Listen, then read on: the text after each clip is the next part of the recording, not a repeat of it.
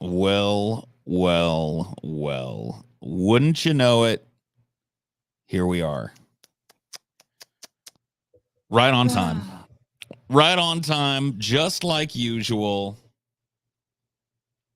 I hear it's getting cold out there, Paul. Getting real cold. I think you know what I'm gonna ask, Paul. Can I get a suey? Suey.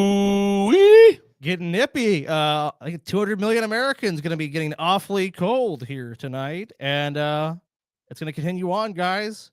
It seems like winter finally decided to show up after a summer that was scorching heats across most of the United States. Yep, it's cold here in California. I'll tell you that much. Cold in California. What's next? Sunny skies in Alaska. I can't believe it. A heat wave in Alaska, heat dome, or whatever they call it now. So many events with the weather going on, all crazy. Nothing to worry about, though. I'm sure everything is just fine. The world is upside down and inside out. Yep, that's right. What can you do? It's Scooter and the Hog. Is TJ dead? For the purpose of the show, he might as well be, because even though TJ's anniversary is tomorrow, somehow TJ needs this night off as well. So we'll figure that out later. TJ, you son of a bitch, yet again. I'm gonna take my grievances to TJ public because he's a lazy sack of shit and he deserves it. So TJ, I totally commend you for remembering your anniversary, for having it on a date which you would remember. That's a good thing for your relationship, so I commend you there. But I just have to know why you would miss a show if today is 10/30/23, the day before your anniversary. Yeah, that makes no fucking sense. That just doesn't make any sense. Like, I'm not, look, if you wanted the night off, TJ, I don't mind that.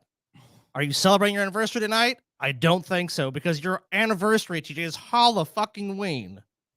Halloween, TJ. It's not that hard to remember. If you know look, you're a forgetful guy. I get it.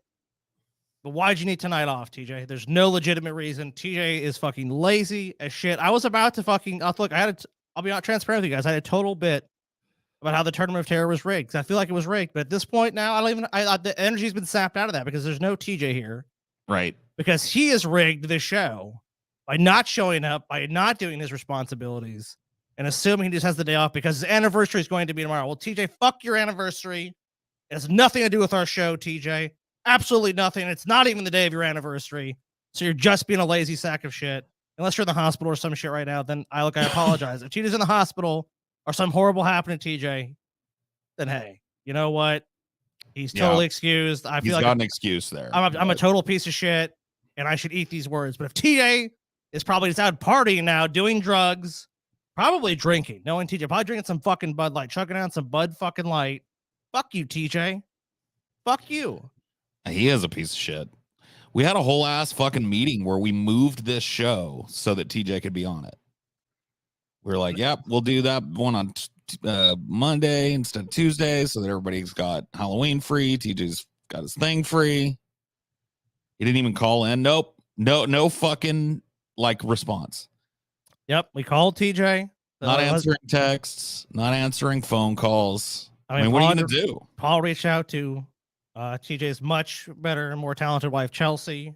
True. She obviously, we even hate to do that because, it's not her responsibility. Yeah, she's not his messenger fucking person or whatever. Which we all hate to do, but we're like, we don't know. So, it's just, deeply disappointed in TJ. Guys, TJ has abandoned you. So I feel like all the money from this show should just go to me and Paul. Me and Paul are just going to divvy it up. I feel like that's only fair. I think so. Either that or we both get a fucking no call, no show to make up for this. I think so. Yeah. Or we can just decide one day, I don't want to do the show. And we don't got to tell nobody. We just don't show. Yeah. Just not show up. And if we pick the same day, TJ's got to fucking run it himself. TJ can do. He'll be fine. He's done fucking 30-hour abandoned hopes. But I think it's only fair to do it to TJ. You know what's going to happen? Eventually, at some point, TJ's going to get wind of this because you guys will either go bug him about it or he'll be like, no, guys, I had that day off. I'm like, no, you didn't, TJ. You had the following day off. The following day off, TJ, which is your anniversary. Now, far be it from me. If Paul came to me or TJ came to me and said, Scotty, I just feel bad. I just don't want to do it. I mean, any number of reasons. I mean, I wouldn't even care. I really wouldn't. Paul, if you had shown up to me today and TJ was here and he said, "Look, I just can't do it. My back is just killing me." Yeah, I mean, it happens, but I wouldn't give a fuck. I really wouldn't. I mean, because we've all I've done it. I've had things with you, Jiro. I've had things. Everyone's had some come up.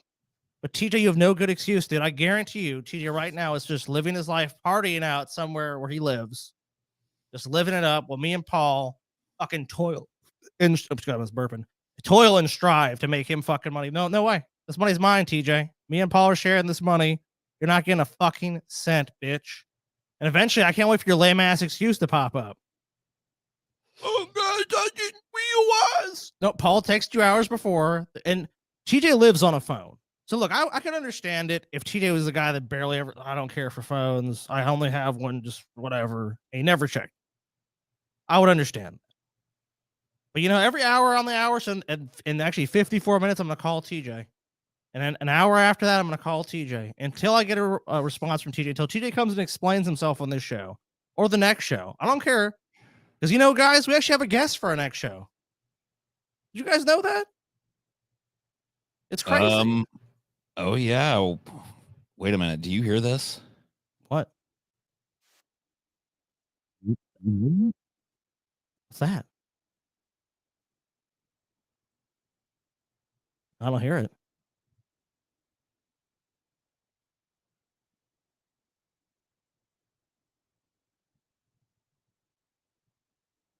I don't hear shit, dude. TJ's out trick-or-treating.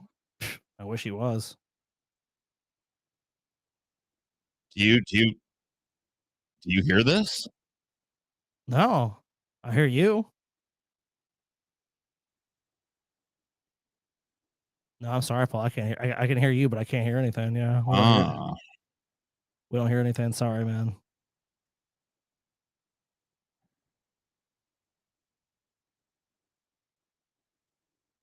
Scotty, didn't you miss a show because your mom was near you or something? And the Tate Gauntlet never forget. Okay, there's a huge difference though. I asked TJ and Paul if that was fine with them. If they had said, no, that is not fine, show your ass up, I was going to show up. Number two, the Andrew Tate Gauntlet. Yujiro was basically fighting for his life, getting a fucking horribly expensive, terrible for him surgery. And I wasn't even in the area I live in.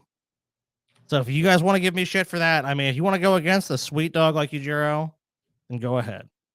I mean, it seems pretty fucked up to do that, but I mean, what are you? Yeah.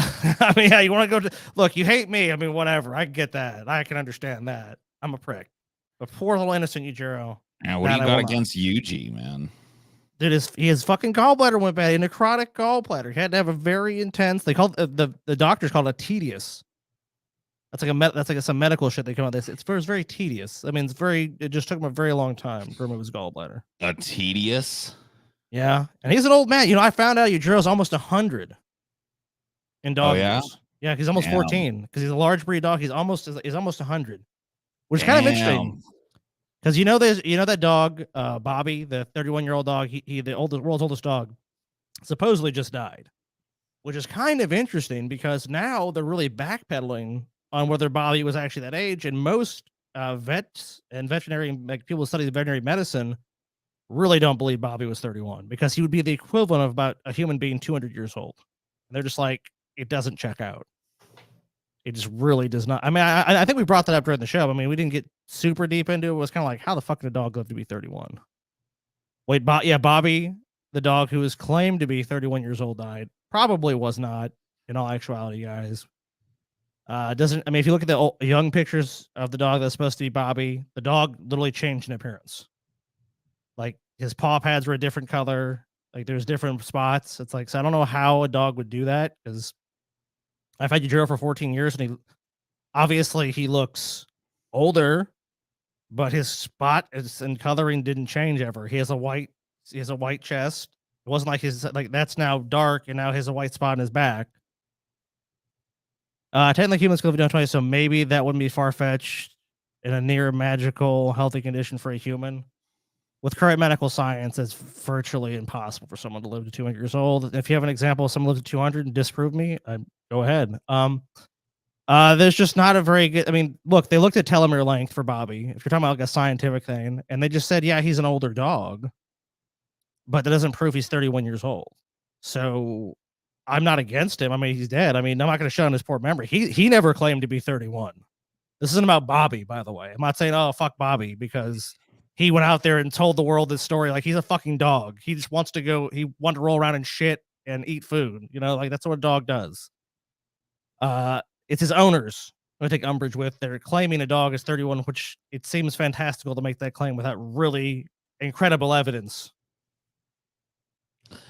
Yeah, I gotta agree. Got to agree. We got some super chats from you guys. I guess we can go read a couple of those. A wizard comes to you with an offer. I like this already.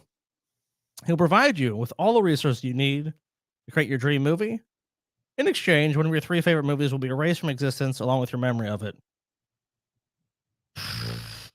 I mean, I wouldn't really know what I was missing. So as long as I did the first part of it, I wouldn't really. One of my favorite movies being erased would be. I would never know. I mean, do you get to pick the movie that you erase? Because that would be kind of tough. Yeah, that'd be much tougher. Is it just like magically gone? Because yeah, if it's just magically gone and you never knew that it was a thing, then it really wouldn't be that tough. And I'd make my movie. But yeah, same. Yeah, I think I'd go ahead and make the movie because I mean I wouldn't even know what I was missing. True. My apartment turned off the AC even though it's 80 degrees outside and I'm sweaty as fuck in this apartment. Well, I don't know where you're at, but I live pretty. Oh, cry me a fucking river, bitch. Dude, yeah, I live pretty far down south, and I can tell you it's like in the 50s here. So you must live in like Florida or some shit. It's 80. Finally, I guess that I'm not even gonna attempt that word. We'll have to wait a little longer. NEWZ? Are you gonna hurt yourself, bro? Don't do that. Yeah, let's not do that. Cheetah's obviously celebrating the 53rd anniversary of Rumble in the Jungle. I would actually have more respect if that was the reason. LOL, the fact that I got timed out for bringing up that TJ in an open relationship kind of confirms insecurity around this greatest show in existence. That's TJ's business, so I can't answer for TJ on that. I mean, that's not how insecurity works, bro. You're like you've been talking nothing but TJ's relationship status since you got in here. Like, why are you sniffing his dick, dude? What do you care? Yeah, like how does it really affect you? It doesn't. It just these people are fucking. They're just addicted. They've got gossip brain, and it's just like. And I'm sure you're obvious, Michael, Mike Hunt. We'll just say Mike Hunt. We don't care. We're not worried about it, dude. So Mike Hunt. None of us give a shit. I don't care. If you care, I mean, then I guess go sniff like he said, go sniff TJ's farts and go suck his fucking little tiny pee-pee. Because none of our business. Yeah, I mean, but you can keep paying to moralize if you want. Like, yeah. I'm fine with it, but yeah, we had that guy that was like said why the show sucked, and we're like, keep paying us, and he's like, fuck you, I will, and it's like, all right, teach me a lesson in capitalism. My favorite commenter, leave TJ alone, leave him alone, he's fine. Oh, this is interesting. I'm probably going to sue one of my local car dealerships. I'm talking to a lawyer tomorrow. If the case is worth it, I'll only give a press statement to DFF. Real sob story. It's kind of fucked up, to be honest. Damn, dude. Well, just so you know, laws in most states favor car dealerships. They're a huge business. So I'm not saying don't pursue your case. Obviously, if they fucked you over, do what you got to do. But good luck with that, because there's a lot of them are scum fucks. So hopefully you can resolve it, though. But a lawyer is going to give you much better advice than some stoner on the internet. Yeah, true. You mentioned something, Scotty, that we've got a guest coming on. I don't know. Can you wait a minute? You hear that? Let's see. No, I don't hear anything.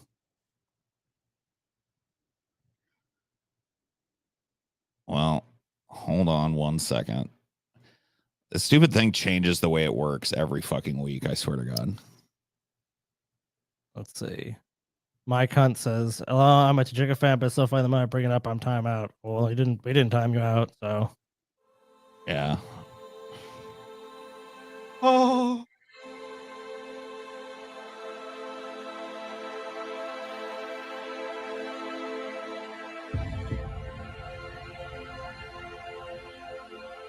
Finally.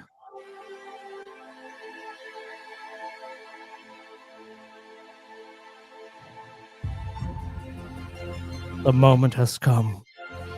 The time is nigh.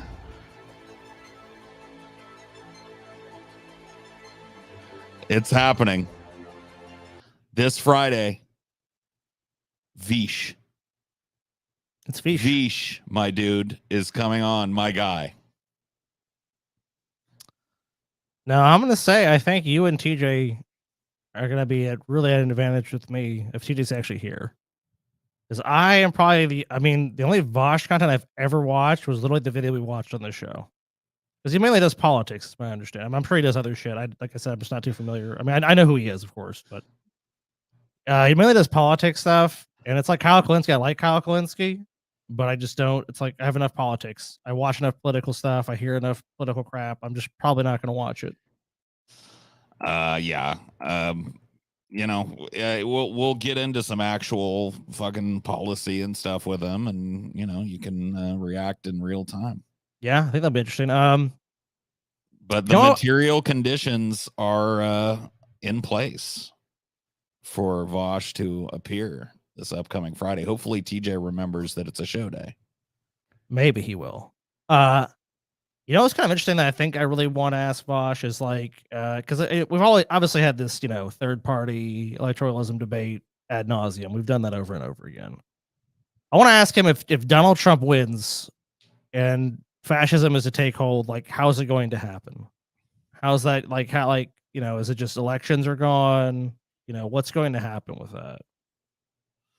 Yeah. I'm just kind of curious the explanation of, you know, that because like, I mean, you have to admit that a two-party system, at least, especially the one we have, it's had some part in creating Donald Trump. So the ultimate product is someone like him, I mean, which is very possible. It is. Then how is that if he does win? Which I'm not even saying I want Donald Trump to win. I don't want everyone to accuse me of, oh, you want, like, I don't want Trump to win. I don't want Trump to be president. I think he's incompetent. I think he has more charisma than Biden, but I don't think he was a good leader. I mean, we already had 4 years of Trump. So if that happens, like, what form is it going to take? And is Joe Biden really is he like the bulwark? Is he really the only thing that's keeping us from just being a totally fascist nation? I mean, because that's a scary thought if that's true. That's a really terrifying thought. I mean, like, and I'm not saying that that's not true. I'm just saying, like, I just feel like the electoralism thing, like, I know where Vosh stands. He says to vote for Joe Biden. He makes a harm reduction. I mean, he makes like a utilitarian, let's sort of, you know, like, hey, let's not, you know, Donald Trump is basically, so if this happens, but no one's really ever explained to me. No one's ever really walked me down the road of like, this is how we become a fascist, like a truly fascist nation where it's just like openly we're fascist and elections are gone, or they're just, you know, one party elections, which, I mean, there's plenty of countries that have one party elections, like Singapore, very successful, Southeast Asia, kind of sort of city state. They have basically one political party. I mean, North Korea, plenty of countries just have a, you know, single party. So, I mean, how we get there, I guess I'm kind of interested in that. I mean, now, you know, I'm sure there's different ways that can be explained, but I'm just kind of curious, I guess, more about that.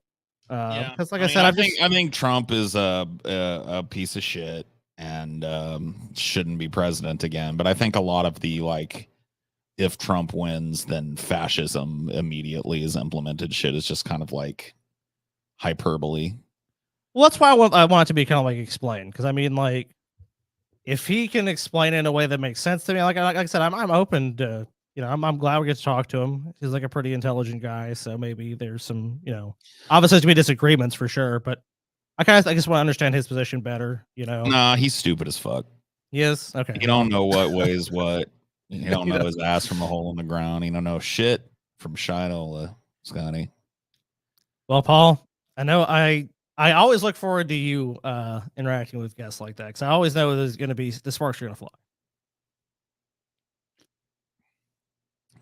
A lot of times, righteously though, I'll think the one you got the most shit about on DP was that shit with Milo. And then, I mean, and then like, you know, some of that shit leaked later on. It didn't really leak, let's be honest. It was a show that hundreds of thousands of people had seen before people decided it was a news story. And you never vindicated. That's you know what, dude? Not to get in a fucking self-congratulatory backpat fest, but that's like that's the pain of being Paul's ego. You know, you come out with the correct take, everybody shits on you for it, and then a year, 2 years later, everybody just kind of like passively agrees with you, and nobody remembers. Nobody remembers that you were right all that time back then.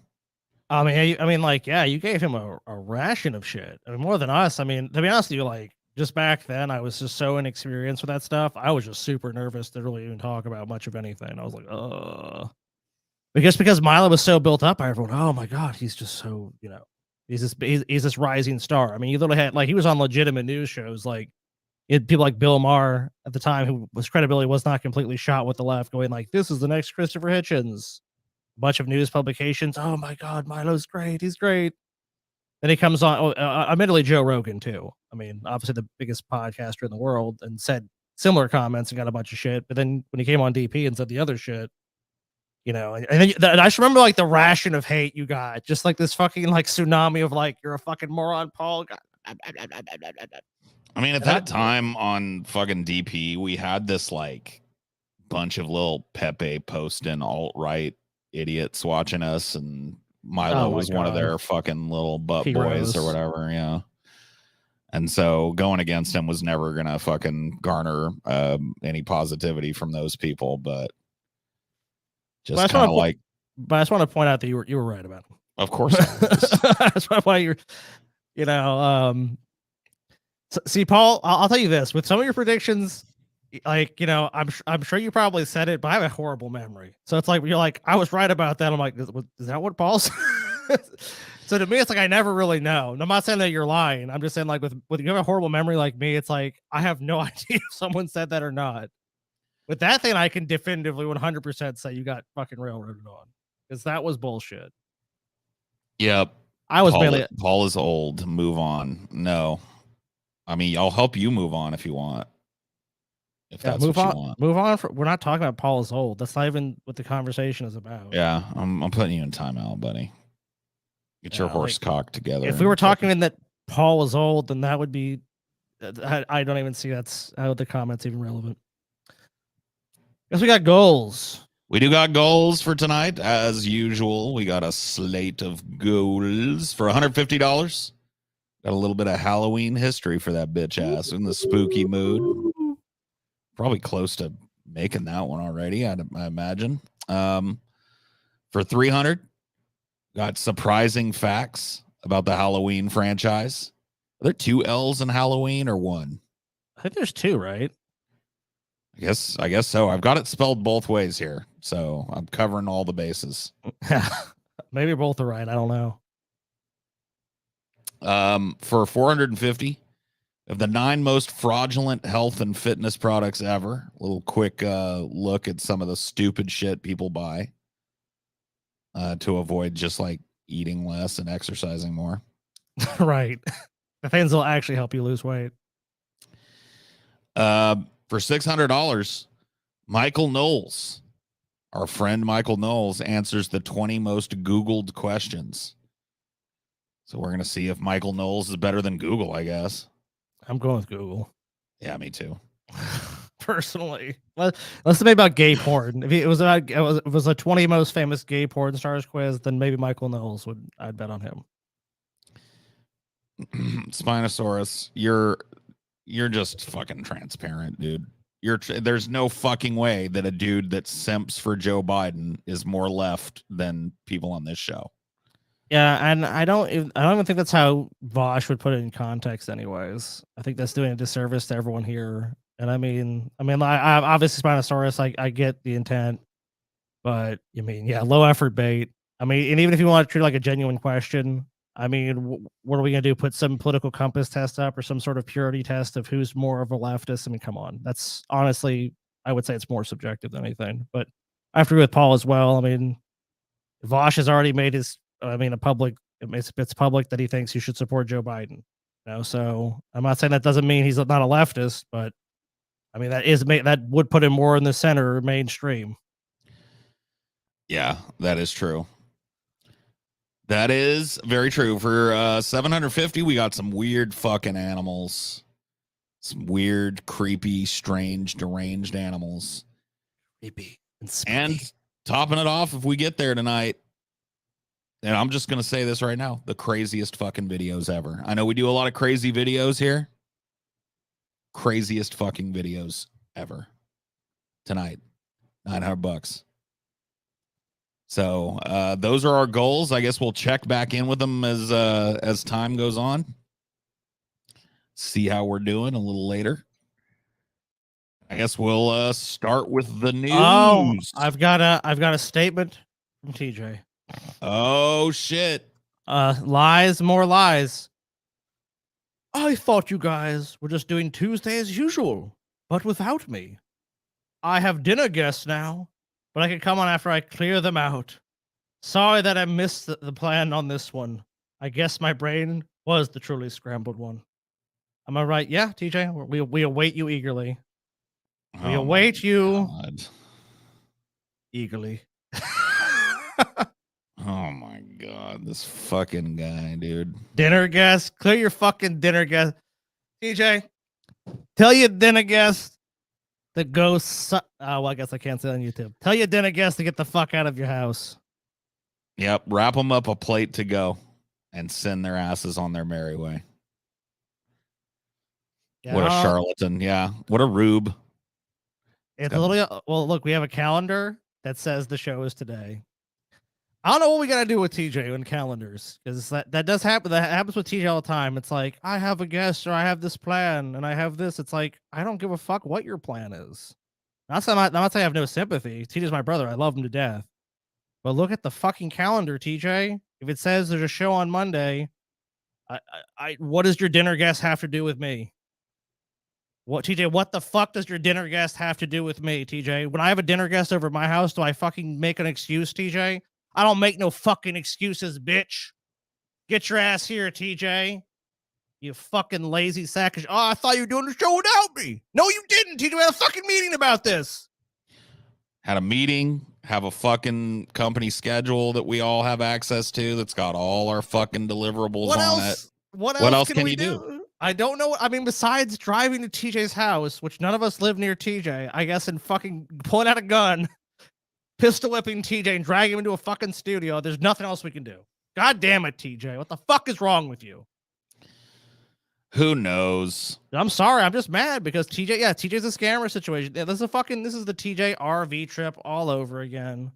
This is fucking TJ. This is the same. This happens with TJ. The same pattern. TJ will be like about an hour late, and then he'll go, "Oh shit, I fucking No, TJ, just say you're a fucking lazy sack of shit that was trying to avoid responsibility, because that I know is true." Fucking TJ. What are we gonna do with this, TJ? All right, let me go take a leak, and then we're gonna start on some fucking news. We're gonna plow ahead. I'm gonna take a piss too, because there's only two of us here, so normally we'd have a chance to rotate. We're just gonna do it real quick, guys. We're gonna take a piss so we can do this news. Because TJ fucked us over.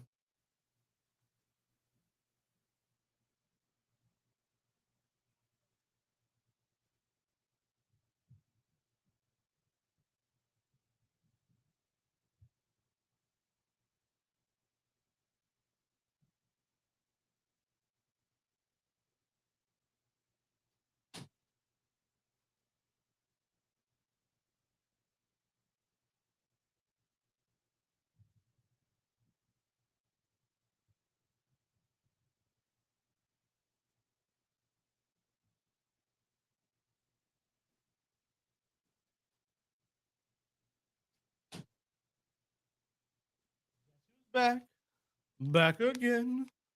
The No One Around podcast, yes. Now we got some super chats. We gotta read these motherfuckers. I read most of you guys' super chats, but let's see. I don't know if we covered this one yet. How much for a Texas DFF meetup, Austin or Houston? Oh man, I don't know. I don't think any of us like Texas. I'm not saying it's impossible. I'm just not saying. I'm gonna say it's not likely. I need some Halloween facts for my spooky ass. It's fucking spooky. Paul, turn yourself into a leprechaun, then sing "Welcome to My Nightmare." Dude, if Paul can turn himself into the fucking leprechaun, I would do way cooler shit than that. I'll say it again. Welcome to the United States of Narcissism. How would you like your self-aggrandizement? Hot, cold, spicy, or non-spicy? I mean, who wants it cold? All right. Will Gotta Vosh piss. show be a Patreon exclusive? No. I don't think it's going to be. It's going to be one for all. Yeah, I had to piss too. I was like, I ran. Let's see. Oh, here's this. My husband has listened to your show in the past, and you're way too mean with regards to Christians/Catholics. Just because you don't believe is no reason to say hurtful things about other beliefs. Well, let's see. If you're saying you're offended, I'll say what Hitchens said. Still waiting to hear your position. I'm still waiting to hear your argument. Your feelings were hurt. I'm really sorry.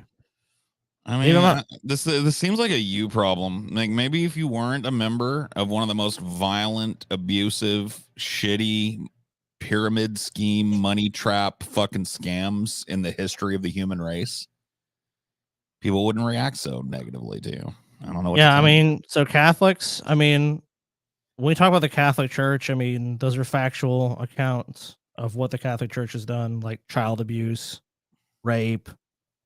I mean, violence, relocating. Theft. Yeah, theft, relocating priests to different parishes instead of actually holding them legally accountable. I mean, a number of non-Catholic churches, Protestant churches, and other Christian beliefs have done all the exact same practices as well. I mean, the Bible is a book that's rife with, let's see, it's instructions on, warfare, how to kill infants. I mean, slavery, misogyny, Genocide. a flood that kills everyone except people on a fucking magical boat. Yeah, but you're mad that we point this out to you, and we're just too mean. We're not talking about people who are duped by that, by the way. There's some people I understand that get dragged into these belief systems. We're not saying all of those people are just responsible for those things. You have to you have to use your brain and differentiate a belief system from attacking a person. But some Christian charlatan gets up here, yeah, we're going to call them a charlatan. If that means you're offended, then that's stupid, because even if you have those beliefs, shouldn't you not want these charlatans in them? If you genuinely believe these things, wouldn't you want people who are taking advantage of people that you say represent you or you care about? Don't you want them not to be taken advantage of? Or you don't mind because they say they're religious? Yeah, I mean, like religious people just got like a big hole in their head where fucking normalcy used to be, and they just ignore all the ugliness and all the negativity about it because they were raised up in it and whatever. I mean, you were abused as a child. You were told some stupid shit that wasn't true, and you never grew out of it. I guess it's not really your fault, but what are you gonna do? Here's to the goals. Thank you. Nice. So news: former Ottawa County Assistant District Attorney sentenced to 30 months in prison. Oh shit! This is Oklahoma. Yeah. Former Assistant District Attorney in Ottawa County, Oklahoma, Daniel Thomas Giraldi of Joplin, was sentenced Wednesday to 30 months in prison and 3 years of supervision upon release. He pleaded guilty July 13th, 2022 in a federal court to charges that he provided drugs and performed favorable legal actions that benefited defendants in exchange for sex. So this guy was just like, he's a prosecutor. He's a district attorney. And he would go to these fucking defendants and be like, hey, look, you're looking at fucking 25 to life. Trim that down to fucking 5 to 10 with good behavior. But you got to suck this dick. I mean, I think if you're a lot of people, if you're looking down, I mean, because you got to think about this perspective. Most people are never going to be in legal trouble. Let's say you do find yourself in some. If someone's giving you this seemingly like, this is a way out of this, like you're scared shitless, you've been told you can face 15 years or 10 years or 5 years in prison, and some dude's like, suck my dick, and it all goes away. I mean, a lot of people are going to be sucking the dick. Let's just be honest. Yeah. I mean, this is kind of like, I mean, this guy is obviously crooked as fuck, but this is a negative for defendants in this fucking jurisdiction, dude. I mean, yeah. there's a lot of people out there that would suck a little dick to get off of, you know, some fucking charge or whatever. And now they got no outlet for it no more. Especially with like drug charges and shit, which is really, I mean, really generally speaks to someone who's more hopelessly addicted to drugs, you know, than someone who's profiting from it. I mean, even people when you see selling drugs, a lot of them are just getting to selling drugs because they're feeding an addiction. So I agree with you. I mean, the guy was definitely corrupt, and if we had a better justice system, I would applaud corruption being rooted out. But in this system, it's like that might have been the only advantage someone got. Dude, the NEAT wars are hot. Parasites. Mother wins court case to evict 2 sons in their 40s. Damn. Yeah, this happened in Italy. Me and Taylor, I read this story too, and we're just like, like, dude, the fucking NEATs of the world, man. It's crazy because there's been a bunch of, it's like a new legal thing where it's like NEATs are actually getting evicted through the legal system because they will not leave their parents' home. Paul, you sound like a monster. What did I say? What did I say? What? How does he sound like a monster? What did I do, dude? What did I do? It's Mr. Garrick. He's playing mind games on you. You sound like a monster, Paul. Man, I'm in a bad fucking mood today. I'm just going to have to admit it, dude. I'm in a fucking shitty McTitty mood today. And I don't know what to do about it. Nothing you can do about it. You just got to go. You just got to go forward. Dude, 100%. You know what it is, man? It's because the normal schedule, man. It's because we changed all that shit up. I mean, I'm not saying you might have had a bad day regardless, but you know what? I've found myself like, God damn, I gotta do the fucking show tomorrow. That puts me. I'm not saying I just like doing the show, but like I like having I like the schedule we have now with it. So that's one of the things where it's like it puts you like, huh? And I don't know, Paul. I think you're kind of like me. I'm not someone who loves change. Even if I see it coming a mile away, it's like I gotta change something. Yeah, no, I'm like a creature of habit for sure. Same. It's like I'll eat the same foods, do the same thing. Like me and Taylor were taking Jura on these walks, and she's like, "Let's go this different route." And I was like, "No." I was like, "I hate that. I want to go." And she's like, "Well, you see the same thing." I'm like, "I don't care. I want to walk the same route every fucking time." That's how I want to do it. You know what's what with that route. Yeah, that's how I feel. It's up, but people are different though. Some people are different. If it ain't broke, don't fix it. I know what you're saying, man. So, Paul, I mean, this story is near and dear to your heart, man. Like, this is probably how you feel. You probably feel like this story, though. I'm assuming when we get into it, you're probably one of the people that's like, this should happen 20 years before. I mean, maybe not. I don't know, dude. I try to be like a little bit compassionate to people that are dealing with this stuff right now. But these 2 dudes are from my generation. All right. Yeah. There's no fucking excuse. This is just failure to launch 100%. You know, I understand like a job, like a part-time job or a fucking entry-level job or whatever doesn't really do what it used to. Like you can't do what I did when I was younger, with just, you know, a fucking barista job or whatever. No. So I try and take that into account, but just, you know, 2 40-year-old sons still on the titty, that I mean, that's never gonna fly with me. Mother's love does have limits, it seems, at least for a 75, poor fucking old woman, 75-year-old woman in the northern Italian city of Pavia. Pavia, who won a court order after suing to have her sons, age 40 and 42, removed from her house. Oh man. The two sons, described by in court papers by their mothers as parasites, have been living in the family apartment. I mean, if your own mom is calling you a parasite, dude, you know you're a fucking mooch, dude. If your mom is 75, I mean, like 75, she should be like just enjoying what time she has left, not fucking dealing with two parasites. Parasites, dude. Fuck. They were living in the family apartment. They didn't contribute financially or help around the house. So yeah. Oh, fuck these dudes. Yeah, just laying about. Probably, I guarantee you, they're playing video games and shit. Mom is still fucking cooking and cleaning for them at 75. I mean, come on. And what's the plan, dude? Mom's getting up there, 75 years old. Like, when she kicks, what do you guys think is going to happen? Inherit the house. Yeah, but who's going to cook and clean and provide money for it? Not them. Judge Simon Katerby sided with the retired mother, who is separated from the men's father and whose pension went entirely to food and maintenance on the home, ruling that the two Bamboccioni, or big babies, have until December 18th to vacate the premises. Dude, I love Italian.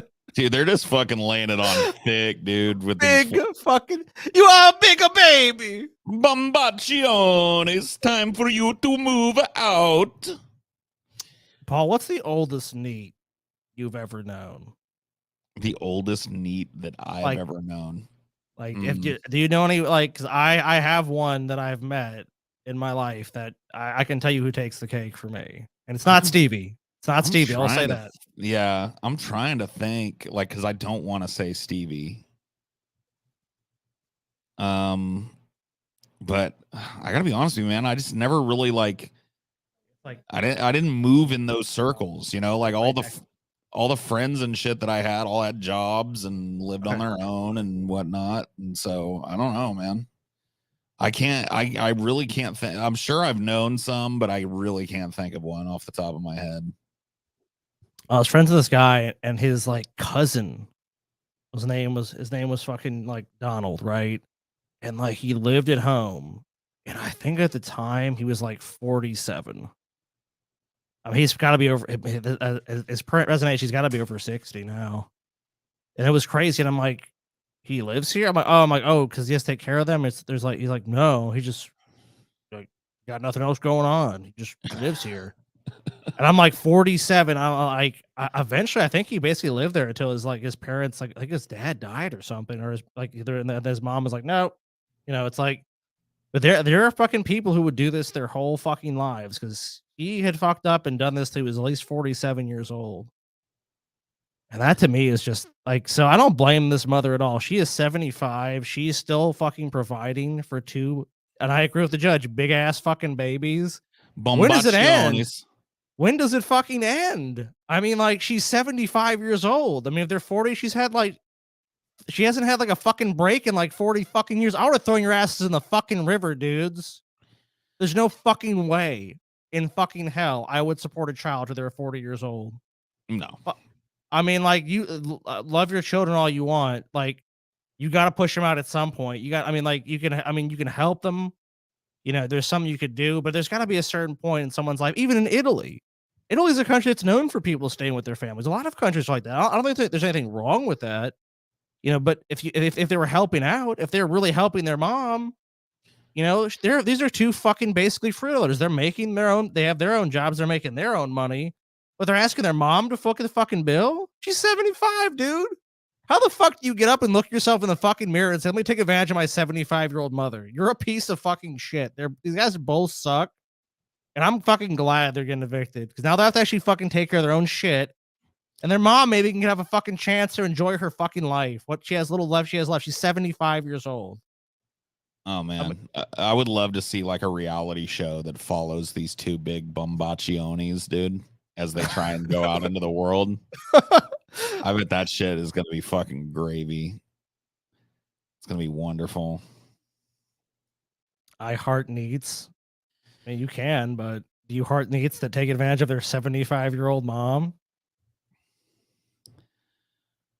Look out, Japan. Sharp rise in bear attacks in Japan as they struggle to find food.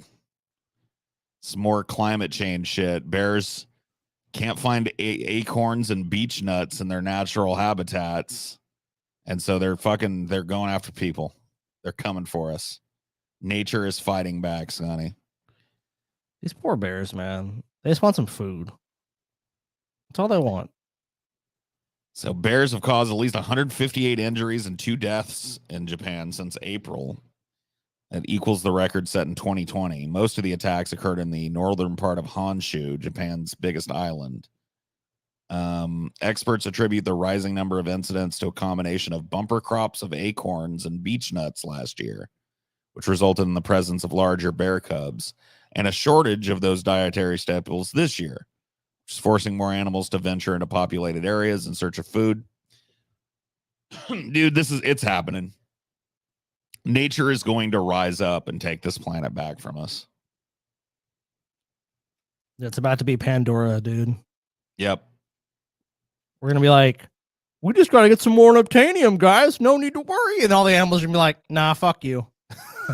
Like, fuck you guys. You guys are dead.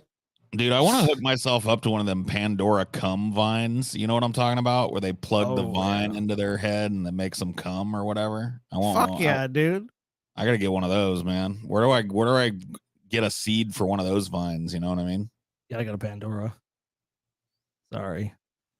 I guess we were saying we didn't read super chats, so we're gonna do that, guys. Part of us listening to your show in the past, and you were way too mean about indoctrinating people into a death cult. Just because you don't believe is never gonna say hurtful things about their beliefs. You're totally right. True. You got it. I take it all back. I'm on acid. All right, well, stay where you are and don't do anything stupid. That's my advice to you. Don't talk to the green man. Yeah, really don't do that. Don't talk to the green man. Taylor told me, I'm sure you know who Nick Cave is, right, Paul? Mm-hmm. Now, one of his sons died because he did acid, I guess in Wales or somewhere in England, somewhere in the United Kingdom, and wandered off a cliff. He was high on acid. I'm like, I told him, like, honestly, I've never heard of anyone dying on acid for the most part. And if I ever have, it's shit like that. They decided to go and wander off a cliff. So, Sully 2077, just stay on your fucking ass. Don't go anywhere. My advice to you. As a clergy's daughter, I can tell you that tithes money isn't going anywhere useful at all. Well, we know that. Thank you, Paul, for de-needing me. Scam me more. Oh, yeah. That's nice. You're welcome. Happy to help. I only earn these monies because Paul helped me stop being a miserable NEET 6 years ago. Thank you, Paul. Damn, 2 in a row. See, you don't. You look. Everyone says, "What has Paul done for the world?" Paul has helped de-NEET some people. So I don't want to hear Paul's never done shit again. You guys say those lies, we're gonna be like, ask camp counselor Steve, our cockatoo in sunglasses. Ask some people. Can you guys recommend a good nose hair trimmer? No. Whatever one I have, Taylor bought me. So I'm sorry, I can't recommend shit to you. I just let them shits grow free. I comb them down into the mustache and let it become one piece, you know? Fuck that, man. I'm all natural. I left my house at 25 in 2011, working multiple jobs at minimum wage, and just kept up with friends and networked our way to better places. Well, how dare you, Crafty Arts? You should have just stayed in your mom's house. That's so embarrassing. Where's the shame? I don't think they have any. I don't think someone that stays with their mom until they're 40 plus years has any shame. Oh, look, here's another one. FYI, Paul's beehole is actually the most pleasurable cavity the laws of physics can possibly allow. Zeus himself would turn down Aphrodite's just to get a single chance to dip. How do you know Zeus hasn't already been there? Yeah, I mean, you didn't even ask if Zeus has been up in there. I mean, look. I mean, if it's the best place to be in history, and you don't think Zeus, one of the horniest gods ever, is not going to be trying to get up in Paul's butthole, I'm just saying. I mean, and look, and Zeus is very persuasive. I mean, if Paul's like, Paul could be, he can make a ridiculous demand like, "I'll only fuck you if you're a swan." Zeus is like, "No problem. I'll only fuck you if you appear as a golden shower." No problem. I mean, like, you can make almost whatever ridiculous demand you want to Zeus, and he's probably going to be able to meet it. So I'm just saying maybe Zeus has already been there. Even if Paul's like, nah, how does Paul know 100% one of the people he's had sex with is not Zeus? True. I mean, Good you point. don't know that. I mean, you don't know. I mean, Paul. He's a sneaky bastard. As a former NEET as well, I always reacted negatively when you talked about NEETs. Now I just feel shame. Thanks for shaming me to be better. Aw, look at you. Look at you, buddy. Yeah, I mean, I think there's probably quite a few people who are NEETs and don't really want to be. I know that the world is a cruel place, and they're probably lucky to have families that are willing to take care of them. But I think that the vast majority of people that find themselves in that type of situation, it's kind of like a self-imposed prison. They just decide that they're not going to do anything. They don't want to fucking. And look, dude, I don't necessarily blame them for feeling that way. The world sucks. Like working shift work and shit, that sucks. But at least your parents get a fucking, a break. It's $2K for a student in the Seattle Tacoma area. I make $2,600. Yeah, but you already have a job, so that's a huge difference. You're not. Yeah, I mean, no one's talking about someone who is just doing their best and staying at home. Like that's not what we're talking about. And people, I hear that a lot. It's like, well, I work, and it's like we're not talking about you. Like that's not what a need is. We're not talking about someone who lives at home. There's plenty of people who live with their family and contribute and do a lot for everyone, and it's like a mutual thing, and everyone benefits from it. That's not what we're talking. We're talking about people who are sitting around and not contributing and not helping their family, and they're not doing any of the basic household tasks that make a household run. They're expecting themselves as an adult to be taken care of like they were a child. That's what we're talking about. Oh, cool. And Udro just turned 30 years old. Where does the time go? Keeps on slipping into the future. That's where it goes. I can feel the chill permeating off you guys without TJ. Yeah, it's because TJ's fucking manic bullshit isn't here. He's not fucking like sitting there bouncing his legs and fucking bitching about everything. Fucking TJ, dude. There's no chill. He better show up. He better after his dinner guests. After I clear out my dinner guests. Oh yes. Oh, would you like another cocktail? Yes, I have the show. Whatever is waiting, but let's make them wait. I miss GJ. Well, yeah. I mean, we started the show. It was with 3 people. We didn't start a show with 2 people. We didn't start a show with 1 person. Like if it's Abandoned Hope, that or if I do my show or Paul does Ideology, it doesn't feel like it's missing because that's how those shows have always been. But when you have a show with 3 people, it feels strange. I mean, look, guys, it feels strange for us too because we expect at some point TJ to go on some unhinged, crazy TJ rant, and it's just not there. Not fucking there. I mean, I think I'll be honest. I think me and Paul are better than TJ, anyways. But at the same time, I still want TJ around. I need someone to dunk on. True. Matthew Perry. Dead. Chandler Bing from Friends is dead at 54 years old. Were you sad about it, Paul? I'm assuming you probably didn't give a fuck about Friends, but no, not really. I mean, whatever. It was a show that was on when I was a kid, so I was aware of it. I watched episodes of it, but I was never a big fan. It was that they weren't making that shit for me. No. It's just bland, vanilla white people problem show. I don't know. It just never got its hooks into me, but whatever. I mean, I'm sure he was a nice guy or whatever. Yeah, definitely a guy that battled. I mean, obviously the main thing I remember him from obviously his Friends, of course, but most of the media attention he got after that was obviously he was horribly addicted to drugs. So he had and obviously when you have a bunch of money, that's a bad combination. It can be a very bad combination. A horrible drug addiction, fame, and money. I mean, obviously better ways to cope with those problems too, but still a demon you have to fight. I wouldn't be surprised if that's ended up how he lost his life. Probably some combination of that, or it could have just been his fucking heart gave out or some shit. Because if you abuse drugs for a long time, that usually does have a very profound impact on your heart. Well, these are some new details. So it may have been related to his drugs, but it was a little weirder than that. Let's watch this video.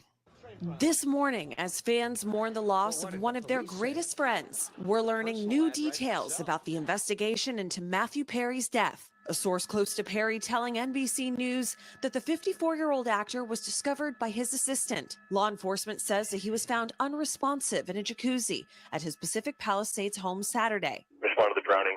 Sources say that there was no obvious signs of trauma or foul play. The cause of death still unknown, pending toxicology testing. In an eerie foreshadowing of his passing, Perry's last Instagram post, just 5 days before his death, was this photo of him in a Oh swimming no. pool. Oh Family telling no. He drowned. Broken by the tragic loss of our beloved son and brother. Pippins! Pippins! Shut up! Shut up! Shut up! At just 24 years old, he landed the role of a lifetime. For 10 seasons, charming fans as Chandler Bing on the hit NBC sitcom Friends. In a 2021 cast reunion special, Perry reflecting on the special bond with his co-stars. After the show was over, if one of us bumped into each other, that was it. That was the end of the night. You just sat with the person all night long. Former NBC Entertainment president Warren Littlefield says Perry was just as quick and witty off-screen. His mind worked so fast. He was so adept, but also the heart that he had. He opened up. All right. Well, I mean, if you're found floating in your pool, probably like I would guess like a cardiac event, an embolism, or a stroke or something while you were in the pool and then you drowned because of it. I'm guessing that's what happened. Yeah. I'm hoping it wasn't a giant relapse or something, but you never know. Yeah, I mean, it's one of those things where it's like I wasn't a big fan of the show Friends. I mean, like obviously I saw some of it because, like you said, it was the biggest show on TV for a while. But hey, I'm not. Yeah, he was Benny in Fallout New Vegas. He did the voice acting for that. He did fine with that. I mean, he was. I mean, I honestly probably like that performance better than anything he ever did on Friends. But like I said, I wasn't too big of a fan. But hey, I'm not like happy he's dead or anything. It's like, I don't really know. Yep. And of course, that's how it goes. That is indeed how it goes.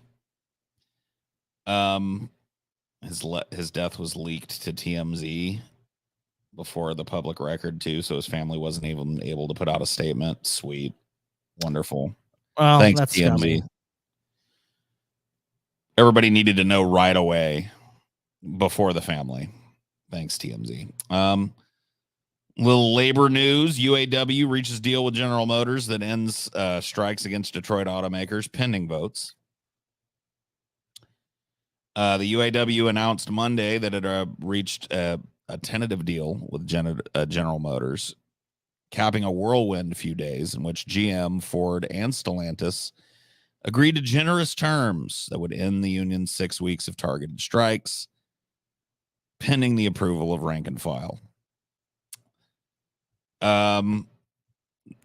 UAW president, UAW president Sean Fain closed on his 55th birthday is modeled on the ones agreed to with crosstown rivals Ford and Jeep maker Stellantis, and would give workers higher raises than they've received in years.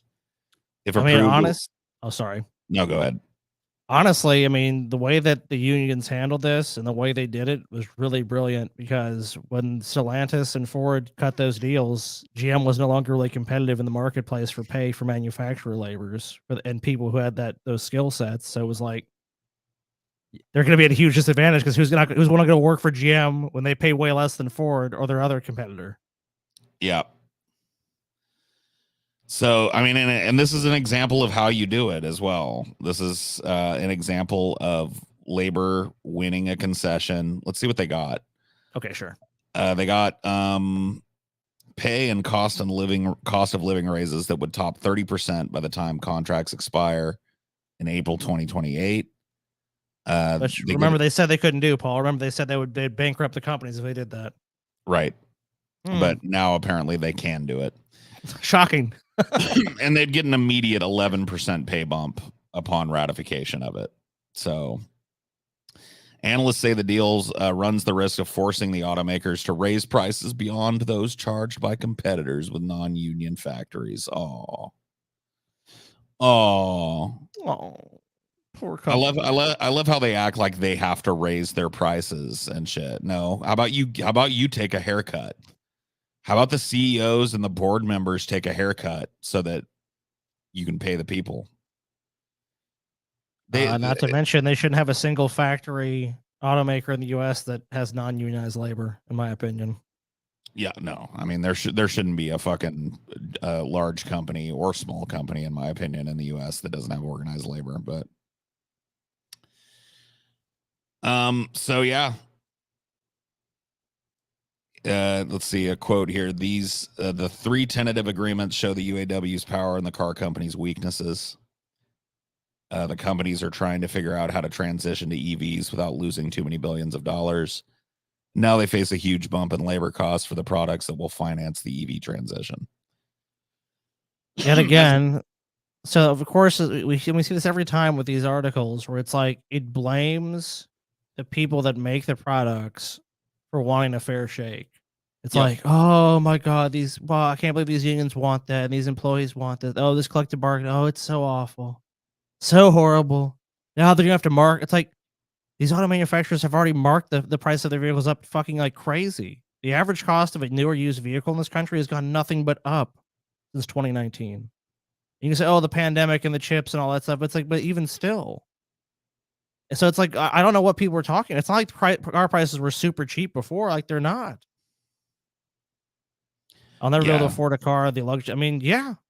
I think the average new car cost, like I was like reading, was like somewhere in the $40,000 range. That's not affordable to people, dude. When I turned like I think it was like 18, 19, I bought a Honda Fit with every fucking feature on it, and that's not even an expensive car, and I paid like $17,000 for it. Trying to find a car for $17,000, not a total pile of shit. That was new, by the way, Brand new. I mean, Paul, when you turned 16, 17, 18, I'm sure you probably paid like less than 10,000. Probably a couple thousand could have got you a nice vehicle. Yep. But I mean, this is exactly what you have to do. You've got to put the labor gun to the company's heads and hold your fucking ground for however long it takes. And then eventually they come to the table. And it works. Yay. Who would have thunk it, dude? I mean, like, it's just been a lesson in human history going on for hundreds of years. But hey, let's learn it again, guys. I was reading about the union thing, and they said a big part of it, a big turning point in the U.S., Paul, was that when Ronald Reagan fired all those air traffic controllers, it was like there's just a chilling effect on union activity.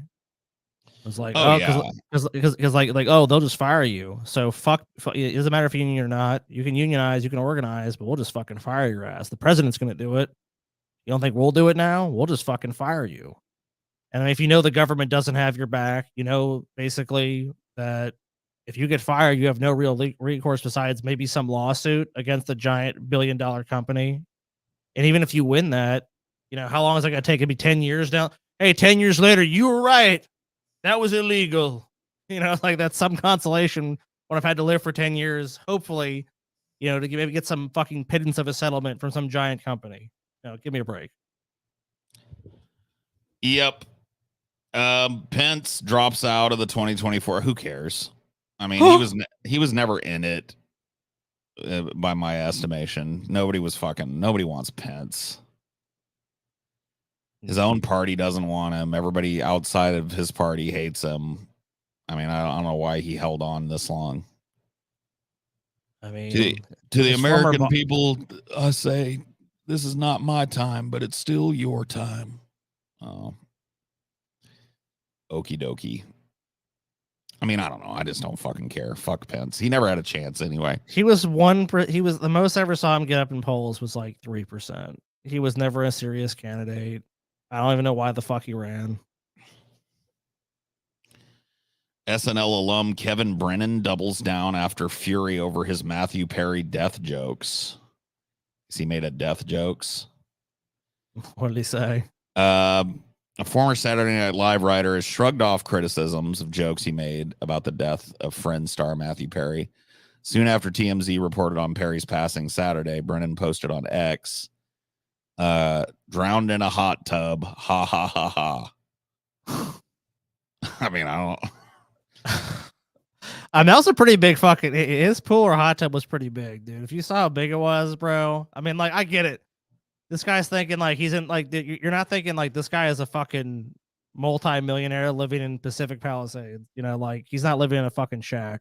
You know, like it's not. Come now. His hot tub is like the size of your fucking living room. Yeah. Is there room for violence on the left? How far do these capitalists think they can push us with no blood? This is what we like to call Fed posting. So, yeah, I mean, obviously, we're not going to call for political violence on the show, and you should probably be careful doing it as well. And that's the answer that I'm giving you to that question. Yeah, like, look, I'm not going to come out and endorse violence. I'm never going to say historically that violence has not been used, but as a podcast, we're not going to come out and tell you like to do violence on other people. No. Sorry. I'm not saying we're like all necessarily pacifistic, but at the same time, I'm not going to encourage violence. I guess this nerd also said, I do love it when junkies die. I don't know. Why is drowning in a hot tub funny? Asked one user, to which he replied, because it's not very deep. Yeah, I mean, this is just, he's just fucking trolling for hate. Yeah. Or whatever. You know who did this, but actually, I think genuinely had a joke was Gilbert Godfrey. Like, he made some fucking jokes like that after tragic events, but I felt like there was actually a joke there. I feel like this is just a guy that's laughing at someone who's dead, which I mean, look, he's got freedom of speech. He can do that if he wants. But you know, most people are just going to find it, are really just going to find it to be in poor taste. And I think it, I mean, like, I'm not like super offended that he made a joke, but it's just, it's an obvious clickbait scheme to get people to pay attention to someone that obviously no one gives a shit about. Because I don't know who the fuck this guy is now. And I don't think I'll know who Kevin Brennan is 20 minutes from now. So I guess good on you for getting your name out there for being a piece of shit. If there's, I guess, if any attention is the attention you want, you're going to get a load of negative attention and no one's going to like you. So there you go. Good job. If that gets you more calls, that gets you more work in Hollywood, I'd be shocked, bro. Yeah. Congrats. You're a dick and everybody thinks you're a dick now. Great. So you get to be in a news article. So when they look you up, Kevin, think about this. It's going to be, you made a joke about dead dude. Brilliant fucking scheme, bro. Sorry about Fed posting. I'm new to this stuff. I mean, hey, what, you can give us as many $5 as you want, but I would chill out on the fucking violent rhetoric. That's just me, though. Oh, well, look, hey, a fucking timely article. More Americans say they support political violence ahead of the 2024 election. Oh, shit. Tensions are high amongst American voters ahead of presidential contests next year, according to a new national survey released Wednesday by the Public Religion Research Institute, PRRI, in partnership with Brookings. Researchers found that an overwhelming majority of Americans believe democracy is at risk in the upcoming presidential election. And about a quarter of those surveyed said they think American patriots may have to resort to violence to save the country. Yeah, just not them. Yeah, this is LARPing shit for sure. I'm not saying that no one wants to do political violence in America or other countries. Of course, people do. But I think when people talk about this stuff, they imagine some other people doing it and them watching it on like social media or TV. And like, they're just like, whoa, violence. You know, I don't think most of these people are actually going and planning to go do anything. It's just that, like, they like the idea of, well, the other side is just so crazy and extreme or wrong. The only way forward is to do violence. You know, I think it's just some little fucking fantasy that a lot of these people have that are answering like this. I mean, it's one of those things that we talk about it here and there, but it's a spooky time to be alive. Because this type of fucking tension needs a release valve. Like, it needs strong, clear leadership. And True. it needs a strong fucking voice who can calm these problems and address these grievances that people have. And what we get now is just like more and more polarization, like more and more pushing people that are, you know, probably ostensibly in the political center to the fringes. True. And this is the result. You know, you've got like a whole nation that's ready to fucking, you know, at least given what they say. Now, I agree with Scotty. A lot of it is just LARPing. But there's definitely people that take it seriously. I mean, yeah, like I want to be clear on that point. I think a lot of it is just people wanting to seem like, yeah, but there are definitely people out there that would love to see blood in the streets, violence, because they just they have no real way to argue their position. So they think, well, if we just take over or do what I say, then there's no argument needed. I think a lot of it too is that and this is something that like people on the left don't like to talk about, I don't think, but I think a lot of people, left, right, and center, are just feeling like left behind. The economy is supposedly booming, but they're not reaping any benefit from it. Flat wages, huge inflation, huge cost of living spike.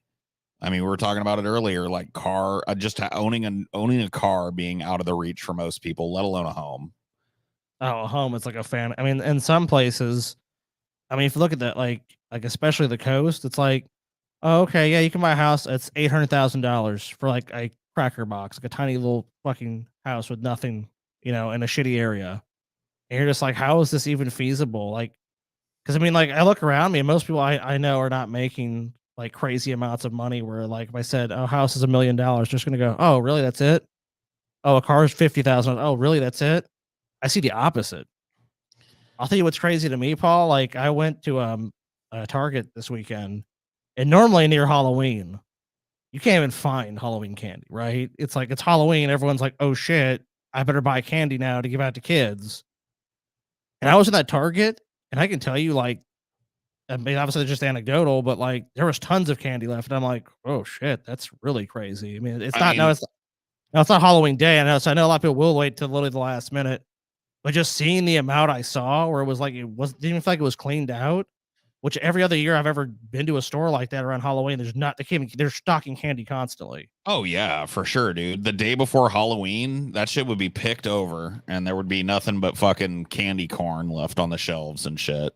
Yeah, and just to see it loaded down, I'm like, man, the economy sucks for the average person. But Halloween is like an indicator, you know, for me, because it really is like it's a neighborly event. It's a day that, like, yeah, you know, you take all the goofy dressing off of it and shit, but it's really like what the holiday, at least during my childhood, was about the neighborhood getting together and visiting each other and saying hi, and, like, you know, the kids running around meeting other kids, and that just is pretty much dead in this country, that sense of like community or whatever in your neighborhood. And so, I mean, Amelia and I don't even bother getting candy. Like, we didn't get a single trick-or-treater the last 2 or 3 years. And so I just don't even fuck with it anymore. I'm just like, whatever. That's crazy, man. Like, that happened to us. I remember we all lived in the tinderbox, and we bought all this candy, and like we got like 5 trick-or-treaters. We're like, what the fuck, dude? And I mean, like, yeah, so I mean, you're right. I mean, there's some areas like where I live, the neighborhood I live in, actually surprisingly a ton of kids go trick-or-treating still. This is one of the few places I've actually seen that. Because, dude, when I was a kid, I'm sure when you were a kid too, like, dude, when I went trick or treating, Paul, we lived actually as a kid. That was the same neighborhood I lived in too. That's why I was like, this is gonna be crazy. Because when I was a kid, dude, literally it was just this. It was slammed. There was probably like 500 kids trick or treating that night. Now it's like these trunk or treat events and crap like that. And like, I've been to trunk or treats. That shit fucking sucks, dude. That shit fucking is lame as fuck. I can't even imagine going to one. Dude, it's the lamest fucking shit you've ever seen. Okay, Paul, so like, remember like the spontaneity of like running around all night getting candy and all that shit? Imagine that's all sapped out and the fun's all taken out of it, and now you go up to people, it's like, here's a piece of candy, kid. Yeah, it's In just the a trunk bunch of their dorks car. with their trunks popped in a church parking lot is not gonna fucking like. It's not I don't Halloween. know, man. Halloween was about like kids get to go out a little bit, maybe even get in a little trouble. It's a fun like thing for the neighborhood and shit, and that's just gone. Now it's this weird like chaperoned event, and it seems more and more people are like me, just kind of pulling out of the whole fucking ordeal. And dude, I'll tell you, the only cool one I ever went to was when I lived in Covington. They had a block party thing where people had these classic cars and they would give out candy. So that was actually pretty cool. I mean, yeah, that's neat. But we walked down a road and like it was like, and there's a million costumes. So it was more like almost like a costume, you know, like there's almost a thing to that. But like nothing really to me. Like I remember just being a kid and like I was like, I think it was 11. It was like, all right, go kids, go trick or treating. And I ran around my entire neighborhood and went to every house I could possibly go to and got as much candy as I possibly could. And the thought of like kids doing that in so many parts of the country now, it's like I don't think they're even going to be able to do it. And like someone said, like people are just tired, broken, and like beat down. It's like, yeah, that's shitty though. I mean, imagine being a kid in that. That fucking not sucks. only that, but like we're polarized to the extreme now. Like now there's really no like setting politics aside and having like a neighborly chat or whatever. It's everybody's kind of like we've been made into each other's enemies. Where I mean this story just kind of like underpins that, I think. Like what people are really saying here is, and you know, you can tell me if you interpret this a different way, but if you drill down into this, like, because I support political violence or I don't support political violence is kind of a vague fucking thing. Yeah. What I think people are saying is, I don't think that I can talk to people who don't believe like me anymore, and I think that the only solution between us is violence. Well, I mean, if you look at social media, that narrative has been reinforced over and over and over again. And you know, you see it from all political points of view that other people are not worth talking to. There's no middle ground. You know, there is just we have to fight about this. We have to argue about this.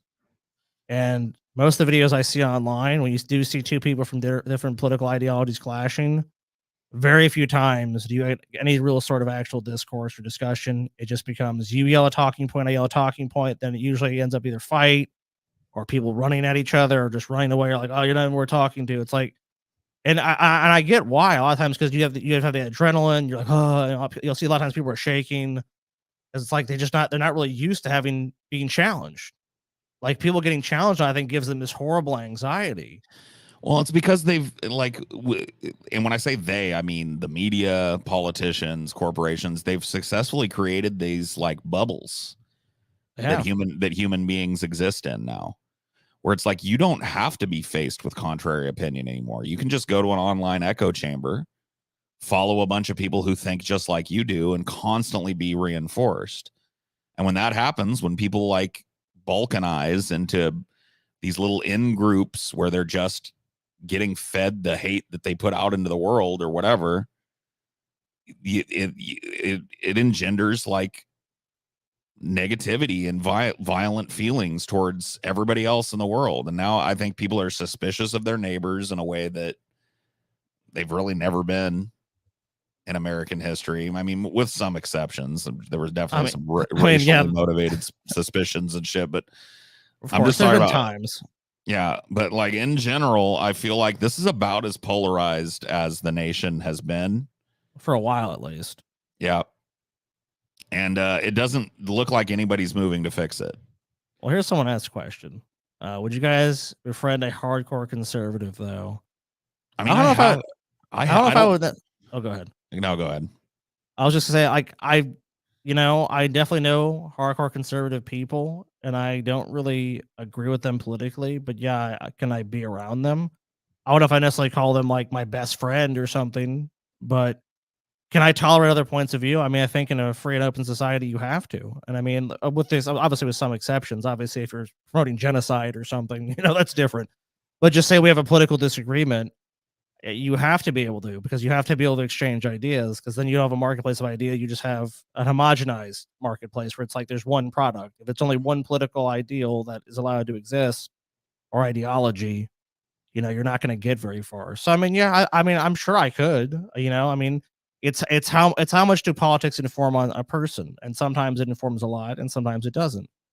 But I think I mean, I would say in general, I think you can definitely have friendships with people who don't agree with you on every sort of. I mean, political issue. I've done it. Like, you know, I've got friends now. I'm not super close with them, and I don't think politics really has anything to do with it. But I've got friends that are, you know, right wing or whatever the fuck.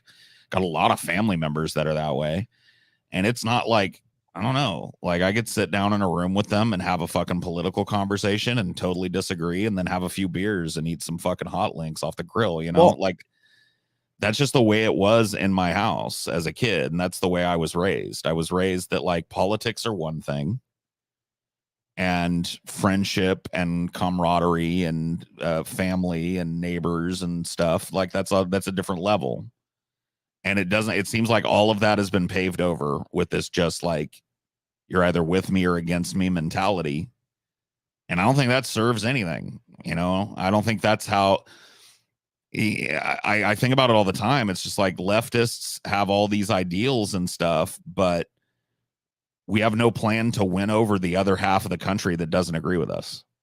Like, we think we're just going to shame them into becoming like us or whatever. And that's not how minds are changed, you know? Well, and I think about this perspective too, because I know if someone thinks about me as a person and they think about my political leanings or how I feel, so when they talk to me, it's kind of the same thing, you know, that like it's the reflection of I am like, can I, you know, befriend or be on good terms with this highly conservative person, but they're probably thinking the same thing about me. So it's how do we bridge that gap, you know, and I think that's the nature of politics. That, you know, why is politics so shitty? It's because politics, by its very nature, is compromise. But obviously, on some issues, you can't compromise on. You know, like climate change isn't really an issue that people can compromise on because it's an existential threat. But I mean, I think that you have to at least try to find some sort of compromise or middle ground. I mean, I'm not saying that that's the best solution, but if you have two diametrically opposed groups or points of view represented, I mean, it's unlikely, if we're being pragmatic, that that's going to, I mean, that's irrational rather, not pragmatic, that's going to happen. You know, but I agree that both sides need to advocate for their positions. But that's the thing. Like, you make your argument, I make my argument. That's the idea. You know? Yeah, and we talk with one another without fucking resorting to violent threats and shit. And I'm gonna kill you. I'm gonna stop your fucking speech. You know? Does either one of us necessarily change our minds over the course of a single conversation? No. But I guarantee you, like, meeting one of these, because like I feel like there's just like what's been created is like two different boogeymen. I feel like on the right, the boogeyman is a 20-something non-binary college kid with blue hair whose only goal in life is to increase the number of recognized genders by a factor of 2,000, right? That's the left now, according to the right. And the right, according to the left, is just, they're just a bunch of MAGA chud, racist scum fucks who fascists, genocide apologizers, blah, blah, blah. It just, there's no room for any kind of fucking mind to be changed. There's no room for any kind of like reaching across the aisle, finding common ground with these people. And I've been preaching this a long time. You know, I've been preaching labor a long time. I think labor is a perfect space for this type of shit to dissipate. But in the absence of that, I don't really know what's going to happen here. I mean, well, I think economics always used to be sort of a unifying thing, because the majority of the people having these debates, you know, unless they're millionaires or rich political pundits or talking heads, these average people in the streets probably are just people of normal means who are really being taken advantage of. I mean, and they're mad and they're looking for somebody to blame, and the political class and corporate class has convinced them. It's the other side that's doing it. Yeah, it's their neighbor to blame. It's not the politicians that are skimming fucking 50 cents off every dollar. It's not the corporations that are massively overinflating their prices and raking in record fucking profits without paying people more. It's not those things. Like, we've lost sight of the class war, and this culture war has taken over everything. And there's no room to talk when this much fucking emotion is involved. And so it's spooky to me, dude. I think we've got like, I don't know, a decade worth of increasing political violence ahead of us before maybe people like wake up and go like, what the fuck are we doing? And it's gonna be scary to see what happens and how it all shakes out. Dude, there was a I forget the guy, but he basically had a not political, but a sociological theory. Every 50 years, shit really pops off in history. And I was like, when I first heard it, I was like, this is probably like 2015 or 16 years. I was like, oh, whatever. Dude, this guy is fucking stupid. And then I was like, pretty much 50 years. I'm like, I was like, wait a minute. Wait a minute. Wait a second. I forget the guy's name. I think he's actually disgraced now or something, by the way. But I guess he was right about that. I was actually reading about Taylor was doing a paper because she has an English class, and she was doing an analysis of some ad. And somehow it came into like, what were the social conditions in France in 1906? And it was like, well, let's see, general strike, the upper class fucking over the middle class and lower classes, basically labor theft, housing becoming untenable. Yeah, a small ruling elite, and most people being agrarian or working in factories and cities in France, and trying to use the power of labor. Which, by the way, Paul, they actually at that time it did have a centrist/socialist kind of left-leaning government, but they found basically the companies in the I think it's like the Congress or whatever in France found ways to get all that, or like how there was some political machination where even though they gave the people on the service what they wanted, they fucked them in the back. Basically, is the long and the short of it. I'm sure I'm fucking up the history, but yeah. So I mean, it's you kind of see it if you look at history over and over again, the same story. And I think that we're just being used as scapegoats for each other, and I'm not, and I see people saying, well, there's people on the right, they fucking suck. And these people, it's like, yeah, I'm not saying that those ideas aren't shitty, but let's be honest, those people have been fed a diet of propaganda. And of course they believed it. Right, and they're suffering too, in the very same way that the people that you care about on your side are suffering. They're suffering economically. They're suffering from vast amounts of misinformation. I mean, red state people. I mean, a lot of them do way worse than blue state people. I mean, yeah, it's way worse. I see it firsthand, dude. I see people. Paul, I see people who are dirt fucking poor, driving old beat up vehicles that obviously do not have any fucking money, have no economic power. And you've asked them how the government is, like, the government is shit, it's horrible, and we need this conservative shit. We need it. That is the best way to be. Those other people are fucking insane. I see it all the fucking time where I live. And it blows my fucking mind. Like, the government sucks. We don't need the... It's like, yet you're living on, like, basically depending on government programs to exist. Yep. You're saying socialism sucks. It's like, if it's like, and a lot of these people too, a lot of times will have health conditions, and it's like, if only there was universal health care, you wouldn't have this problem. Even people that have fucking insurance in this country get fucked, let alone people that like that. So it's just the idea that the poor are somehow getting a better deal under a conservative government is laughable. But then when you see the leftist government, any sort of leftist policy, it's either virtually non-existent, or it's so watered down, or it's only on a state level. But when you do see those policies, they do help tons of people. And if you look at other countries, those policies work. Like, people in other countries, they might have health insurance, but they pay $1,000 a year.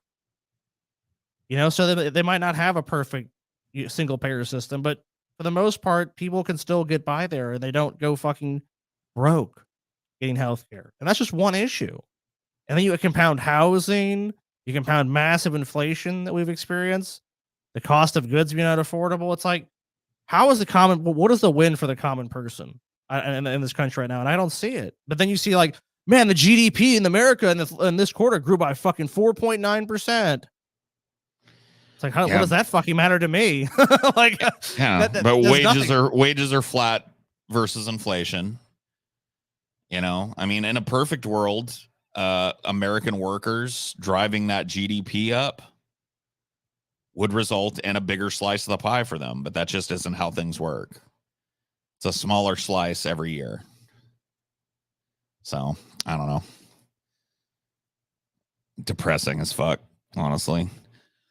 It's depressing. It's depressing for multiple reasons. It's depressing because I see people in the chat going like, "Fuck them, man. They're fascists. It's just like, man, it's like the whole fucking shit that I just said whizzed right over your head, dude. Yeah, just I whizzed over mean, your head. Like, look, people got bad fucking ideas.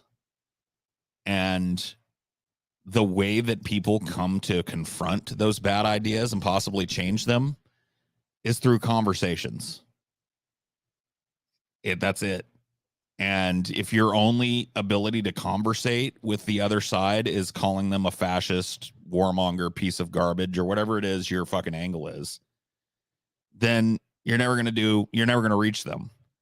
And this country can't change without them. So, well, I don't and know. why? And look, are there people who are too far gone who are never going to see reason? Of course, there's always people like that. But why not fucking? I mean, why not try? There's people who've been conspiracy theorists who've come out of it. There's people who've been horrible racists who've come out of that. If we all just always said they're just too far gone, why bother? Then we're never gonna fucking get anywhere. That doesn't mean that you. I mean, that's one of the things I see with a lot of Americans and a lot of people in general. Like, why bother if we're not gonna have 100%? If it's not gonna be perfect, then what's the fucking point? The point is that's the only way you're gonna make any sort of fucking change in the world. If your fucking standard for change is 100% of people have to like an idea, then you're never gonna find any change in the world. It's gonna be stagnant. But change is gonna come whether you like it or not. Shit's gonna change. There's a constant in this fucking planet is shit has changed. And it's going to continue to fucking change. And then we can try to adapt to those changes, which is what you're supposed to do. That's how you're successful is you adapt to change. If you just say, well, it's never going to work, it's impossible, then yeah, of course it's not going to work. Because you've set yourself up for failure. And I agree. A lot of times, you're never going to have certain people that are ever going to come around to any different ideas. But if they're never challenged on those ideas, if they never think about it or even consider it for a second, then how is ever even going to be a possibility? It's better to have the possibility of that than just to give up on it entirely. Right, Paul, but there's a portion of the right that are literal Nazis. Yeah, no, I'm aware of that. I'm also aware that there are people in the past that have talked to literal Nazis and changed their worldview. I mean, Daryl Davis, we've talked about him a bunch of times here before. Many documentaries on what he's done too. Yep. A black man that decided, like, just yelling fucking vitriol at the KKK. And literally, we're talking about the KKK here. And literally decided that vitriol and shit was not going to win anybody's fucking favor, and decided to just, start visiting with these guys and talking with them like human beings. And he's got a collection of like 20 Klan robes that these guys gave up as he talked them out of it. And he didn't do it by telling them they were stupid, and he didn't do it by calling them fascists and screaming at them and memeing about them. He did it by talking to them. And so, the fact that there's no movement towards that at all in this country is just indicative of what I've been talking about. We're going to have a big, giant fucking 10 years worth of escalating political violence in this country. And we'll see what's left at the end of it. It's ways if you all to find common ground with conservatives because they aren't making your death their main focus. Okay. I'm LGBT. Well, I'm a bisexual guy. So hello. Let's just let me respond to that. Okay, so I hear what you're saying. So the thing is too is like we're talking about people moving ever forward towards political violence. So you think if by keeping ourselves polarized that becomes less likely? So then violence still breaks out because people are incredibly polarized. What do you think those people that you're talking about, if they became empowered to go after you, what would they do to you? So you think trying to find a dialogue with people that in those groups that could be sensible and can be somewhat rational and reasoned with is no good. So, I mean, look at that's been tried before. Let's just isolate this one group of people. Then they gain power. And what do you think they're going to do to you? If you're the scapegoat, you think it's going to be good for you? So you're looking down the barrel of this either way is the point. Yeah. And it's defeatist as fuck to just like claim that because like, look, dude, Daryl Davis is a standing refutation to the idea that some people are too far gone to change. And if we had 100,000 Daryl Davises out there working right now, trying to, reach across that aisle and find common ground and common humanity, I get the feeling that things would be a whole lot less fucking pent up and angsty and violent right now. But that's just me. TJ just sneaking in unannounced. Oh, he was always here. Oh, TJ, how are your what'd you have for dinner, TJ? Spaghetti. I'm sorry, I was entertaining dinner guests and forgot I had to work today. I never even knew I had to work today until you guys started writing me like, where are you? It's like, oh shit. What? Okay. Well, other than the fucking meeting We had a meeting, where we TJ. all decided that we would move it to today so you could have your anniversary. Like that was a unanimous decision. No, we didn't. I just wasn't gonna be here for the No, first show of the week. But no, we didn't. Are you? In fairness to you, are you celebrating your anniversary today? No. Then why would you miss the show? Well, I didn't know you moved the show till Monday. Yes, you did. It was on your. It's on the calendar. We all agreed to it. We had a meeting literally less than a week ago. We'll hash where this out right sat now. Down and looked at the calendar and made it. All right, TJ. What way do we need to tell you what days you work and what days you don't? I don't know. I thought in that meeting we came to the fucking consensus that I was just not going to come to the Tuesday TJ just show. didn't. Yeah, TJ just didn't have to work this week. I don't remember that. I'm sorry. I'm not saying you're lying. You remember what you wanted to remember, TJ. I really think that's the case. I really think my brain just went like, I'm not working. So you actually moved the show. I mean, I'm sure you probably thought that, but like, but we did message. Paul did message you like an hour and a half before though, and was like, "Hey, bro, you're working, right?" Or my brain scrambled, or something to that effect. Yeah. And you never responded. Dude, even last night when I was doing Abandon Hope, I told the people there, I was like, "Yeah, I'm not gonna be on the first show this week, so I won't see you guys until Friday." Well, that's why I texted, because I saw the end of your Abandoned Hope, and I was like, "Huh." Why did he say that? How the fuck I came under that impression, but yeah, it's like we moved the show to Monday. Why would he miss it? Hey, I don't know. I don't know, TJ. TJ, I hope you had a good day. Every German eventually, I mean, obviously a lot of them still stayed Nazis, and they had to be militarily defeated first, but like the citizens of Germany who had previously been gung-ho for Nazism kind of had to be turned away from that path afterwards. I guess violence was part of that equation, but sure, certainly after the war was over, a lot of discussion had to occur. Well, we're not talking about an overnight change. So in Germany, you can see the generational change of having those ideas confronted in various ways.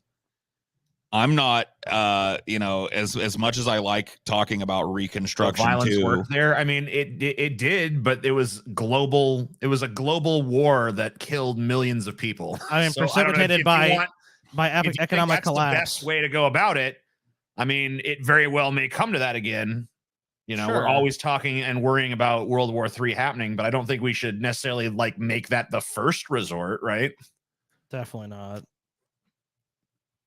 I mean, and I see people, and it's almost like they're just trying to like poke holes in it instead of like, and I'm not saying you have to agree that, but it's just like, it just seems more like not even considering the idea seriously, just like, yeah, that's nice, but here's all the problems with that.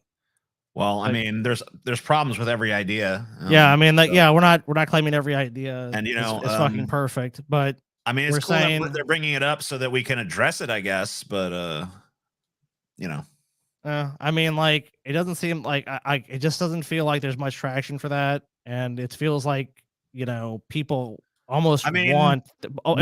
Some people, obviously, I'm not speaking for everyone here, but some people want political violence, and like, I guess that poll does. Kumbaya with the people we hate the most in the world is not necessarily a popular idea. I mean, like. I'm not saying that. I'm not saying that at all. But I'm saying there has to be some sort of dialogue. That's not like, honestly, that's not what I'm advocating for. I'm not advocating for like grabbing the nearest Nazi's hand and giving him a hug and telling him it'll be okay. Or you're a good you're one of the good Nazis. Yeah, I was being a bit hyperbolic, but what I was saying is, and I think it was Bill Hicks that pointed this out originally, is like the people who I think it was actually George Carlin. The people who come to us with the message of like, let's all just get along, we need to set our differences aside and join together as one human race, tend to be the people that we murder. That's so true. Like Jesus Christ, John Lennon, etc., Martin Luther King. So it's really not a very popular idea. The idea of let's all get along. It does tend to piss people off, and it makes them want you dead. So. But violence good. It's like, but what? Okay. I don't know. That's to prove my point that violence sometimes works. I mean, I think you'd have to be an idiot to say that violence doesn't sometimes work.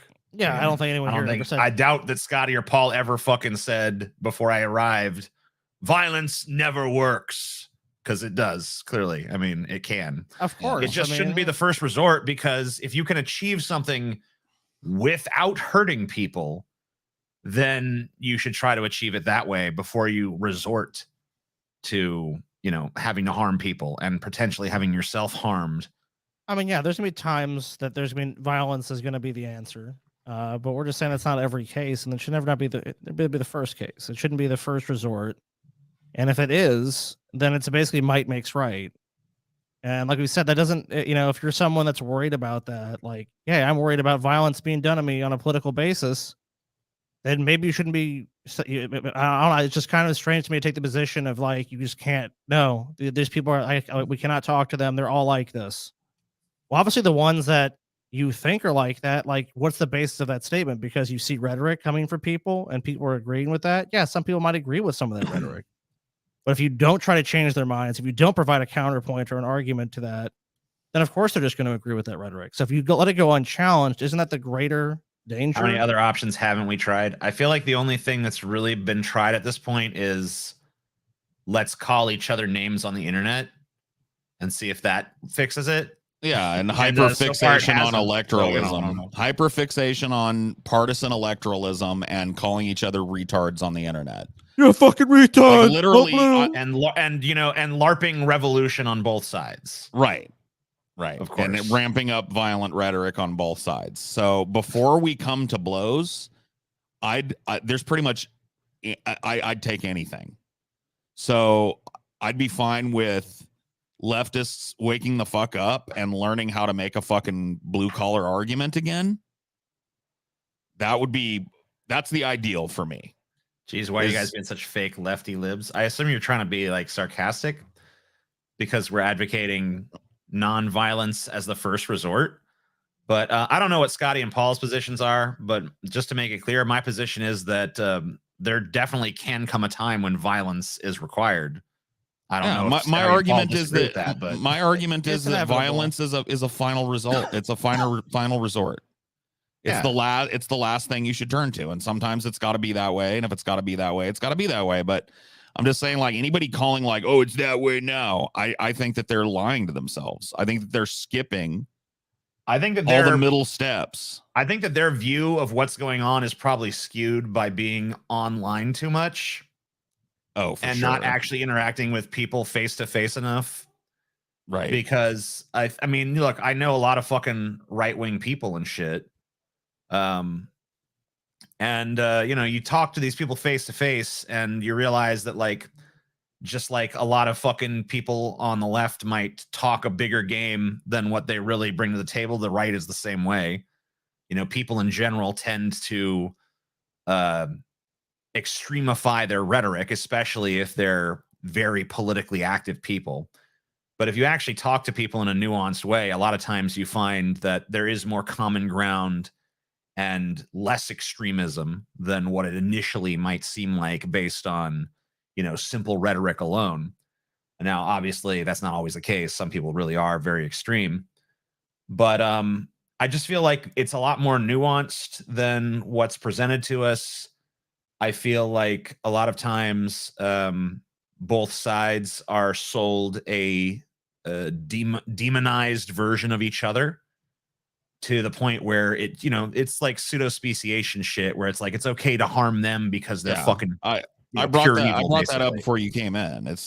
We've been forced into these ideological bubbles where anybody outside of it is the enemy, right? And I mean, look, I'm all not saying kind of that, like, conservative people, I mean, look, conservatives fucking obviously hold to some beliefs that I fucking don't agree with, and say some hideous shit and support some fucking things that I think are fucking just like straight up wrong. But at the end of the day, like, I don't know, if you really talk one-to-one with people, you find that things aren't so cut and dry as you might like initially perceive them to be. Well, the power against extremism is getting more people to agree those ideas are extreme and not to give those, and not let those ideas, let them see the light of day, but see them for what they are, which is either just empty, an empty ploy to get people to feel a way about an Did issue. you say your own family members want to shoot people? This is like exactly what I'm talking about, though, because like the family member that said that would never fucking actually do that. I mean, Right. maybe if they were like recruited by a military organization and like trained to do that and all that stuff, but like as it is, if you just gave them a gun and put them on the border and said, all right, here you go, they're not going to fucking do that. So I think that that's like the perfect example of like talking this giant big game of like, I'm this radical extremist, you know. It's like 1,000,001 lefties will fucking LARP about, you know, throwing Molotovs at this place or smashing this window or that window. Here's one right here. Here's a lefty. All right, that well, has no problem LARPing in our fucking chat all day exactly, about like, his willingness to spill what blood blood. have you spilled, Spinosaurus? I mean, like, if you are out there, Yeah, what are you smashing doing? Conservative skulls, He's I been can at out least there- respect you for fucking being, you know, true to your beliefs. Yeah, but if you're just sitting there on the internet saying like, yeah, we should kick their ass, and that's all you're doing, He spends his days then- bashing the fash on X, dude. right? You know, so I mean, like, Yeah, how many asses have you kicked today? if you So fucking are if going someone out there says and something they really disagree fucking with breaking you, some heads and stuff, I could at least respect you for fucking having the courage of your convictions. But if you're just advocating for it on the internet and keeping your hands clean, then, you know, whatever, dude. You're no different than me. I'm just more honest about what I actually practice, I guess. Spilling digital blood, yeah, digital blood, for sure. I And shall look, dude, I'm spill not digital precluding blood. it. And that's the thing that's funny is that when you talk about this, everybody wants to jump to the conclusion and just go like, oh, you're afraid to vote. It's like, number one, yes, I am afraid of fucking global violence breaking out or national violence breaking out in this country. And so should you be, unless you just don't give a fuck and you want to go out in a hail of bullets or something. But yes, I am afraid of that. But I do think that at some point it may become necessary. But I think that there's like step 2, 3, 4, and 5 that we can try. Look, hyper fixating on electoral politics and calling each other fucking names on the internet. All right, we can check that one off the list. It didn't work. Now let's try talking to one another. Let's try no war but the class war. Let's try identifying the true enemy here, the common enemy amongst all these people that are causing the economic depression that makes people look for scapegoats. Because it's just like you guys think that like Nazism and racism just exist in a bubble. It's like, no, these people have been sold a bad bill of sale. They're living paycheck to paycheck, hand to mouth, on government assistance, living in food deserts and shit. And they looked for a strong voice to tell them, like, who should I be mad at here? And the voice they found was the guy saying, it's the Jews. So I'm for attempting very much to remind the other side of this, that we have a common enemy, that your woes as a person are way more to blame on the fucking billionaire class and the corporations and the politicians they own than it is your neighbor with blue hair. Okay? I'd be willing to do a fucking national breakup. I prefer that to a bloody fucking revolution or whatever the fuck. Let's just let's split the fucking shit down the Mason-Dixon line or whatever the fuck. And let's go on with our lives. If that forestalls war another fucking 20 or 30 years and gives people a chance to fucking cool their heads a little bit, I'm for it. I'm for every step other than war, before war. Nah, let's just have violence, dude. Let's have a war. Let's have a war. That's why I stand in opposition to America's involvement in fucking Ukraine. I think America could have easily, via rhetoric, forced a ceasefire, forced a peace summit, put external pressures on the situation that don't I mean, involve. even if you want to argue they couldn't force a ceasefire in Russia, Ukraine, they 100% could do it in Israel. Well, they would argue that they are similarly handicapped in Israel. Like, well, that would be insane. That would be an insane deceit. Do you hear what Hillary said about the ceasefire? No. She said that if we allowed a ceasefire, you must not know Hamas, TJ, because they'll just take that time to rebuild their armaments and basically just prepare for more violence. So You have to and keep. what will Israel be doing? Tearing all missiles apart. Doing exactly that. Actually, Oh, doing sorry. exactly. Only one side acts on this violence. I do not hold hands with anyone in a militia. Can we at least leave behind transphobes? I mean, dude, I know so many Transphobes people- are turned into non-transphobes by meeting and talking to trans people. Yeah, I mean, like, just like when it was, I don't know if you guys, I don't know how old everyone is here and stuff, but like if you were around during the Bush years, like both of those Bush elections, as far as like the major social issue went, were all about gay people. And Gay marriage was a huge issue. right. And you know, the gay thing, and like the same level of fucking vitriol and disgusting commentary was fucking spewed about gay people. And so many people from then until now, until of course recently when the GOP has started ratcheting up fucking homophobia and shit again, but I would say way more focus on transphobia this time around. Dude, when I was a younger person, Like, I was a I mean, like, transphobe. Anti-gay rhetoric used to be fucking so much worse in this country, and so many people that were once homophobic have fucking gotten over it. And so many people who are transphobic now are not going to be transphobic in 10 or 15 years. I was, as a teenager particularly, homophobic and transphobic as fuck. You know, like this idea that people can't be fucking, and you know why I'm not anymore?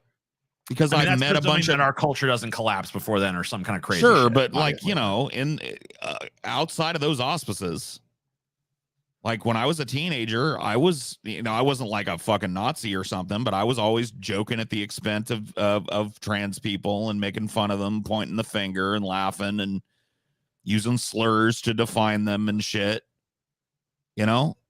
And I'm not that way now. How did that happen? What do you think happened to me? I mean, I know that you had a friend that ended up being trans. And stuff, I had so. my closest fucking friend, my best friend from childhood, is a trans woman. That had an enormous impact on my way of thinking. I've since met a lot of trans people and a lot of gay people. I just didn't grow up around a lot of openly gay people. The few that I did grow up around, immensely helpful in humanizing gay people to me. And here I am as a grown adult, and I don't believe those things anymore. So I know it's possible. Like I know, like nobody beat my ass. Nobody fucking came and bloodied me up or whatever. It was contact with those types of people and being around those people and seeing they were just people like me. A lot of homophobes and transphobes just went in the closet. I have family pretend. I mean, well, yeah, but like, that's fine. That's why am I hearing myself echoing back at me? I don't know. You tell me, buddy. Is anyone else hearing that? No. Okay. Here, let me see if it's the screen share. Oh yeah, it was. Very strange. I don't know why it's picking you. I think that happens when somebody joins after you've shared. Oh, okay. Weird. Here, I'll try and reshare and we'll see if it's fixed.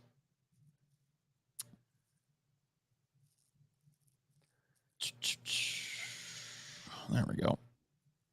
Yeah, but it's okay for them to I mean, it's not okay. Obviously, it'd be more ideal if they actually changed, but people being willing to go along socially is fine. Like, there's plenty of people who are fucking closet racist, sexist, whatever the fuck. That's better than being openly those things. That's better than just like them having shame about it and not fucking voicing that shit from the fucking hilltop and not feeling emboldened to do that is a good thing. Obviously, it's not the best thing. The best thing would be if they no longer harbored those feelings at all. But you know, definitely an improvement for a homophobe to be in the homophobe closet than to be, I am a proud homophobe, right? Yeah, I mean, of course. Although I think that covert racism is probably the most pervasive form of racism. Covert racism and covert homophobia. I mean, I grew up around that shit. In private, at our family affairs and shit, my family would say horrible fucking things, but they weren't out there in the fucking world saying those things. Right. But unfortunately, I think we now, occupy a time period where more and more people are comfortable being way more open with those Yeah, viewpoints. pseudo anonymously though. Yeah. Most people still most aren't. instances. Most racist people are still not going to go down to the fucking Dollar Tree and call a black person the N-word. You know what I mean? Even though they'll do it when they get home. Sure. You know what I mean? And I think that has to be addressed as well. Look, and see that, and that's the point. I'm not that type. I'm not that type of person. It's not like I was just shamed into shutting up about it. I had my whole fucking worldview changed about it, and I just know it's possible. You know, I didn't have much of a healthy outlet when I was a kid for that sort of thing, and I definitely didn't have a whole lot of role models that were telling me to live and let live, and you know, to respect people despite their differences and shit. I didn't have that type of upbringing. Had a very like rednecky blue collar kind of upbringing where there was a lot of racism, a lot of homophobia and shit, and I'm not that way now.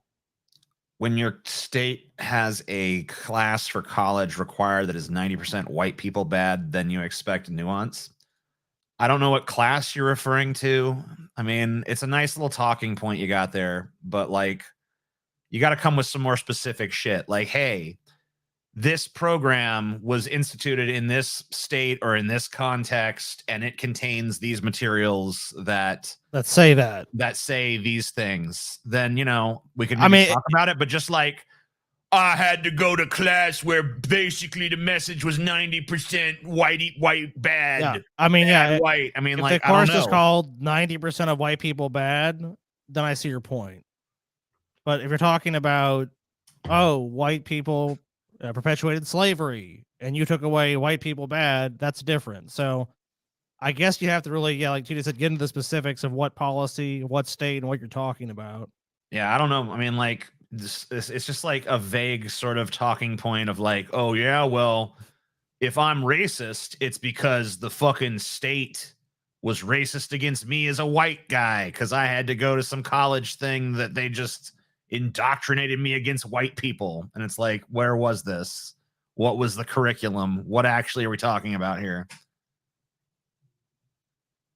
I'm sure that's real easy to do with 200 characters of text. I mean, real reasonable expectation. I mean, I can't lower the intellectual standard of what's required for a conversation just because you're limited to 200 characters. We don't have enough. Yeah, that's what am I chicken. You're a fucking idiot. I'm supposed to allow stupidity just because it's you got a character limit? Sorry, don't fucking say anything, bitch. I love these types of dudes because, you know, if you went to the trouble to go in your Discord and drag their ass in here so that they could have more than 200 characters, they wouldn't have fuck to say, dude. Shut up, bitch.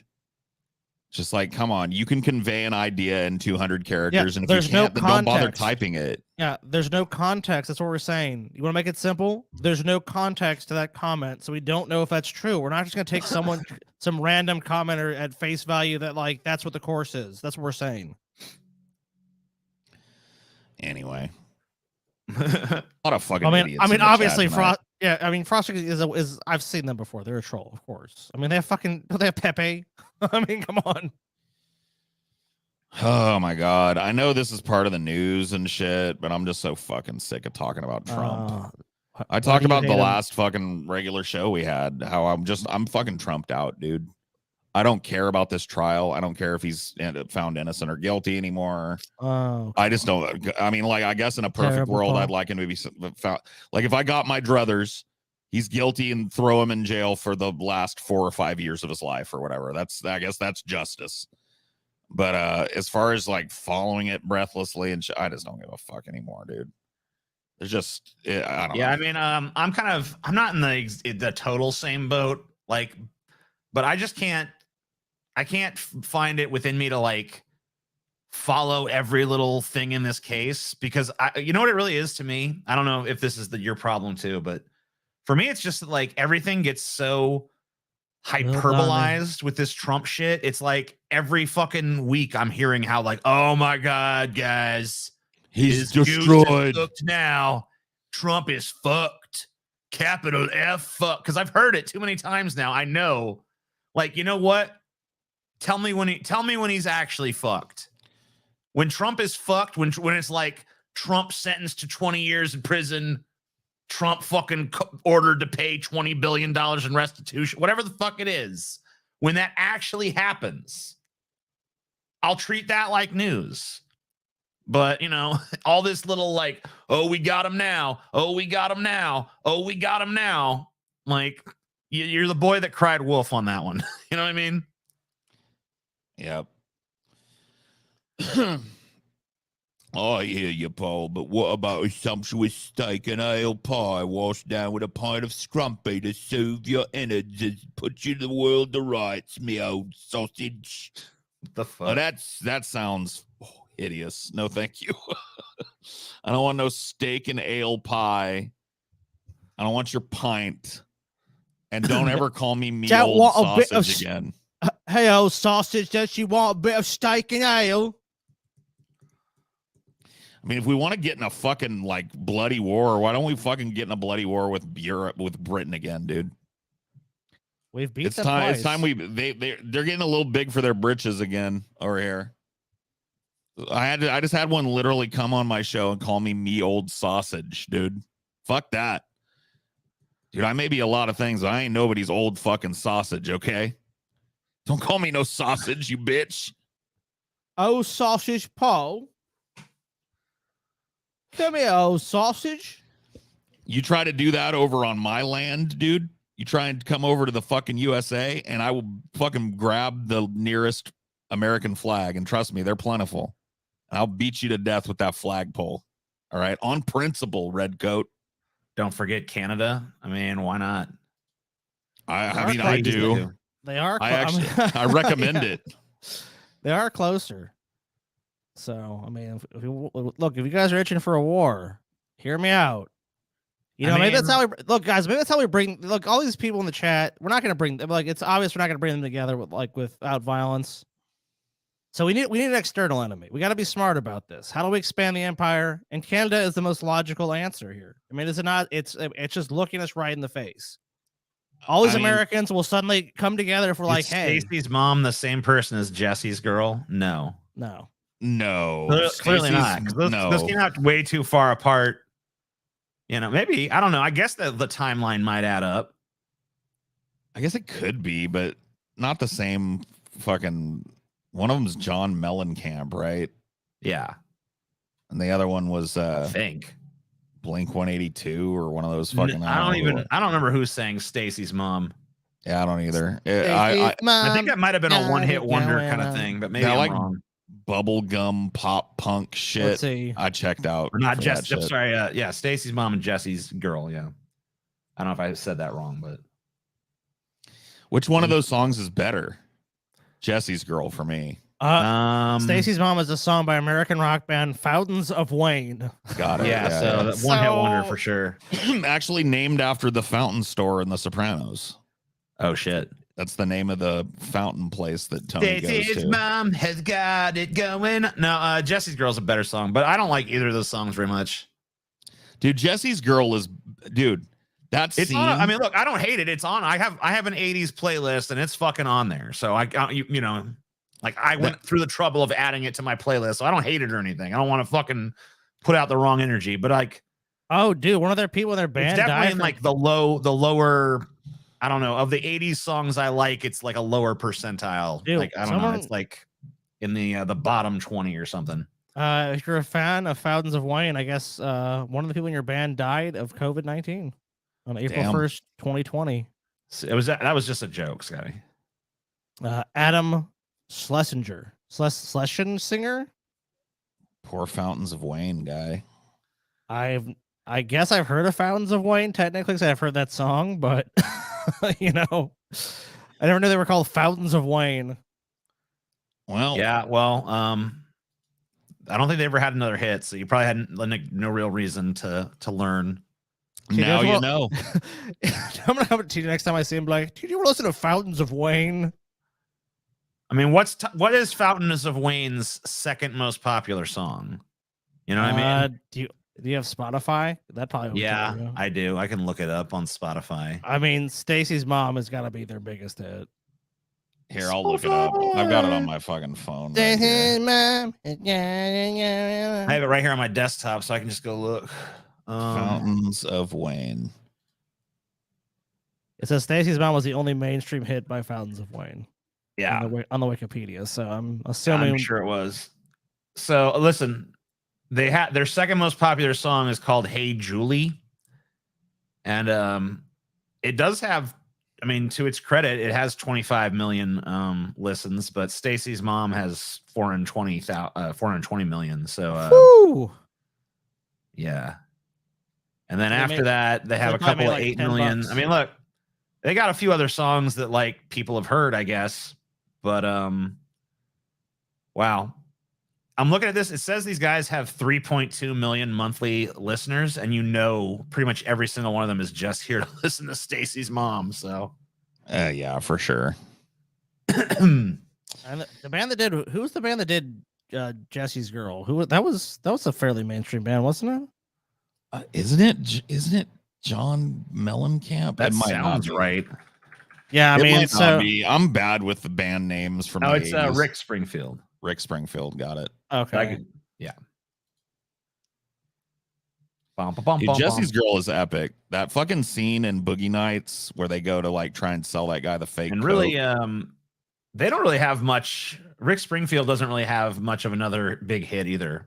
It goes down. To like 20 that's million why I'm a that. big advocate of the like kind of like cycle in popular music and shit, because I really feel like in the 80s and 90s there was just like this plethora of one-hit wonders. Yeah, I mean, like the thing is, like relying on the same artists to just make hit after hit. I feel like you don't get as good a hits as when you have bands that are just breaking out and like artists that are just breaking out for one gigantic hit fucking song, and then you pretty much never hear from them again. And that's fine, because that song is, I mean, like people have definitely made entire careers around their one hit song. Like you can tour on a fucking hit song. You know what I mean? So yeah. It's kind of, I've got this insane playlist that I made myself. Mm-hmm. Of 90s, I call it 90s rock radio. Yeah, it's 14 hours of music, and dude, the number of one-hit wonders that are on this list. The Cardigans, that Love Fool song. I guess Counting Crows had a number of hits. Spin Doctors, Two Princes, Space Hog. Creed had more than one hit though, so you can't really use Creed had a bunch of hits. You know one that was really big? I remember Marcy's Playground, Sex and Candy. Like that song was dude, that's everywhere. one of my favorite songs ever. And that might be I mean, like I've heard that numerous times placed as like the number one greatest one-hit wonder song. So yeah, I mean, yeah, because it was like it's a great fucking song. But yeah, I mean, when you like, what else did they do? Like, I think I remember they had like another song come out, but no one gave a fuck. No, they were never gonna have another fucking hit. I remember one time I was listening to the radio and they're like, "Yeah, we got there's a new song." Remember they used to do that shit on terrestrial radio. Maybe they still do it. I just don't listen anymore. But you know, like if you listen to the rock station, they would have like at night they would pit songs against other songs. Oh yeah, they would introduce a new song, like they would debut a new song, and it was there to like challenge the current reigning song. And yeah, then people would vote basically. Yeah, and people would call in and vote and shit, and the song that got the most votes would fucking advance to the next night and face another song, like another new song. I was listening to that one night, and they're like, "Yeah, we got a new one from Harvey Danger." You know, remember them, the guys that did a flagpole sitta. You know, this is their This is their new song. And they played that shit, and it was I don't know what it was called. It was like called Existential Cowboy or some bullshit. And it was like one of the worst goddamn songs I've ever heard in my life. I'm like, oof. Well, Flagpole Sit is a good song. That song was perfect for that movie, The Faculty. Kind of like it was like a body snatchers movie. Yeah. And I remember that song was like that. That was like they'd use that in all the marketing for that movie. That was another good song. Existential Cowboy was a song. I think that was what it was called. What the fuck, dude? Like, I don't know. I can't remember if that was how what did they it was think called an or not, American audience was gonna fucking resonate with that shit? Who knows?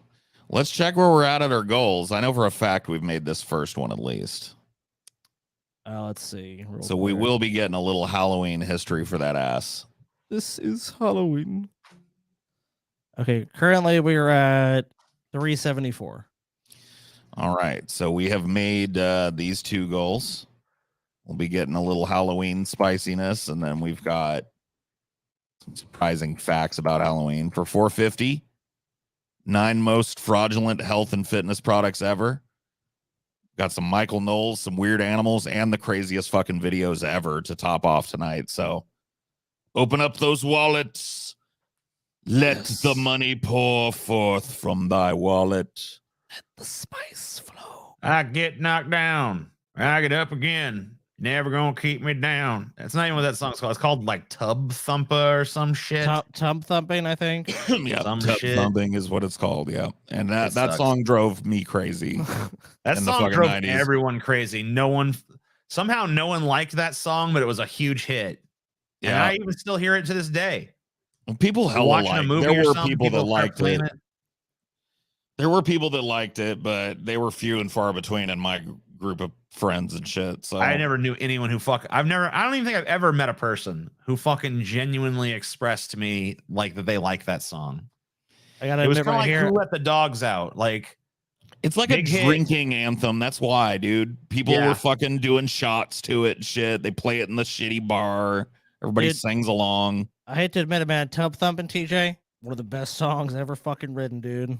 No, you don't believe that for a second. You said no one's Your ass expressed doesn't that to like you. that fucking Dude, I song. fucking love that song. What are you talking about? You know another I- song that everybody Actually, hated? I hate that song, but I actually do like Who Let the Dogs Out. Oof. I do like that song. You know another song everyone I remember hating was that song Closing Time. One last call for alcohol, so finish your whiskey or beer. I remember people Semisonic. constantly shitting on that song, but they played it all the fucking time. Well, I was one of the reasons because I like Semisonic. Fuck you, TJ. Yeah. I like that album. Well, you know what? You shouldn't say fuck you to me because I was about to say I actually don't fucking mind that song. Oh, well, unfuck you. I then. remember everyone else talking shit about it, but I honestly never fucking saw what was so goddamn bad about it. Seemed all right to me. Yeah. But I do remember everyone talking shit. Yeah, that's Semisonic. Feeling Strangely Fine is the name of the album. That's like the Nickelback hate. You know, I'm not saying I like Four Non Blondes. Yeah. that's like Nickelback. I like that I mean, song. I've heard endless shit talked about Nickelback, and I'm not saying I'm a big fan of Nickelback or anything, but Have like, either of you motherfuckers? I'm sorry to change the subject or whatever, but this What? guy, I don't know. Was I interrupting your Nickelback thing? Because it doesn't really matter. okay, well, I wanted to ask you guys because I saw a fucking movie, and it's a couple years old, so I don't know if you guys have seen it or not. It's a horror movie. It's called fucking Malignant. It sounds familiar. What is the plot of it?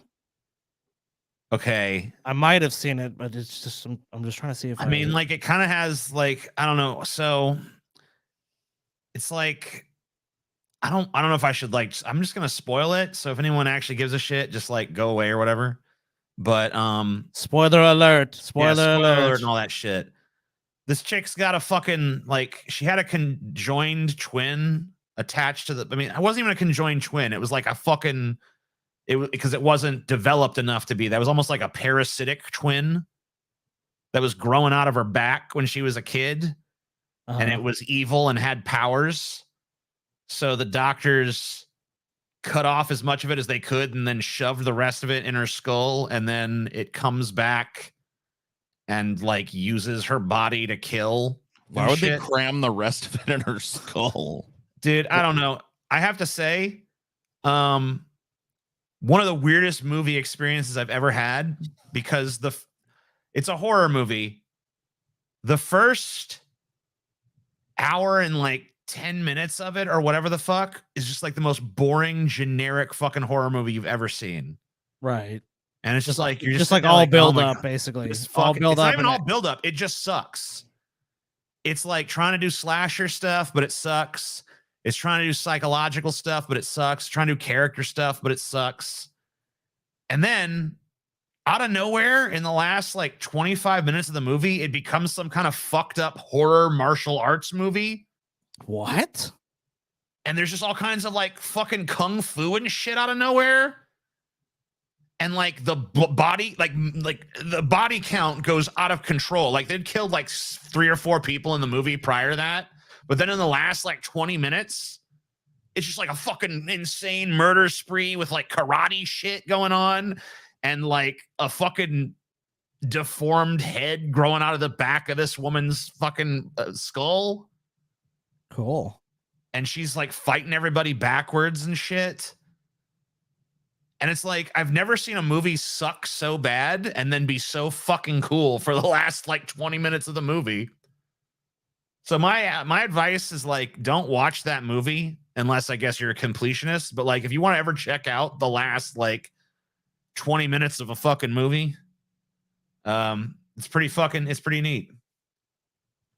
I think I'll watch the last 20 minutes. Here's another 50 of the King's finest, despite Paul's. Oh, this is European bullshit. This is British shit. Pound sterling, sir. Silver Side Up by Nickelback is well produced, well written record. Changed my mind. I don't know. Oh my god, dude! Well, enough about Nickelback to fucking give a shit. Gouge yourself, dude. Just I don't yourself. know. I would never. I have no familiarity with that album, so I don't know. I doubt it because it's Nickelback and they suck pretty bad in my opinion. Mean, it's possible. I mean, I'm sure it was well produced. I mean, I don't doubt that. But yeah, maybe. I don't know. I mean, but it's a subjective thing. I mean, obviously, TJ doesn't like Nickelback because he's closed-minded. TJ, what's wrong with Nickelback, dude? Is Nickelback one of the fucking greatest bands of all time? If you're just being honest, I mean, look, huge record sales. I mean, I've seen interviews with Nickelback. TJ, they said, even all the hate, they were still selling out arenas. TJ, have you sold out any arenas lately? Everyone hates Nickelback, but no, I love Nickelback, every word dude. to most of their songs. Maybe they. I know every Nickelback songs because they've been everyone. played so much, but like most of their songs, that's insane. No, hey, TJ, you know how fast we're going? A million miles an hour. Million miles an hour. But if you ask me what else he sings in that song, I have no idea. Does there need to be anything else in that song besides a million miles an hour? I don't know. Maybe. I'm trying to even think. Like, what does Nickelback sing? They sing that like rock star song, like rock star. Hey, I want to be a rock star. That's gotta be their biggest hit, right? Rock star. I don't know. Dude, did this fucking kid call me a rhubarb now? Yeah, he's called you me old rhubarb. Dude, me old sausage and me old... Dude, I ain't your old nothing, okay? Damn. Oh, rhubarb Paul. Your fucking foreign ways come off fucking... Brian angry to me. Posehn told hipsters to not like Nickelback, and now TJ and Paul had to obey. Yep.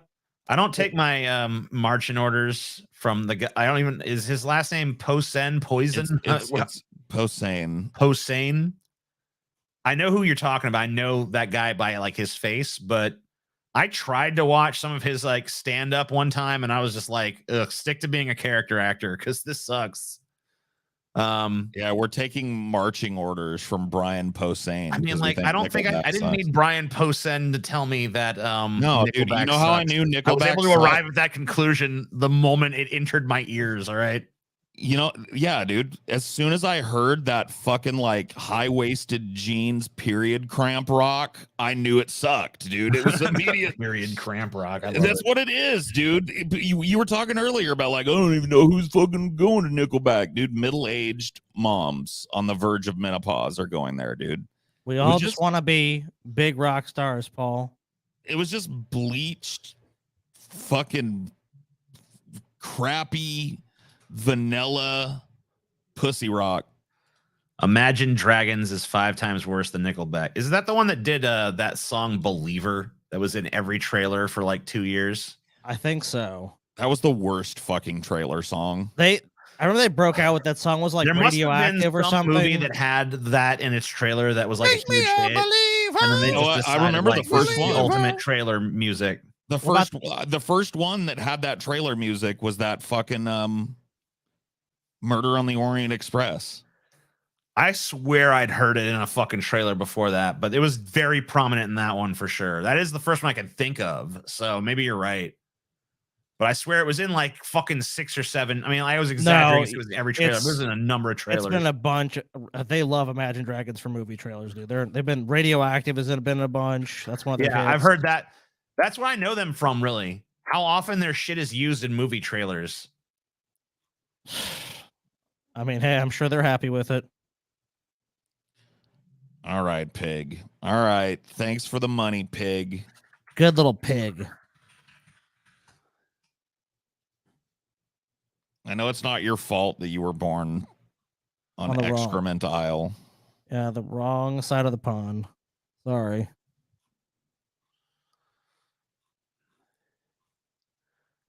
All right, here's all the places that used Believer in 2017. Oh God. So Murder on the Orient Express trailer used it. Yeah. The Inhumans trailer used it. Nintendo Switch used it in their marketing. WWE's Finn Balor, the wrestler, used it. The show Riverdale used it. Dancing with the Stars used it. And Jeep used it for their commercials as well. Ugh. So it was in a shit ton of different fucking advertising. A smorgasbord of dog shit. 2017. And I saw Murder on the Orient Express. That was a movie that really fucking let me down because that trailer looked pretty fucking cool. Oh, that trailer was a banger. Dude, I liked the cast. Great ensemble cast too. The song Believer had not yet totally fucking raped my ears into fucking dust. So I didn't really have the same aversion to it that I do now. Honestly, maybe if I'd liked Murder on the Orient Express, my feelings about the song Believer would be different. Because I believed them when they told me it was going to be a good movie. And then I went and I saw that my beliefs were... oh, you saw it in theaters? Oh, yeah. I went and saw... I was hyped. We went and saw it together. We did a review of it. I liked because I was I like Agatha Christie shit. I like a mystery movie. I'd seen like some Poirot in media before, like some British shit that was actually like pretty cool. I like Kenneth Branagh. Yeah, I like the rest of the cast. I mean, it had a fucking terrific cast, star-studded cast. So I mean, I was like super fucking hyped for that movie, and I went and saw it. And by the time I reached the end, I was like, man, that's fucking got to be one of the most disappointing fucking letdown movies. Dude, it was flatter than a flapjack, dude. I mean, and not even like enjoyably bad where you can at least have fun complaining about it. It's just like meh. Just a big old fucking pile of slop. You know, it's one of those movies that you watch and you just keep waiting for like, okay, is the movie gonna be good? Is something gonna happen that's gonna really like hook me into the movie? And it's like, I just feel it's one of those movies that the entire runtime, you just feel like you're watching a movie. You never get into a groove, you never get absorbed into it, and you're just like, oh, it's over.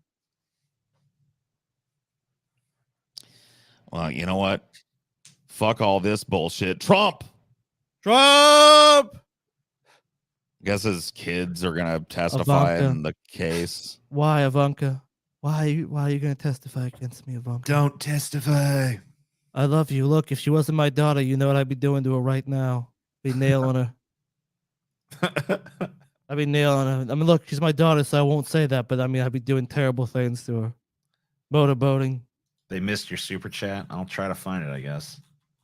Dude, I fucking scrolled up for like 10 minutes looking for this. Pig, hog, dog, vomiting. You just retype it, dipshit.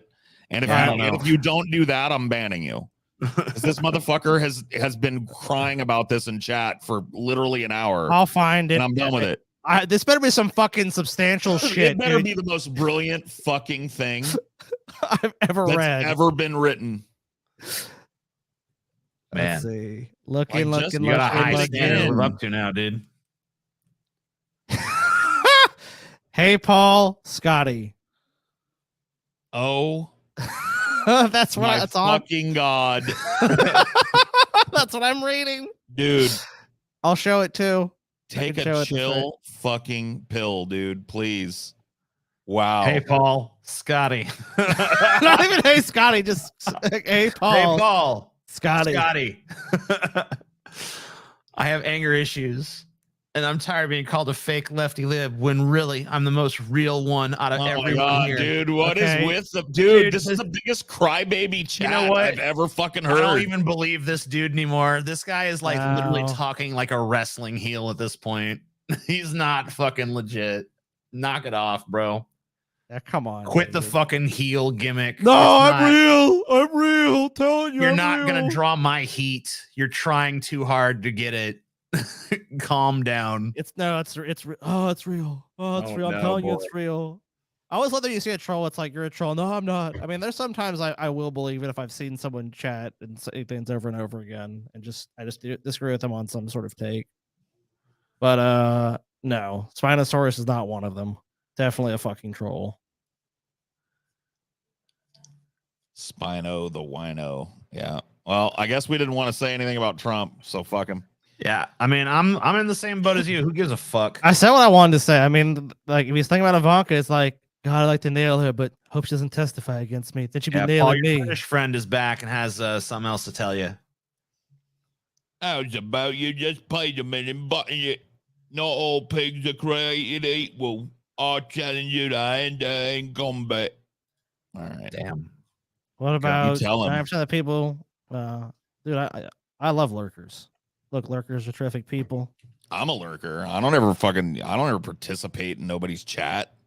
Yeah, I Like, love lurking. I have nothing against lurkers. I don't think it's people commenting, but there's just some certain people who just have a pattern of behavior where they can try to claim that, oh, I'm not like that, but it's like, well, that's your pattern of behavior we're basing it on.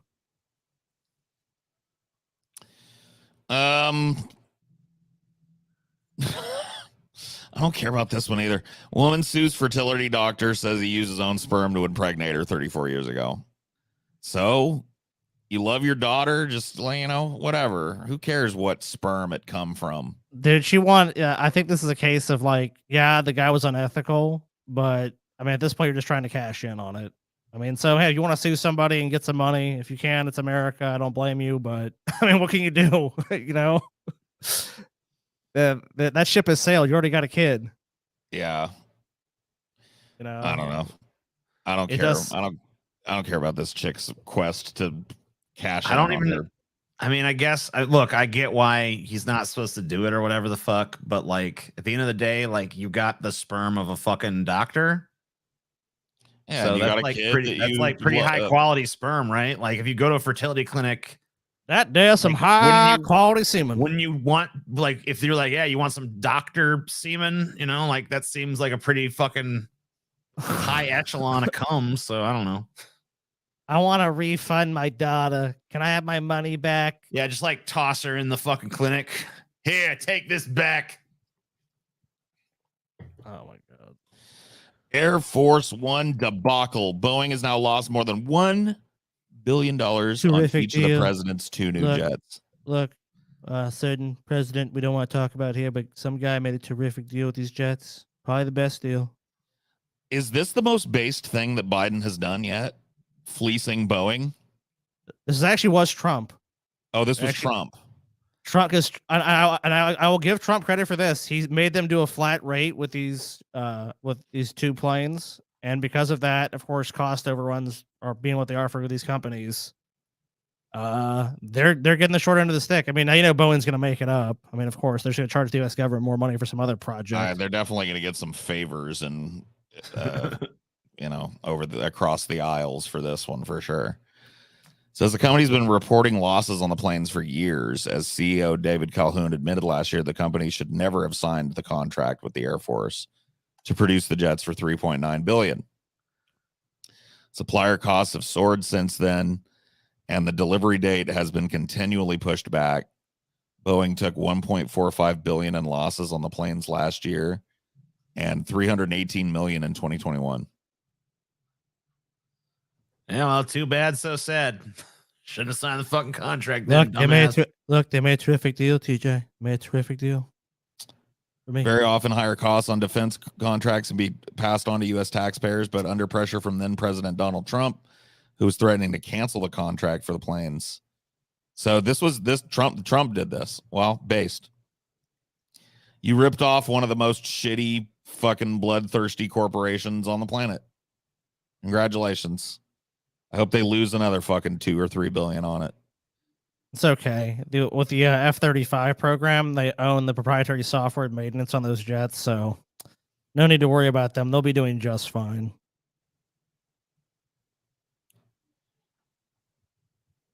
Yeah, Boeing's not going out of business. Yeah. Oh no.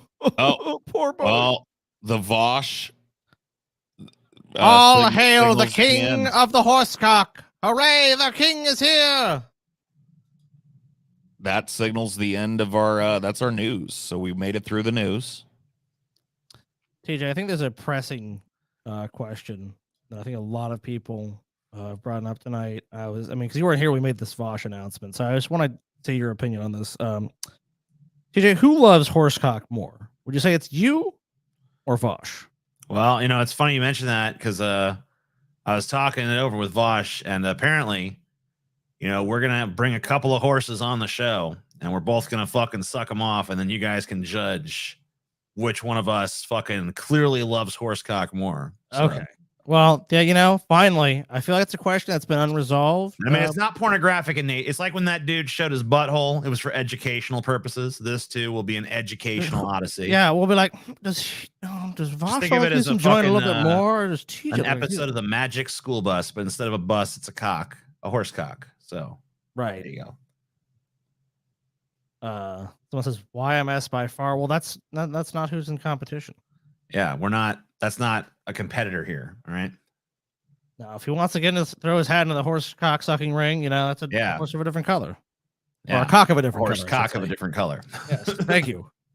Yeah, I think a lot of people think I'm gonna go after Vosh or whatever, but I want to ask him about the horse cock. I'm interested in that conversation. I want to ask him about the keloids and the fact that I believe that his wisdom and charisma were, in fact, inhabitants of his keloids. And since he's had them removed, he seems to be limp and lackluster. I want to ask him what his favorite baked good is. That's true. What is his favorite? And I just want to talk 80s movies with him. I know he's not seen a lot of movies, but I'm sure, I want to try to educate him up on some. Isn't 80s he from shit. fucking Beverly Hills? Or did he grow up there? He hasn't seen a lot of. He fucking grew up right next to Hollywood. He's got And his dad is in the movie industry too.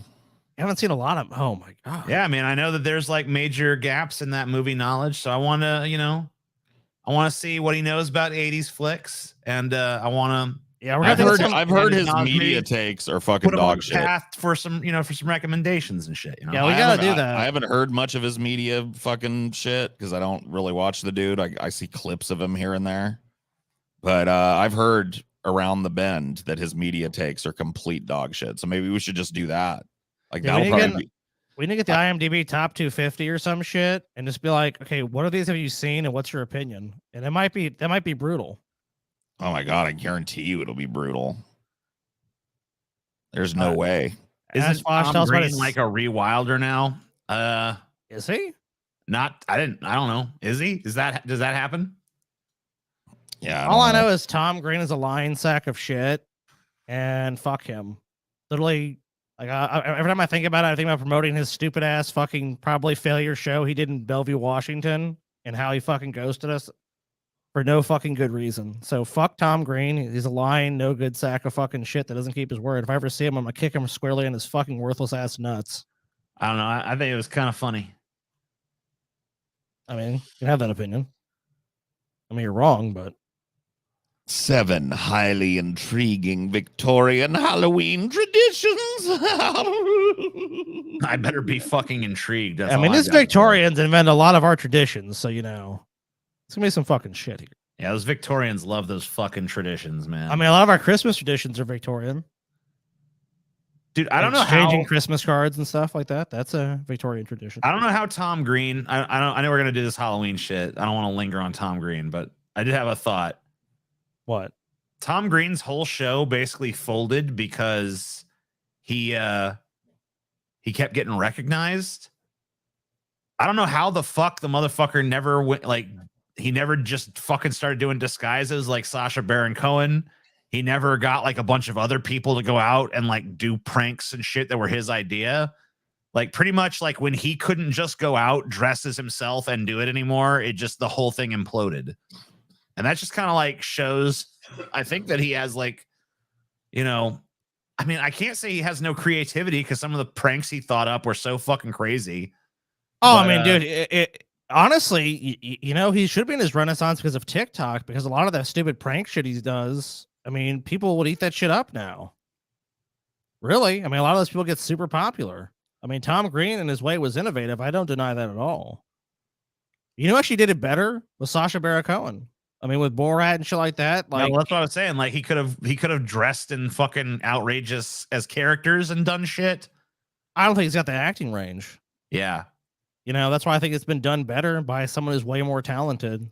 He's kind of like, I mean, I was going to compare him to Adam Sandler, but when I think about it, Adam Sandler can actually act. So never mind. Yeah, Adam Sandler's had definitely good dramatic he chooses roles. not to about 90% of the time, but he can do it. So. Well, I mean, Adam Sandler is basically his films are just amount to a giant money laundering scheme. Let's just be honest. I mean, it's illegal. It's a legal money laundering scheme, but that's what it is.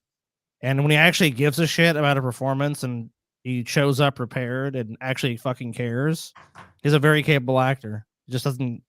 I mean, you don't see that most of the time. Whereas like someone like Jim Carrey. Jim Carrey's tried his damnedest to be fucking to be taken serious in a dramatic role, and I've just never seen it from him. He doesn't have that range.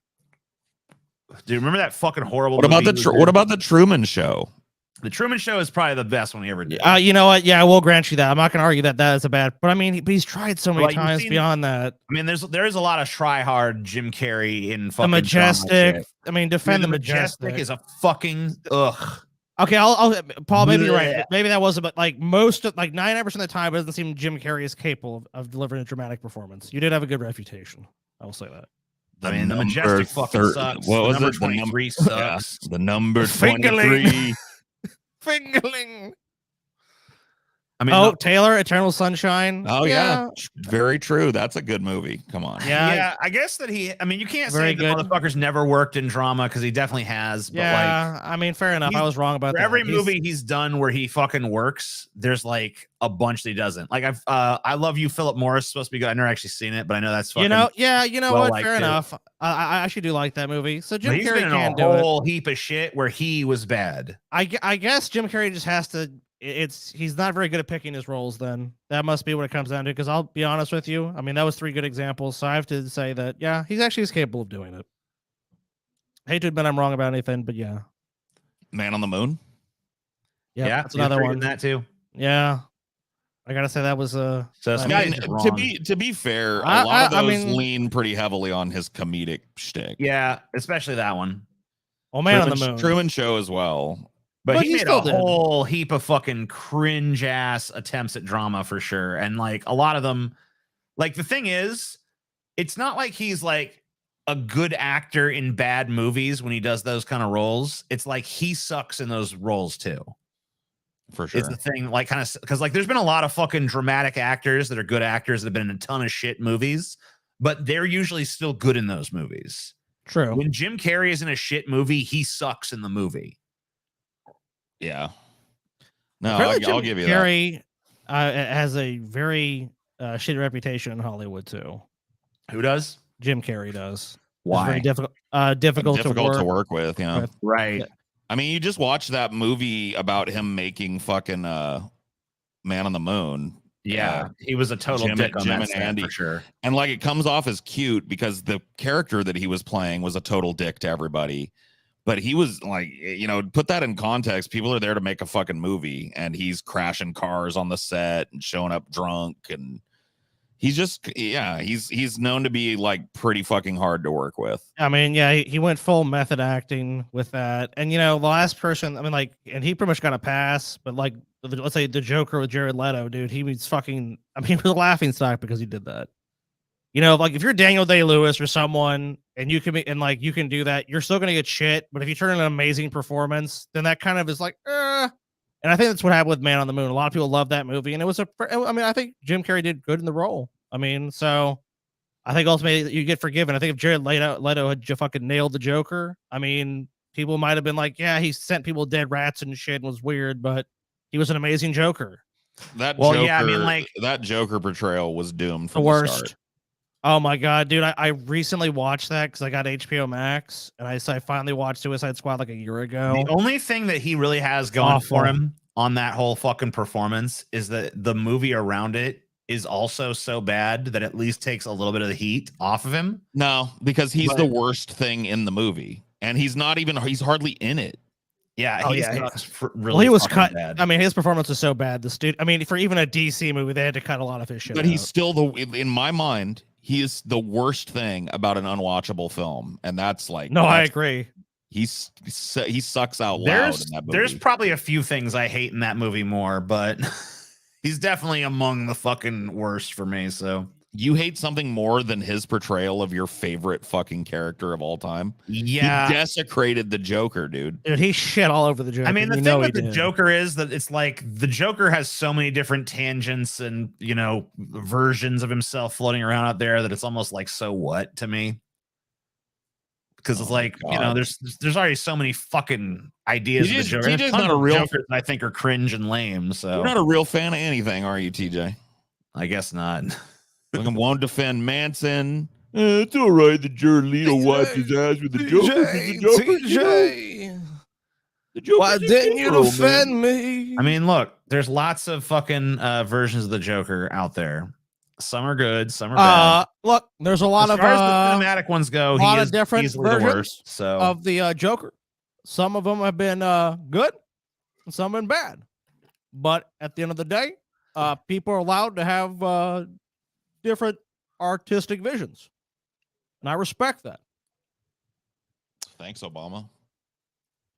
Thank you, TJ. That's a fucking it just reminded me of a politician's answer. I mean, I hate Jared Leto in general too, so that's kind of a strike against it. I mean, and if his Joker was, I mean, if the studio hated his version of the Joker so bad, why did they even brought him back? Remember for that little scene with Batfleck? I know. Remember that shit? Paul lampooned that fucking performance. The Snyder cut months. Or whatever the fucking bullshit. Oh, I've watched that just because I want to see how bad he was. And remember all those fucking cringe ass DC fanboys? It was actually good. Like fucking clamoring for this fucking Snyder cut, like it was gonna change something, and then it came out and it was just as dog shit, if not more dog shit. In the fucking contraire, my little fish stick. In the 2010s to the 2020s, there are a few sadder things than DC stands, dude. They're so hard up for a good movie, and they're just they hardly ever get one. Right. Every once in a while, they get a real good one, and they crow about it for fucking 3 years, but then they just get butt hash for the rest of it. The fucking third Aquaman movie or whatever. Give me a fucking break, dude. Did you read the thing about how they said the only reason Amber Heard did not get entirely cut from the Aquaman sequel is because Elon Musk was like, I'm going to sue the studio system, or was it Warner Brothers, or who the fuck makes the goddamn shitty DC movies? Dude, apparently Jason Momoa dressed up like Johnny Depp to troll her around the set. I don't know if I believe that, but that's funny. I feel like there's no, I mean, one, I don't believe it. I don't think it's true. But two, if it is true, that's fucking hilarious. That's the best thing Jason Momoa has ever done. If that's true. I like Jason Momoa like 10% more than I did. I mean, I read a whole like Hollywood Insider article on it a couple of days ago or whatever, and they were saying that Jason Momoa like constantly bitched about having her on set. She's untalented. And it was really him that pushed for her character to be kind of like excised from the movie. She apparently had a way bigger role than is what I would watch. Then I completely applaud him if that is true, because she is no fucking talent. I've reviewed. I mean, we've done some dives into her like filmography, and I've never seen a good performance from Amber Heard. It just doesn't exist, dude. She's one dimensional on the screen. I don't even have I even seen her in anything? I don't even know. I never watched. I think wasn't she in she was in a movie with Nick Cage, I want to say. Hold on. Movie? I'm gonna look. I'm gonna IMDb the bitch. I think it was like Drive Angry. I think she was in. I think she was also in Zombieland. I think I remember seeing her in that, but she had a very small role in that one. IMDb.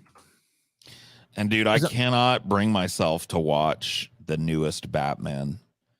It's on HBO Max. I scroll by it probably every day while I'm looking for movies, and I give it a moment of consideration, and I'm just like, I can't do it, dude. I can't click it. I don't want to see Robert Pattinson as Batman.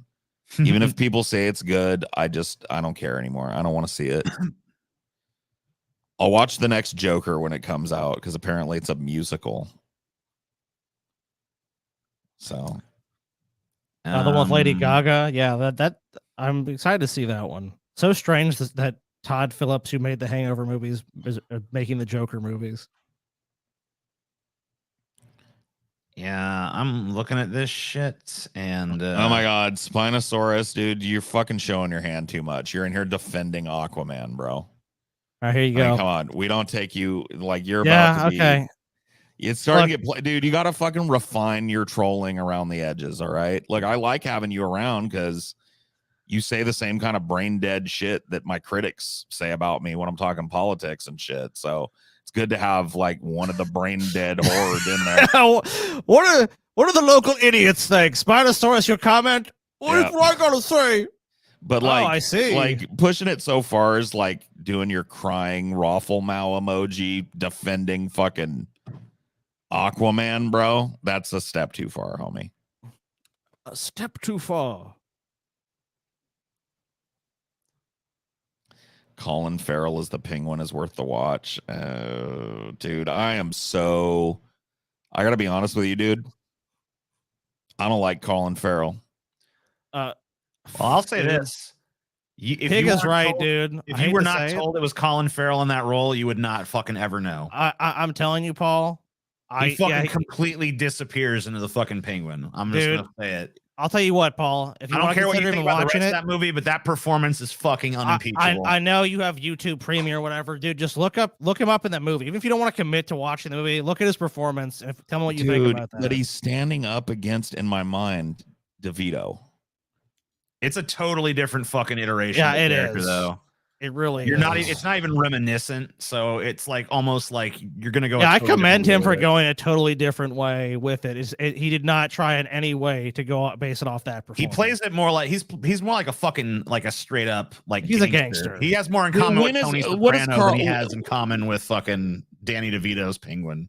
Dude, when is Colin like I'm trying to think of a movie other than the remake of fucking Fright Night that I gave a fuck about Colin Farrell in.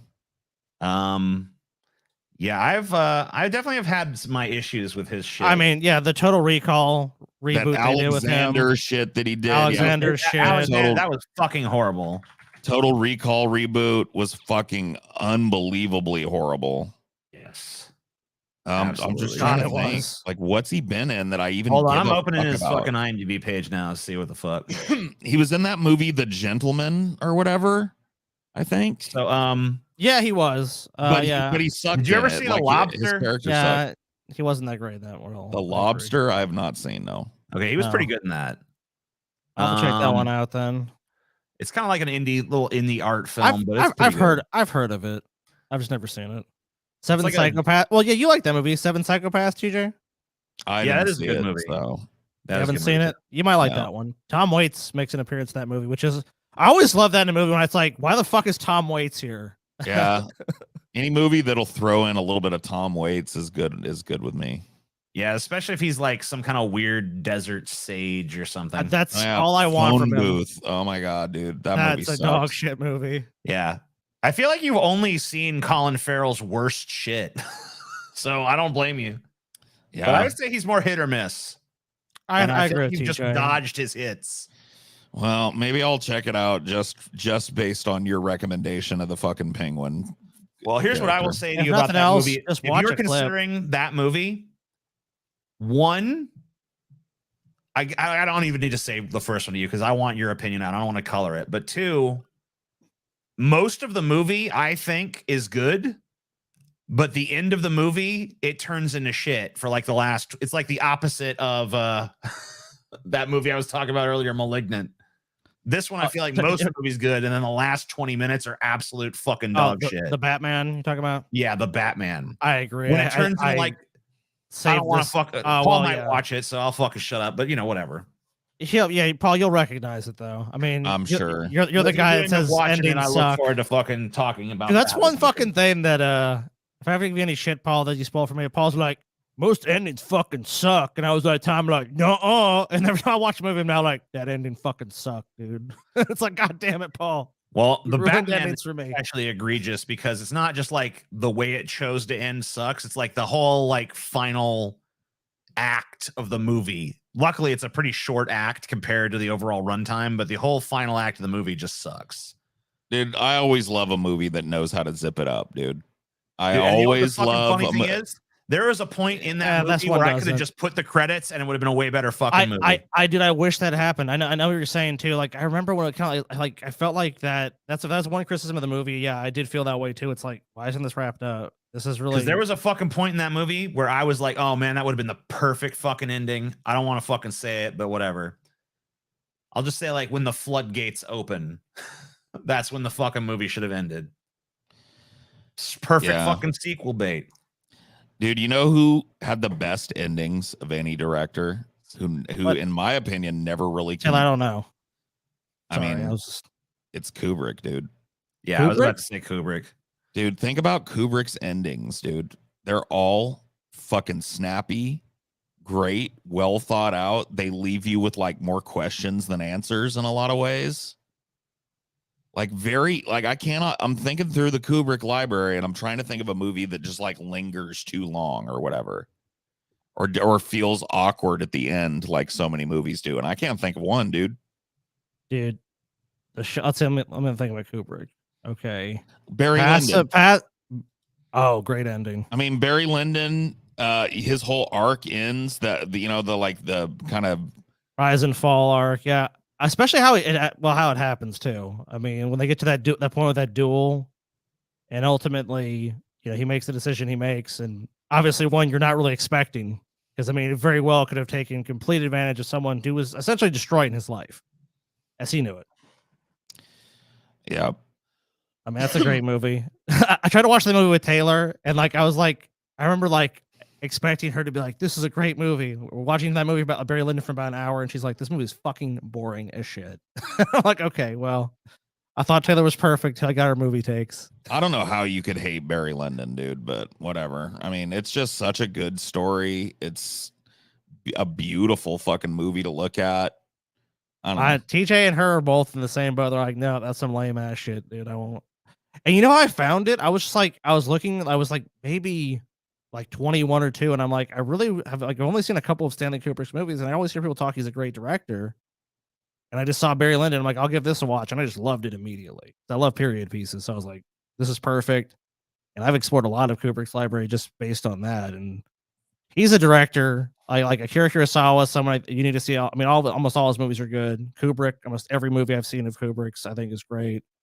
I'm even an apologist, at least a little bit, for Eyes Wide Shut. I don't think it's his best work, but I think that movie gets treated pretty. It's better than most movies. Still, yeah, that's what I'm saying. Like, I don't think it's his best work by any stretch of the imagination, but it's still. I mean, it might have been if he didn't die. I mean, he died before he was able to do his cut of the film. So I mean, there's some great scenes in that. It was completed without his input, so who knows what his version of it would have looked like. I mean, he'd shot it all.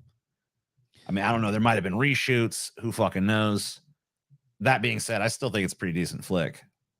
I've always enjoyed it, but and I mean, like I said, it definitely resonates with people because you see that fucking scene with all the masked figures in the orgy fucking replicated all over the place and parodied fucking to high hell.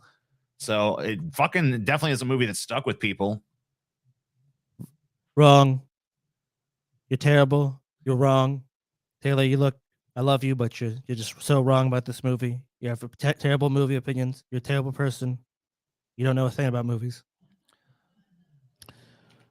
Well, let's bang out this gold, gentlemen. We got a little historical Halloween for everybody. What do you think? This is Halloween. This Victorian. is Halloween. What do these Victorians do? The Victorians. Let's take a look. Number one, they tried to like to try and predict their marital status on Halloween. Huh? Oh. So TJ, maybe this is one you can do. When you think of Halloween, you think goblins and pumpkins, but in the Victorian era, revelers often turned their thoughts to walking down the aisle. Parlor games that were thought to have some insight into a person's future were popular at the time. One Oh. such game involved a woman walking into a dark room alone, standing in front of a mirror as they peeled an apple. Try not to ask why that part was crucial. The woman might be able to see the reflection of the person she would marry someday. It's like Bloody Mary, but for finding some dick. Yeah, I guess so. Alternately, they'd see They a didn't have Tinder skeleton. back then. This is the closest they had. Yeah. If they saw a skeleton in the mirror, it meant they would die alone. Wow, Oh, that's shit. fucked up. He'll be a spinster. Another manner of speculation was to bake cakes containing a needle, thimble, dime, or ring. In addition to being an excellent way to choke or injure yourself, the cakes were believed to. So it's like a king cake, Yeah. but with a needle instead of a little plastic baby in it. I feel like Yeah, it's fuck pretty stupid that. to put a needle in a cake, but How many you people know. died eating these fucking cakes, dude? Fucking dumbass Victorians. What the fuck? The one below it. Look Yeah, at they the would. one below it. They were also. Oh, the next one, they carved up turnips. How fucking lame. They carve fucking turnips, dude. Yeah, we're way better. We're way better. Turnips, also called neeps, were a common resource for seasonal carving and even for making turnip lanterns. Lame. Jacko turnips, dude. Fuck that. Yeah, I mean, like you go to someone's house instead of seeing a jack-o'-lantern, they just got a little turnip. It's like, oh, fuck. carved a turnip, I did. Victorians Take suck, that fucking bros. turnip and shove it up your fucking limey ass. Me grandma told me her grandma's generation, who was a Victorian, used to burn bones in the fire on Halloween. Well, that's pretty metal. I like Yeah, that. that is kind of metal. That's kind I mean, of that I accept. I mean, look, anything like that, I'm cool with. But fucking carving a turnip, no, it's not metal at all. I love it. I love it. I want more of it. They were handy with party invitations. Okay. To be invited to a Halloween party was to be welcome to a social event. What? I mean, that's the same thing as now. Yeah, right. Instead of just asking someone to attend, party organizers would sometimes leave carved pumpkins on the doorsteps of prospective guests. They had handwritten invitations complete with verse. So, come at the witching hour of 8 and let the fairies read your fate. Reveal to none the secret plot or woe. Not luck will be your lot. Okay. People had a lot more free time back then. Yeah, they sure did. I'm not People just giving like, up. They had "I wanna carve a invite that pumpkin person for to my party. I'm everybody, gonna carve a pumpkin and write a fucking poem." and they had to get around town on like in a horse-drawn carriage or whatever the fuck too. On top of Yeah, it all, man. Rough times. they knew how to set the Halloween mood. Oh, once you arrived at a party, the atmosphere was lit. Literally, homes were usually completely dark, save for jack-o'-lanterns and fireplaces. Faux snakes made of tin were mounted over a heat source, which made them dance. Sounds like a fire hazard or a burn It definitely hazard or sounds whatever. like a fucking fire hazard. Party hosts were sometimes draped in black cloaks. Be easier to combust with. If they stuck a hand out to greet a guest, it might be their real hand, or it might be like, oh, they did the fake hand trick. Dude, who doesn't love the fake hand trick? But it sounds like they kind of did Halloween parties the same as us. Yeah, I mean, like, this doesn't sound all that different than how you would do a Halloween party now. I mean, like, you know, you're still gonna fucking try to set ambient lighting that's Halloween-y. You know, you're not gonna fucking come to someone's Halloween party and all the fucking lights are up. No, Unless they're stupid as that fuck. makes no sense. Yeah, the lights have got to be dim and spooky, and there's got to be, you know, people There's dressed probably as gonna be some vampires. candle light or some very low fucking mood light or some shit. Somebody might pull the fake hand trick on you. Yeah, You so know. that's not all that fucking different. Victorian Halloween costumes were modest.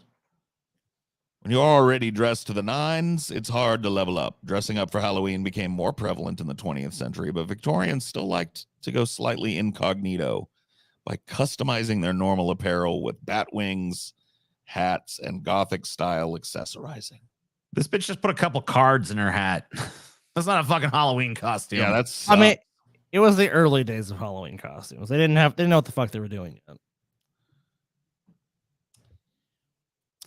Spooky Victorian Halloween stories weren't very spooky. Damn, that's a letdown. Damn, what a shame. When it came time to print Halloween stories, newspapers and magazines weren't terribly preoccupied with chilling anyone's bones. Instead, most Halloween tales were concerned with romance, each one intended to capitalize on the preoccupation with love inherent in the season. So they were just trying to fuck. Yeah, they just wanted to fuck. It was just like everything a reason to fuck. Everything was just centered around fucking. They're just like, God damn it, there's got to be somehow we could fuck here. Yep. It's Halloween, everybody. Time to ask the mirror who you're gonna fuck. It's like, I don't know. Okay. So yeah. Queen Victoria really knew how to cut loose on Halloween. Oh shit. There better be something in here about her fucking flashing her pussy or something. We'll see. Never one to let the potential for an opulent affair pass by. Halloween night with Queen Victoria was often a social event. At her part-time residence at Balmoral Castle in Scotland, the Queen would arrange for incredibly lavish parties and traditions. One featured a procession with everyone carrying torches in the wake of the Queen's carriage. A Chandri Dan, or witch effigy, was carried around by a servant dressed as a hobgoblin until the gathering made their way to its giant bonfire where the witch was tossed in. Dude, this is metal as fuck. Queen Victoria knew how to do fucking.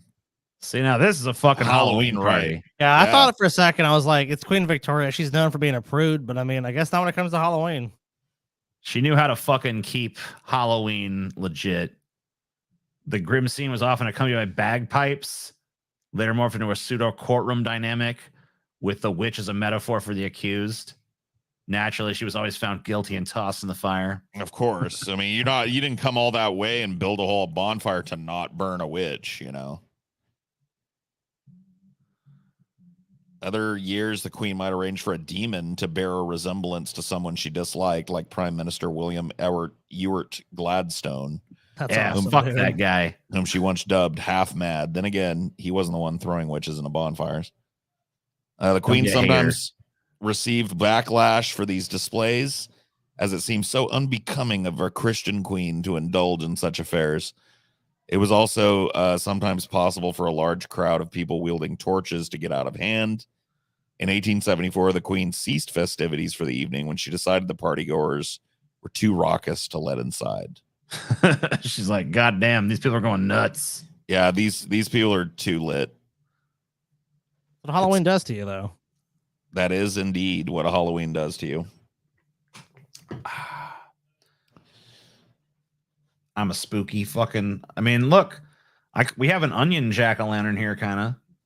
It's not quite a turnip, but it's in the same vein. It is good for Halloween, too. It's the spite onion. Yeah, the onion of spite. I am the spirit of spite. Wasn't Queen Vic constantly consuming opium? Probably. I mean, I just assume that you're accurate because that sounds right. as someone who's wealthy in a place of immense privilege is probably doing a bunch of drugs. It's usually a safe bet. True. So true, Scotty. So true. I mean, if you were rich and you had a bunch of access to drugs, you'd be doing them right now. Paul would be like, I'm doing every drug known to man. What drug why wouldn't you? I mean, that's what I'd be doing right now. If I had like $20 million in a mansion, I'd be like Matthew Perry, dude. I'd be fucking high out of my mind and drowning in my fucking huge hot tub. Damn, too soon, Scotty. You're canceled like that fucking irrelevant dork earlier. I'm sorry, man. Sorry. Canceled. That's the first thing that came to mind. You got to at least wait 72 hours before you start making jokes. That was the Kobe rule, you know? That was the Kobe rule. I think he's been dead for 72 hours. Did it happen on like Friday? I don't know. I think it happened yesterday.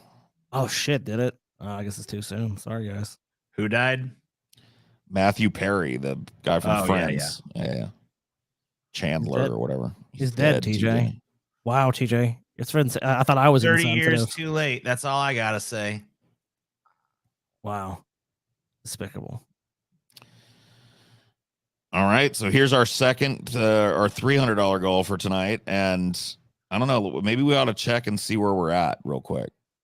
Good idea. Let's because who knows? If we haven't made it to the next goal, then this might be the end, my beautiful friend. We are currently at 582. All right, so we did make our next goal, and we're pretty close to the goal after that as well. Let's take a look real quick at the remaining goals. Some more goals. The Friends Army about to come for whatever. I don't give a shit. They can come for me. So yeah, we made our $450 goal, the 9 most fraudulent health and fitness products ever. Cool. We're only $18 away from our next goal. Yeah, $18 away from Michael Knowles answering the 20 most Googled questions of all time, which, yay, I'm sure that's going to be a doozy. Dude, I love Michael Knowles. I can't wait. And still on the slate, weirdest animals and the craziest videos fucking ever. Look, I know crazy videos. Spent years and years reviewing them publicly for people. These are the craziest. These are the craziest videos fucking ever. Friends. And that sucked. I know. I was there. Yeah, we were all there, dude. It sucked. Yeah, Friends did suck, though, for sure. Just one of those shows where it's like you see someone watch it and they laugh and they're like, this show is good. And you're just like, how the fuck does anyone actually think this? And deep down, when someone likes a really crappy show like that, I just hope that like they're just LARPing in front of me and they hate it, but they think like enough people like it, so they should pretend to like the show. That's like my greatest hope. Pretty optimistic, but well, that's my greatest hope when someone tells me they like a show like Friends or like The Big Bang Theory or some shit. It's like, oh god, well, okay. Maybe you really don't like this. You're just pretending to like it. I hope. Yeah, that's how you have to play it in your head. That's my cope with it, basically. It's like, oh, they actually don't like it. Come on. They don't really like this stuff. Here are 20 surprising facts about the Halloween franchise. Probably a lot of surprises to me, but we'll see if TJ gets got. Yeah, I mean, I might know some of these, but I expect you to know some of this shit, TJ. You're a huge Halloween fan. Freddy Krueger worked on John Carpenter's original Halloween. The house doesn't win. It's true. The house always wins. The fuck you talking about? You smoking crack? So yeah, filmed the Midwest set Halloween during a California summer, so they used fake fall leaves to help achieve the right atmosphere. One of the assistants who was tasked with scattering those leaves was Robert Englund, who would later go on to be Freddy Krueger. So damn, that is pretty fucking weird. I never heard that, and that's kind of surprising that I never heard that. Because yeah. I mean, like, I don't know. I mean, I think Freddy might be the second most famous of the slashers. It's either him or Jason. Yeah, it's a toss-up there. Probably. I mean, Michael Myers, I think, is kind of undisputably the fucking most famous movie slasher. But Freddy or Jason is probably in second place there. So it is kind of crazy that, like, of all the people who could be tasked with the job of throwing some fake leaves on a set, you know, it would be him. The face of Michael Myers got paid $250. In his first film, Nick Castle portrays the masked shape slowly carving his way through Haddonfield, but Tony Moran played Michael Myers at the moment his mask comes off to reveal the all-too-human face beneath. Moran was paid the handsome sum of $250 to be a serial killer for the day. You know what, dude? That's a fair trade because he didn't really do anything. Yeah, I mean, I'm surprised that he made $250 in like what 1970 or whatever the fuck. Yeah. They probably shot it in 78, right? Yeah, probably. Or you know, so like, I mean, like he literally is on screen for like, I don't know, like less than a fucking minute, probably less than 30 seconds. And $250 back then, pretty fucking good. I mean, he's like basically just like a featured extra. And he gets to be in like a cool fucking movie too. Yeah. And I mean, like, I bet he's dipped his wick off of that. That is the clearest you ever see Michael Myers' face in the entire fucking series, by the way. Like, I don't think you ever see him more clear than that. You see him in 5, but he's really fucking shadowy and not played by the same guy, I don't believe. Dude, how many times do you think Tony Moran dipped his wick off of that fucking little flash of face? I mean, probably at least a few times. Man, I mean, you have to figure at least got a couple. You think lays out of 100? it. You think 100? No. Think No, about the I mean, it depends on think what about fuck. I mean, look, he could have. If he wanted to dip his wick 100 times off of it, he could have done that. Like, I was Michael Myers, you know? Oh, yeah. Because think about it. You just be like, yeah, I'll show you. Come back to my place. Let's watch it, you know? You know how I bet you there I dip their am. wick more off playing a character? What's that dude that played Jason? Kane Hodder or something? Yeah. I bet you that dude got fucking dipped his wick. That dude is the only one who ever got famous for playing Jason. Is he dead? Wanna fuck No, fuck he's not Jason, dead. baby? Come on, baby, you can fuck Jason. So are these guys still banging puss at these fucking horror cons and shit? I mean, you and I both know that most conventions have like a hookup culture. So Yeah, they do. probably. Yeah, it's like a booty parade at these fucking And I mean, like, things. how many fucking, I mean, if you're a fucking chick at a horror convention, like, there's a pretty good chance you want to fuck Jason Voorhees. So, Or you want to brag about it, you know? Like, yeah, I fucked you know, Jason like, Voorhees. so, yeah, he probably does get some fucking, some ass if he wants it. Yeah, maybe he's not interested. He might be like a dude that's just like, yeah, whatever, you know, I'm not really fucking super fucking crazy into that or whatever. But like, if he wants it, he can get it. I'm pretty sure he can. He's also a huge dude. Did William Shatner dip his wick off Halloween? William Shatner didn't need Halloween to dip his wick. Yeah, he was already dipping his wick. Yeah. He was Captain fucking Kirk, dude. Dude, he's been dipping his wick for like 90 fucking years, dude. He's just fine. The only one on that cast that I believe dipped his wick more was Nimoy. Yeah. Nimoy was a notorious cocksman. And I bet that fucking pissed off Captain Kirk too. Dude, Shatner was already pissed that fucking Spock was stealing his thunder on that show. Yeah, because Spock Like, he would became constantly he would constantly bitch like, I'm supposed to be the star. You know, all that Yeah. shit. So Spock became, especially during the waning years of that show, the star of the show, uncontested star of that show. So yeah, I mean, everybody loves Spock. Not everybody loved Kirk. So. Stuntman Dick Warlock. What a cool name. Dick Warlock. I am the Dick Warlock. Stuntman Dick Warlock was cast as Michael Myers in Halloween 2 by being creepy. Okay. What the fuck? When Halloween 2 was gearing up to recast Myers, stuntman Dick Warlock scored a meeting with Hill and director Rick Rosenthal. He saw the Myers mask outside of Rosenthal's office, and an inspiration struck. Donning it, he went into Rosenthal's office and stood silently, refusing to speak, as Rosenthal continued asking who he was and what he was doing. The freak out worked. By dressing for the job he wanted, Warlock ended up playing the Shape in Halloween 2. Dude, really not good only bitch. dude, that is a Dick Warlock.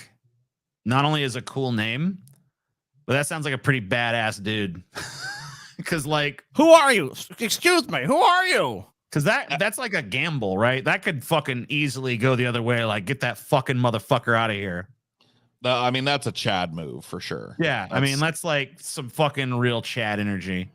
Yeah, for sure. So if anyone can make the name Dick Warlock work for them, it's someone with that kind of fucking gravitas. I mean, for you sure. need that kind of energy, dude. If your name is Dick Warlock, you've already got some things going against you. Michael Myers became Laurie Strode's brother because of writer's block and beer. Since there was never meant to be another movie about Laurie and Michael, Carpenter and Hill had no backstory to pull from for Halloween 2. I didn't think there was any more story, and I didn't want to do it again, Carpenter told Deadline. But I had to write the second movie, and every night I sat and wrote with a 6-pack of beer, trying to get through this thing, and I didn't do a very good job, but that was it. I couldn't do any more. Yeah, so basically, like, he had to bring both these characters back, but there was no real reason to, do it. They come back because money. That's actually her brother. So, yeah. Jimmy the paramedic survives in the TV edit of Halloween 2. I wish we could watch this, but I know it'd probably get flagged. There's no fucking way. Yeah. The plucky paramedic who has a crush on Laurie following the traumatic events of the first film seems to solely exist in Halloween 2 to flirt and pass out a lot from his head injury. Another main purpose was to collapse on a car horn to signal Michael where Laurie was hiding. His last act on screen is to pass out, leaving us to wonder if playing dead is the best way to survive or a good way to die from an ironic lack of medical care. The Tamer TV edit gives Jimmy a happier ending. He appears in the same ambulance as Laurie, grabs her hand, and says, "We made it." Lame, dude. Fuck. What the fuck? I hate that. We made it.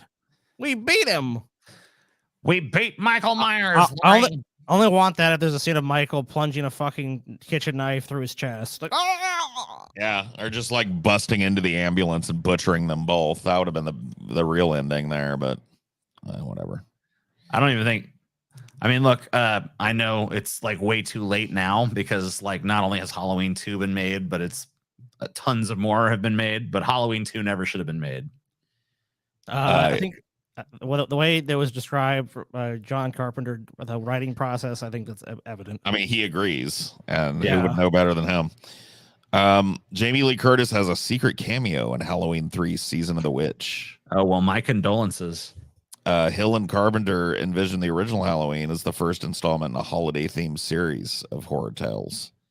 But the popularity of Michael Myers hijacked that idea.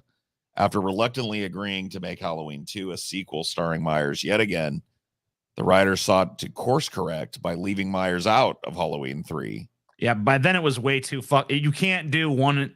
If you were going to do it as a fucking different story every time, you had to do that with the second movie. Yeah. That would be You like can't them do it with the third movie. That would be like them doing fucking Nightmare on Elm Street 3 and oops, no Freddy's. You know what I mean? Yeah, I mean, like it's just like, hey, here's that horror franchise that stars this character. Well, here it is without him. It's like, what? It's like, no thanks. Even though there's no Myers nor any mention of Laurie Strode, they still found a way for Jamie Lee Curtis to make a sneaky cameo. She voiced a telephone operator, as well as the person who announces the town curfew.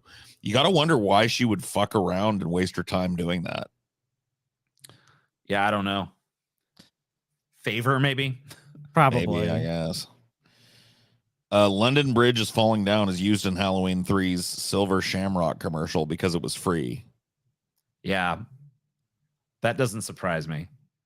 I don't know if you remember. I don't know how long it's been since you've seen Halloween 3 or whatever, but It has been a long time. It's the worst one by a fucking country mile. they do a little thing where it's like, so Silver Shamrock is the evil company that's going to kill all the kids, and they're going to put out these Halloween masks, and they kept showing this thing. It's like 3 more days till Halloween, Halloween, Halloween. 3 more days till Halloween, Silver Shamrock. And it really is kind of like a very effective earworm, but it's also annoying as fuck. And yeah, I'm not surprised that the only reason they even chose it was because it was a fucking a public domain tune. Oh, well, I guess there's a 10-hour one. Yeah. Yeah, let's listen to it, guys. I don't think we're sharing audio, so I'm not sharing audio. Great. What a wonderful Damn, fucking Paul. I love this technology. what a wonderful feature. The Spider. It's gone. It's what? Oh. It's gone. It's gone, TJ. 3 more days till Halloween, Halloween, Halloween. Yeah, I still don't hear it. Oh my god, I hate these I hate this. 3 more days till Halloween, Halloween, Halloween. 3 more days till Halloween. No, it is not. Quit fucking saying that. Halloween 3 is not low key, high key, or any key a masterpiece. It's a piece of shit. Yeah, dude, fucking zoomies just don't. You've never been around at a time where there was good movies being made and shit. So I don't want to fucking hear it from you. I want to hear your low key fucking for real bullshit defending every bad fucking movie that was ever made.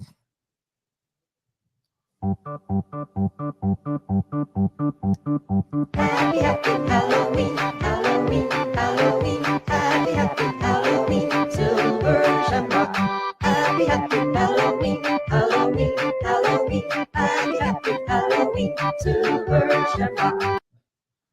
So there you go. There's 10 hours of that, by the way. Yeah. I'm going to listen to all 10 hours after the show. Go ahead. Let us know all about it. Man, I figured out. So wait, all you have to do anymore is just like, you just name a shitty movie from like 30, 40 years ago. And you just say like, low key, it's kind of a masterpiece though. And that's like a take. Yes. And then you can just kind of go into the world with that. Yeah. And then people fucking react to you and you get to argue, but never give any real fucking reason for your argument. Dope. I hate the world. Someone called, how it works. It sucks, bro. Someone called the cops thinking Danielle Harris was really in danger while filming Halloween 4: The Return of Michael Myers. I mean, okay.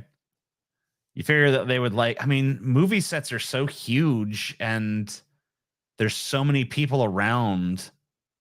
It's kind of hard to believe. I mean, maybe they were shooting some like really cinema verite shit. Maybe they shot it in a neighborhood or something. I don't know. Yeah. Let's see. After a fan revolt demanding Michael Myers return for a 4th installment of Halloween, the story shifted from following Laurie Strode to focusing on her adolescent daughter, Jamie Lloyd, played by Danielle Harris. While shooting a scene where Jamie screams while running down the street, neighbors called the cops. Yeah, so it was they filmed it in a neighborhood. So yeah, neighbors called the cops because they thought Harris was genuinely in danger. I was banging on doors, yelling for someone to help me after I got lost trick-or-treating or something, Harris explained. So 4 o'clock in the morning, they're hearing a little kid screaming and someone called the cops. Yeah. I mean, that's pretty reasonable. I don't know why why they had to shoot it at 4 a.m. or whatever, or why they didn't like know that there was a movie being shot in their neighborhood, but whatever. Yeah, depending on where you are, like there's probably just different legal requirements. I mean, usually, I mean, like I said, I mean, like film sets are so huge and there's so much crew and shit that, I mean, it's kind of hard to imagine they didn't know a movie was being shot, but probably somebody just wasn't aware of it and just heard screaming. They probably just called based on the screaming, not realizing there's a movie being made. It's kind of hard to believe they wouldn't know that was happening in their neighborhood, but well, honestly, a lot of times too, most areas would regulate that where it's like you have to film between certain hours. He wouldn't be filming at 4 o'clock in the morning, anyways. Yeah, probably just behind schedule on some shit. Had to get the fucking shot in, and just fucking pulling an all-nighter. Number 9, Ellie Cornell, who starred in Halloween 4, got more money to die in Halloween 5: The Revenge of Michael Myers. So yeah, the original concept was to have her shower like in Psycho and then have a pair of scissors shoved down her throat. Cornell, however, rebelled. As she explained on Halloween 4 commentary track, Cornell was irritated that the formerly tough Rachel, who was Halloween 4's final girl, was going to be killed so easily and so gruesomely in the sequel, so she negotiated more pay to make her role smaller and worked out a more dignified death. Damn, she actually got input on that, huh? Well, I mean, honestly, Halloween 5, one of my least favorite. Halloween 4, I've always felt like is not really that bad. I mean, it's still a very unnecessary sequel, but whatever, of the unnecessary sequels, it's not too bad of one. But Halloween 5 is dog fucking shit. Actually, not that bad, TJ. That's the one where fucking Michael Myers takes off his mask and like sheds a tear. Yeah, like, you know what? That director was like obsessed with like trying to humanize Michael Myers, and Michael Myers like becomes a total little bitch every time Loomis fucking brings up his past. Michael Myers basically starts fucking crying. TJ, sucks. They really was really thoughtful, and they really went with a different direction. Actually, a masterpiece. Can't believe you think I know that. For a fact, by the way, there's no way that Donald Pleasance wanted to play that shit like that, because he was actually one of the ones who went to Carpenter in the first movie and told him, like, Michael Myers has got to be a fucking merciless killing machine, no fucking empathy, no real backstory. He's like the shape of evil, dude. Yeah, he just needs to be pure evil. That's it. None of this fucking bullshit. No fucking sad childhood, whatever the fuck. He's got to just be fucking evil for evil's sake. And Donald Pleasance fucking, because he was the biggest actor on that fucking set, you know, he had a big dick to swing around, and John Carpenter fucking listened to that fucking guidance. So I know his ass didn't want to fucking play it like he had to in Halloween 5. Well, I mean, backing up your accusation that it was just shitty throughout, Dominique Girard got the Halloween 5 job after throwing the script in the trash where it belongs, apparently. Yeah, it's not great. She met the Swiss filmmaker at Sundance and was impressed enough by his work to get him a meeting with Halloween producer Mustafa Akkad. Instead of donning a Michael Myers mask and creeping everyone out, he insulted them instead. He told Halloween Movies, after I made an analysis of the market of horror films and their sequels and an analysis of the script I received from him, I asked him if he intended to continue with following installments of the Halloween films. He laughed and asked who I was to ask such a question. Then I said, if you do, may I do what I think will allow you to continue with the privileged niche that you have on the market? He nodded. I took the script they gave me and threw it in the trash can in front of them. And then he got hired off of that. I mean, that's another Chad move. Where are all the dudes that get to play Michael Myers such Chads? I guess because they want you to be a fucking they want you to be a Chad to play Michael Myers. But you know what? Didn't save this one. I think fucking Dick Warlock did it better. Where's Dick Warlock when you need him? Yeah. Halloween, The Curse of Michael Myers was Paul Rudd's first starting role. Ew. Maybe that is the curse of Michael Myers then. Yeah, that really is the curse of Michael Myers. Ugh. Halloween producers wanted Brian Andrews, who had played Tommy Doyle in the original Halloween, to reprise his role from the original movie. But Andrews didn't have an agent, so they were not unable. Oh, damn, that fucking sucks, bro.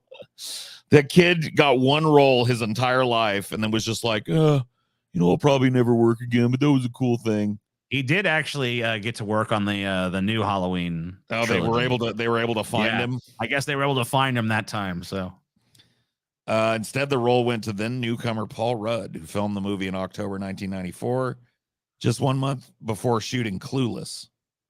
So there you go. Well, I think Clueless. Scotty, I guess. I don't really hate Paul Rudd. I have no strong feelings. So you're lucky. I don't like him. The guy that you hate. You guys both hate his guts. I really don't understand why he's all that hateable, but whatever. Well, you had a hatred for Ray Liotta, but he's dead now, so it's like you don't even worry about that. I let go of my hatred for Ray Liotta when he died. I was like, you know what? Well, yeah, I mean, go on in peace, old friend. You're never gonna see him again, so it's like he's never gonna be in another movie. So it's like, what does it matter? Yeah, and I know where he is, and I know where he's tolerable, so it's fine. May he go in peace. May he rest in peace. Rest in peace. Danielle Harris got legally emancipated for Halloween, The Curse of Michael Myers, and then wasn't in it. It's just a scam. Harris was game to come back to play a teenage Jamie Lloyd, but the production didn't want to be hampered with a 17-year-old actress who had to abide by work laws that limited her available time on set. To work around it, Lloyd paid out of her own pocket to emancipate herself from her parents, only to have the production lowball her with an offer of $1,000. So apparently it didn't even seem like they really wanted her at that point. I mean, yeah, think about that. Oh, like following laws and stuff. That can be a total hassle. So, like, better off you just don't play the role again. I'll get emancipated. Oh shit. We'll give you like $1,000. Like, yeah, the $1,000. They paid a guy $250 just to take the mask off and be like, "I'm Michael Myers" for like a half second. It was a case of no one wanted to say like no one gives a fuck if you're in this movie or not. So they were just being nice, and it's like, oh, you're 17, just really wouldn't work out. And then she's like, okay, I took care of that obstacle. And then just like, oh shit. How about $1,000? I mean, like, that's an insult, dude. The $1,000 didn't even cover the cost of her emancipation legal proceedings and shit. So. Yeah, I'm not surprised. Janet Leigh came out of a nearly 20-year retirement to make Halloween H2O 20 years later. By the way, that's got to be one of the worst horror sequel movie titles ever. Halloween. Yeah, and you know what? H2O. What I find too is that people always confuse Halloween H2O and Halloween Resurrection. That's true. So, well, that's because they both had rappers in them. and they're not very distinctive films either. So like, I mean, Resurrection is way worse, but H2O is a pretty bad movie. And it was marketed at the time as if it was like really good. Like they were really pushing like how fucking like, obviously marketing always pushes how good something is, but they really made it seem like we really knocked it out of the park with this one, guys. Oh yeah, we got Jamie Lee Curtis back. Zoomer take in the house, dude. Oh shit. Low key. Low key H2O was a masterpiece, Holmes. Yeah. Yeah. You know what, guys? Love it. I mean, H2O is no good. Other fucking shit but- I can say.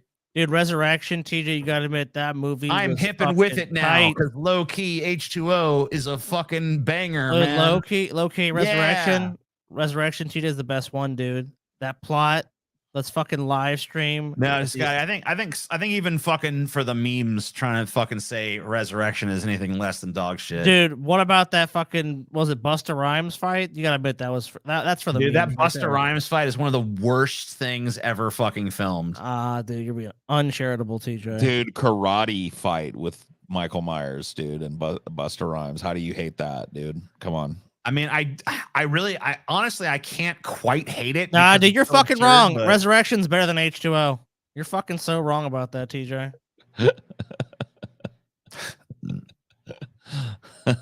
Midget key H2O was dog shit. Yep. Dude, you know what? You know what really bugs me about H2O? It has nothing to do with water. Yeah, that's Like true if they- too. Like if they unleashed him on like a cruise ship or something, which ironically probably would have been a fucking better movie to begin with, then it would have made sense. But the fact that they just named it Halloween H2O, well, it's because because it's 20 years later. You know, Why so didn't they're they just call it Halloween 20 years later? H20 H2O. why didn't they So- just call it Halloween 20 years later? Why didn't they? What was the H2O? I don't know. It's H2O because H is what Halloween starts with, and 20 is how many years it's been since the first one. So I mean, H2O, obviously, I dude. don't know. We were playing along, dude. Yeah, we knew you were being facetious. Nah, Mr. Nobody, you were serious. You fucking love it. That's like, you know what? Tomorrow's Halloween. That's how you spend Halloween. Just repeat of Halloween H2O over and over again. Katie Sackhoff provided Bianca Calix screams in Halloween Resurrection. I don't know about this. Who gives a shit about any of that? Who cares? Next. Well, hold on. Let's see. Okay. Yeah, you're right. Next. Who cares? I just scanned for the hook and there isn't one. One of the monkeys is in Rob Zombie's Halloween. It's like the old 60s Hey, shag we're the band. monkeys. Yeah. Something about monkeying around. The reality TV themed. Oh my God. Thank goodness I haven't seen this. I didn't know that. You have seen this. We watched this for a commentary once. Did we really? Yeah. Oh no, bro. Well, It was a I long don't- time ago, but I'm pretty sure you were there. Well, But my you brain, suppressed it because it is that bad. my brain is blacked out. Blacked it out. Then, if that's the case, I think that it is. the reality TV themed Resurrection was thought to have permanently buried the franchise, but 5 years later, in 2007, Rob Zombie brought his vision to theaters to remake the original. New Laurie, new Michael, new Dr. Loomis, and what screams Halloween more than a cameo for the guy that sang Pleasant Valley Sunday. The Monkees drummer Mickey Dolenz appears in the Raggedy Horror remake as a gun dealer who doesn't, well, who cares? He's in it. One of the monkeys. That was when I realized Rob Zombie is not a great horror director. It was like, he's gonna remake Halloween, like awesome. Then I remember watching it and just going like, no. Like I House of a Thousand Corpses I thought was okay. Devil's Rejects, I love that movie. But Halloween is no good. Rob Zombie tried to fully kill the Halloween franchise. I mean, we know that. He made a shitty Halloween. He tried his best, yeah. Zombie attempted the franchise tradition of trying to kill the franchise. His original ending for Halloween 2 from 2009 involved killing off all the main characters. Michael kills Loomis, and the police kill Michael and Laurie. when they believe she's going to attack Loomis's body with a knife, since it would have stuck a final nail in the coffin. Another ending made the final cut, which ended up setting up the sequel that Zombie would go on to make, the 10th in the series. Okay. Yeah, we could end the franchise that we've been milking for like 30 years now. No. There's no way they were going to greenlight that decision. And, you know, here's the thing. Even if Rob Zombie had done that ending, it wouldn't have mattered. They'd still be making Halloween movies. So David Gordon Green's Halloween, so the latest one, the 2018 one, or I guess that's not the latest one. There's another one now too, right? The last one was Halloween Kills. Got it. Was released on Michael Myers' birthday. Oh, who cares? So his canonical birthday, they released it. Okay, got it. Jamie Lee Curtis cried during the entire filming of 2018's Halloween. Okay. It's been a long journey for the actress, who owes her early career to the original and has achieved monumental success since. So it's unsurprising that returning yet again to a franchise as elevated and diminished Laurie Strode would be emotional. After a noble end to her character in Resurrection, Curtis came back as the wizened, definitely not dead version of Strode. Sorry, Halloween Ends is the most recent one they made. Halloween Kills is the one that's like the second. That's the last one I saw. So, but TJ told me Halloween Ends sucks, and I watched the what's that guy's fucking? There's a guy who has like a shtick on YouTube. He does like movie reviews, but he does like a pitch meeting or whatever. I watched that of that, so that's all I want. And after you hear the summary of the film done in a comedic way, if you're a fan of this sort of franchise or trilogy reboot, you would be. It just did not sound appealing at all to watch. 19 Halloween Kills almost got Paul Rudd back as Tommy Doyle. Good choice to not, in my opinion. But yeah, I guess they were trying to get him back, and it almost happened. And then 20, no one is legally allowed to kill Michael Myers. Wow. It's a stellar. What's the source of his invincibility? It's a stellar contract lawyer. Halloween H2O gives the series a perfect ending with Laurie lopping Michael's head off. But the scene was a major point of contention because Curtis only wanted to return to the franchise to end it, and Mustafa Akkad demanded it last forever. Even Dimension Films wanted Michael dead. Well, I mean, like, I don't know why he was so worried about it, though. Like, nobody's gonna care if he got his head lopped off and comes back again. Not at all. Like, we're used to it. We're used to your shitty write-arounds and stuff. So, well, today I know you saw Halloween Ends. Where would you put that? You said the worst one in your opinion is 5. Where's Halloween Ends? Is it right beneath 5? No, Halloween Ends is worse. Oh, Halloween Ends is worse because it fundamentally fucking stabs the entire audience in the back. Dude, I remember that you told me you went to see it, and I'm like I remember how all these fan theories and try to guess the plot, and you're like, no, none of that would all make too much sense. Michael Myers is like a little bitch that lives in the sewer, gets his ass kicked. It's like, what? It's like, yep. Dude, fuck that movie, fuck that movie, fuck that movie to hell. I know. I've never. It's so disappointing. I've seen Halloween Kills. Dude, but I love the Halloween movies. I mean, I think I have the same kind of relationship with them that Paul has with those Hellraiser movies, where even the bad ones kind of have a special place in my heart. For sure. But no, I'm done with those. Please don't make any more. I never want to see another Please don't bring Michael Myers back, or if you do, at least wait fucking 10 years or something. Let me get some nostalgia back for it at least. Like, come on. I'm excited about after the latest Hellraiser reboot or whatever. I'm kind of like excited. We might get a couple good Hellraiser movies in the next couple years. Be cool. Yeah, that'd be nice. I mean, but what you're talking about is something where they've totally like re-envisioned it. Oh, yeah. You know?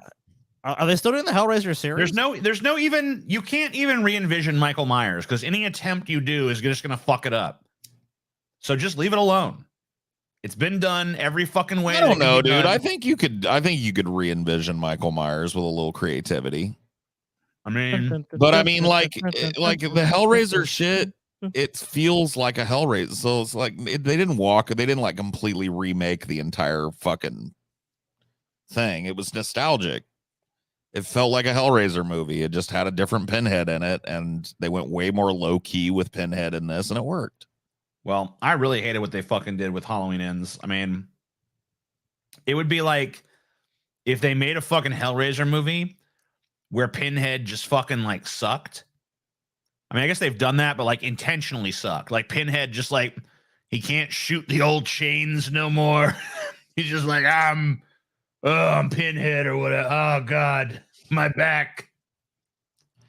I mean, that's basically what they did for Hellraiser Judgment, kind of. Like that was kind of the plot of that movie, where it's like Pinhead is just like doesn't have it anymore. His shtick isn't working, and he turns to this other dude to lure people into the house and provide souls or whatever. Well, how did that go? Not well. How did that work out for him? Like dog shit. Oh yeah, be kind and eat candy. I will probably do neither, but thanks for the neither one. Fuck them both. At least eat some candy. Come on. I don't know. I don't really care for Halloween candy. No. I mean, I like Skittles and stuff. Maybe I'll get some Skittles. Because I remember when we had a giant fucking cauldron of it. I feel like well, your I mean, ass if it was went to that like, cauldron. that's the thing is like if it was sitting around here, I'm a fat fuck. I'd be stuffing my face with it, but yeah, I get you. like that's the way I stave off some of my worst impulses. I just don't bring shit into the house that I know I'm gonna sit and eat like that all that often. Very wise, Paul. Very wise indeed. Where are we at, Scotty? So did we make let's our see. $600 goal? All right, let's Pretty check. sure. real I mean, quick. we definitely made that. I'm pretty sure we. Yeah, I'm gonna see I if don't know we if we made. made 750 though. So we are currently at. We're at that. We are at 713. So very close to our weirdest animals. We've got fucking Michael Knowles coming up, but foist. But a foist. I believe we've got some fraudulent medical bullshit. Let me see if I can find the fucking tab. I know I brought it over here, but I'm lost in the sauce.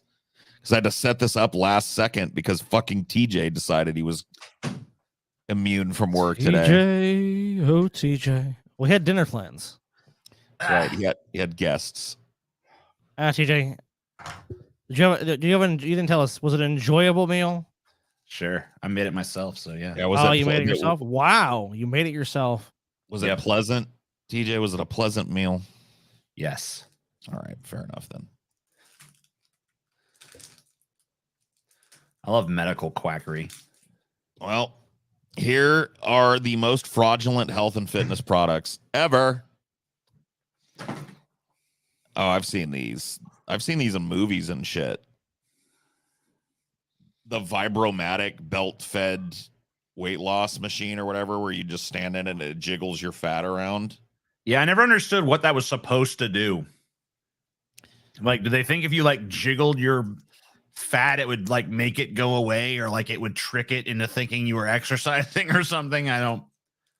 Yeah, I don't know. Vibrating machines of all shapes and sizes, from handheld personal vibrators marketed to women for the treatment of hysteria, to vibrating head massagers designed to stimulate hair follicles, and infamous quack John Harvey Kellogg's vibrating chair have enjoyed popularity at various times since 1900. From the 1950s to the 70s, they were sold as weight loss equipment. Yeah. One manufacturer of a vibrating workout platform, PowerPlate, is endorsed by celebrities and pro athletes like Tampa Bay Rays Evan Longoria and the MLB player Justin Morneau. MLB player. Yeah, I don't understand how the fuck this is supposed to work. I don't get, like, I mean, at least with something like the shake weight, you're still at least like holding a heavy weight. Yeah, you're doing an exercise. I mean, it's a stupid, retarded looking exercise, but at least you're doing something. With this, you're literally just standing there while it fucking jiggles you like, dude, how is that gonna, like, what, how does that translate to weight loss? What is even the thought process behind that? Instagram idea. Some hot chick with a big fat ass gets one of these old vintage machines and just hooked up right below her booty and lets it fucking jiggle that booty around. Oh my God, yes. It would be a booty catastrophe. A booty Yeah, you're right. That needs tsunami to would happen. happen. Someone get on that. Get on that, Instagramia.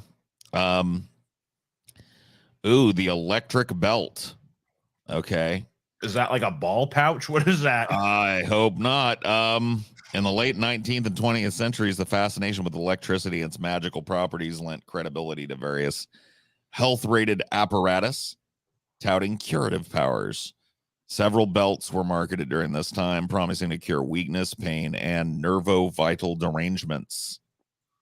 Dr. Pierce's galvanic chain belt from the late 1880s came with a free electric suspensory loop. Oh, that is designed to treat. It's a ball bag. It's a ball bag. Weakness of the sex organs. Luckily for consumers, the batteries and the belt didn't create enough power to do any harm. Of course, it didn't do any good either. Just like, yeah, Electrocute shock your my balls. That'll cure me. Wow. Wow. If you want your balls shocked, you know, just fucking admit it's a fetish. Quit trying to fucking frame it as medicine. Heroin cough suppressants. Around the turn of the century, while you were in town picking up a belt to electrify your junk, you might have purchased a bottle of Bayer brand cough suppressant. The active ingredient, heroin. Cool. Damn. Yeah, it's pretty cool that heroin was so easy to get. I know. Just be get like, it right with your aspirin. Yeah, and I mean, they don't mention if it suppressed the cough or not. I assume it must have. This sounds horrifying. Dr. Scott's electric flesh brush. Hell yeah, dude. What the fuck?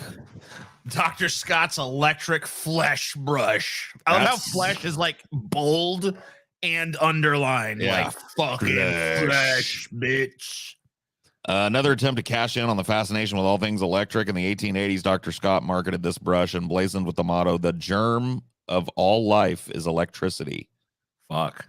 The active ingredient was a magnet, which purportedly cured rheumatism, sciatica, gout, nervous stability, lumbago, neuralgia, toothache, malarial lameness, and all pains and aches resulting from colds, impure blood, and those back aches particular to ladies.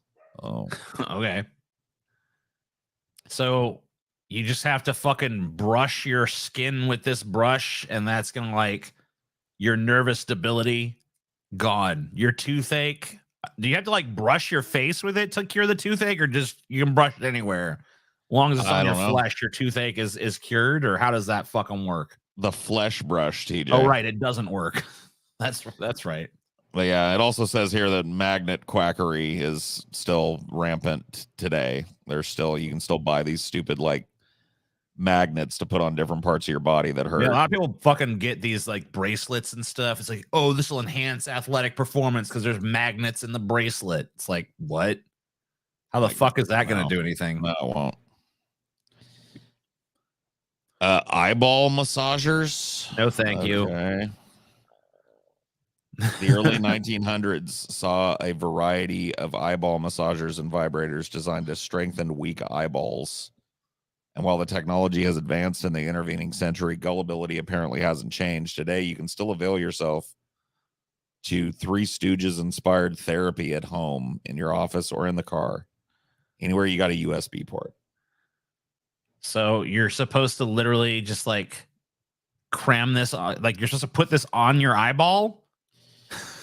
Like, yeah, I guess so. You're supposed to put the one finger in each eye and turn it on. You know what this is actually being used for? This is diddling clits, dude. This is diddling clits and penises for sure. Oh yeah, this is my eyeball massager, you know. I'm not using this for anything else other than massaging my eyeballs. There's no medical quackery finer than 15 toothsome minutes with your flesh brush. I love the word toothsome. Toothsome, yeah. I love it too. Centrifugal rejuvenation. Nice. Or centrifugal, I guess. Yeah, so they just turned the hospital beds into a gravitron. I mean, that this one, what's going on here? I guess this one never existed. I guess it was a science and mechanics magazine. So yeah. Let's see. The thing he went reversing gravity in this case by building an elderly friendly version of gravitron in the hospital must have the opposite effect. I guess it just made people dizzy when they tested it. Nice. You're just spinning them around. Wasn't that a carnival ride? Yeah. I used to go on that as a kid. Now it's a medical treatment. Oh, Or, cool. well, not now, but 1935, they were thinking about making it a medical treatment. Tired of that little baby whining until all hours of the night? Ready to get some nice hard sleep tonight rather than attending to your screaming progeny? Get some of Mrs. Winslow's morphine soothing syrup. And I want some soothing syrup. For children teething. I mean, it probably worked. I mean, this is the thing is like, this is not necessarily bad because it's ineffective. It's probably a little too effective. Well, Yeah. TJ, if you're teething, it hurts quite a bit. Wouldn't you like some soothing syrup to make the pain go away? Morphine Like Bayer's syrup. cough suppressant, it worked. Although by 1911, it was exposed by the American Medical Association as a baby killer. Well, you know, I mean, there's that. it It might shut him kill, up though, didn't it? You know, but for every baby killed, TJ, there was a happy baby indeed.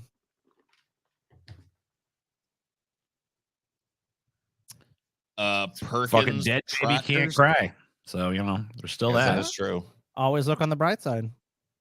In the late 1700s, Elisha Perkins invented the Perkins tractors. They were just two pointed metal rods made of steel and brass. But Perkins claimed they were made of rare alloys that, when passed over the skin, could cure rheumatism and various other ailments. Man, they must have really fucking had a lot of rheumatism back then. They're super obsessed with curing rheumatism. I mean, we've still got it now. That's arthritis. Oh, okay. George Washington apparently had a pair of this quack bullshit. Yeah. Go along with his fucking weird slave teeth dentures. Hey, there's some dead soldiers. Okay. Dead soldiers. Hey, it's like some kind of weird fucking chastity cage or whatever. the Oh yeah, were these the people that were like, were like these people like they danced a lot? fuck? No, Like Onan. Well, maybe I don't know, but the Onan was. Oh no, like these the are dude in these are the Bible. people.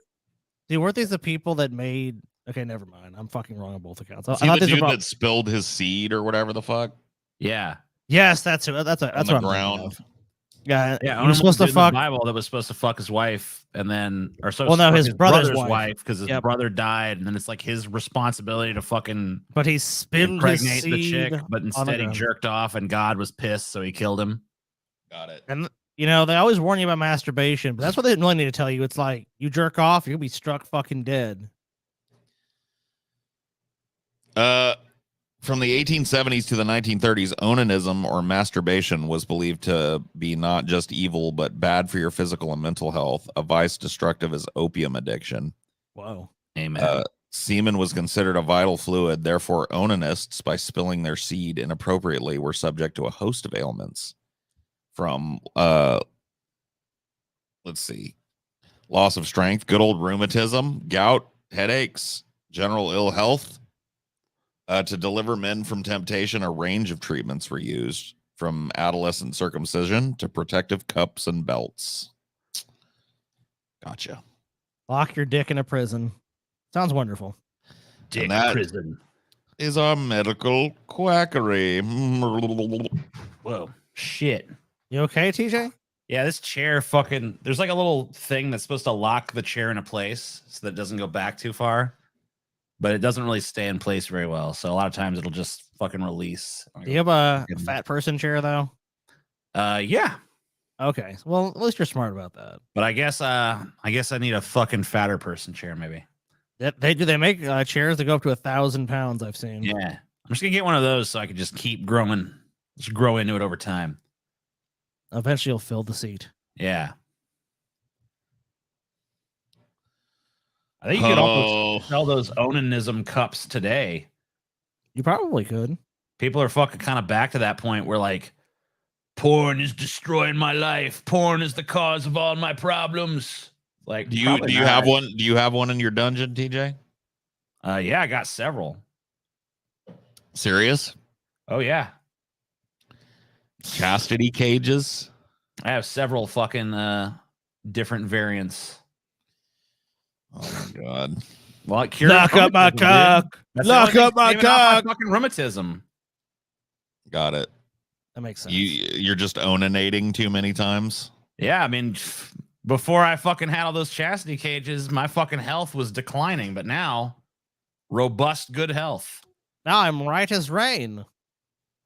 No more rheumatism. No more whatever the fuck else.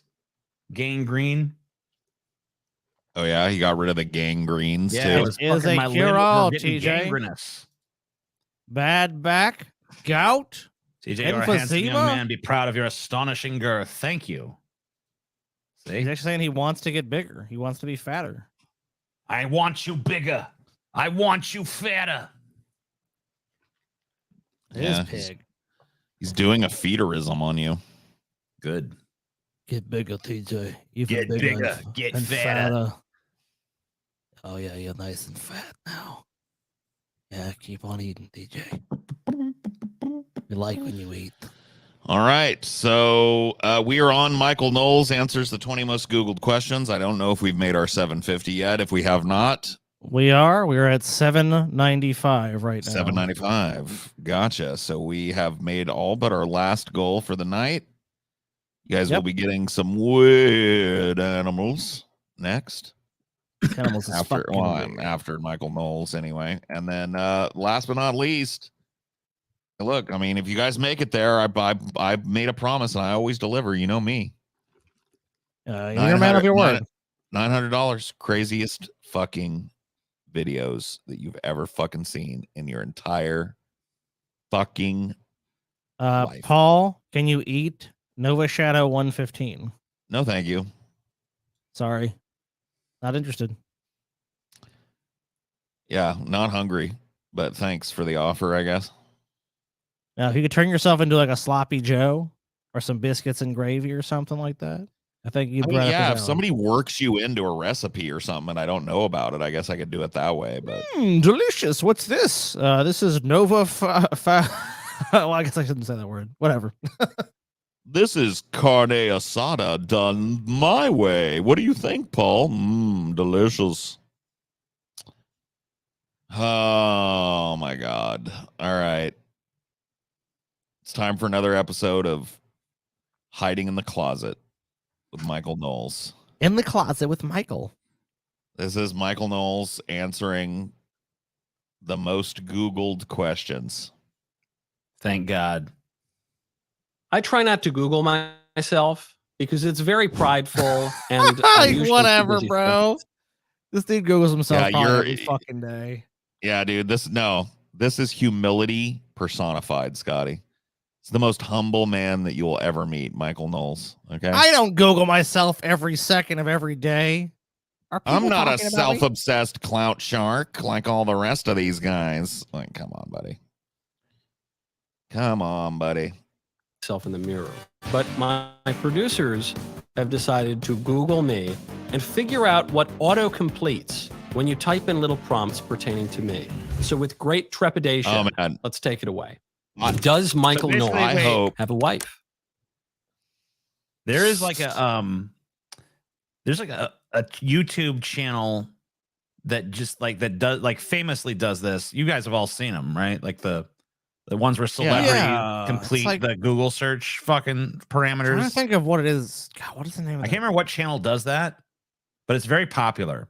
I've seen him before. And I too. think Michael Knowles basically is just like bitter that he's not famous enough to get that treatment. And even if he was, he's too much of a repugnant piece of shit that they would never fucking put on there. So instead, Fuck he has no. to fucking do it himself. It's just like, fuck it. I'll do Dude. my own then. If Is Michael Knowles gay doesn't show up on this list somewhere, this was rigged from the jump. I'm calling it now. 100%. Does Michael Knowles have a wife? Oh my God, I hope not. Better question. Sorry, Does Megan. Michael Knowles have a beard? Sorry, men. I know some of Ugh, Oh, God, he might Aw. reproduce. Of course, I'm married. But, no, Yeah, holiest of matrimonies. that's not going to work out for either of you groups. I am married. I'm very happily married to sweet little Elisa. Does Michael Knowles speak Italian? Ma sì, io sono italo-americano. I miei bisnonni sono venuti dalla Sicilia, dalla Calabria. Io sono un terrone. Avete capito, bravissimi ragazzi? Where does Michael? Was that the comic relief segment there? You Yeah, know what it's really pretty set that off fucking was the accordion. The accordion playing that Italian song that everybody knows really fucking was was the little dollop of whipped cream on the top comedic. of that. I mean, like, look, since Andy Kaufman, I think, broke out the accordion, there hasn't been a better comedic use than this Michael Knowles. I mean, that was a great bit. I mean, you have to really give it to him. He really is pouring on the humor tonight, guys. Did Michael Knowles evolve from a rat lungworm? No, he devolved from one. Evolve from what? Yeah. Michael Knowles live? That one's Antifa usually looks that one up. That's where they try to find. We need to call security and get that one scrubbed from Google. That's not a good one to have. Yeah, nobody fucking cares where you live, Michael Knowles. Give me a break, Michael Knowles dude. isn't gay, Paul, but if you kicked him in the rump, 100 wieners would fall out. Damn. 100, huh? Fuck, he's got that many up there? I can't disagree. You know, I'm starting to like you, Pig. The more money you give me, the more I enjoy your presence. It's crazy. It's crazy. Like, we were beefing at first, you know, because you're very British or whatever. But you know what? Maybe you're not. Look, contact theory works. I agree with Old Sausage. Pop up. How much does Michael Knowles make? Not enough. Too much. You know, actually, on this, I think it was a family member. Someone turned Yeah, the answer is definitely too much. me on to the fact that if you look up that question, it will return an answer. But the answer is just based on nothing.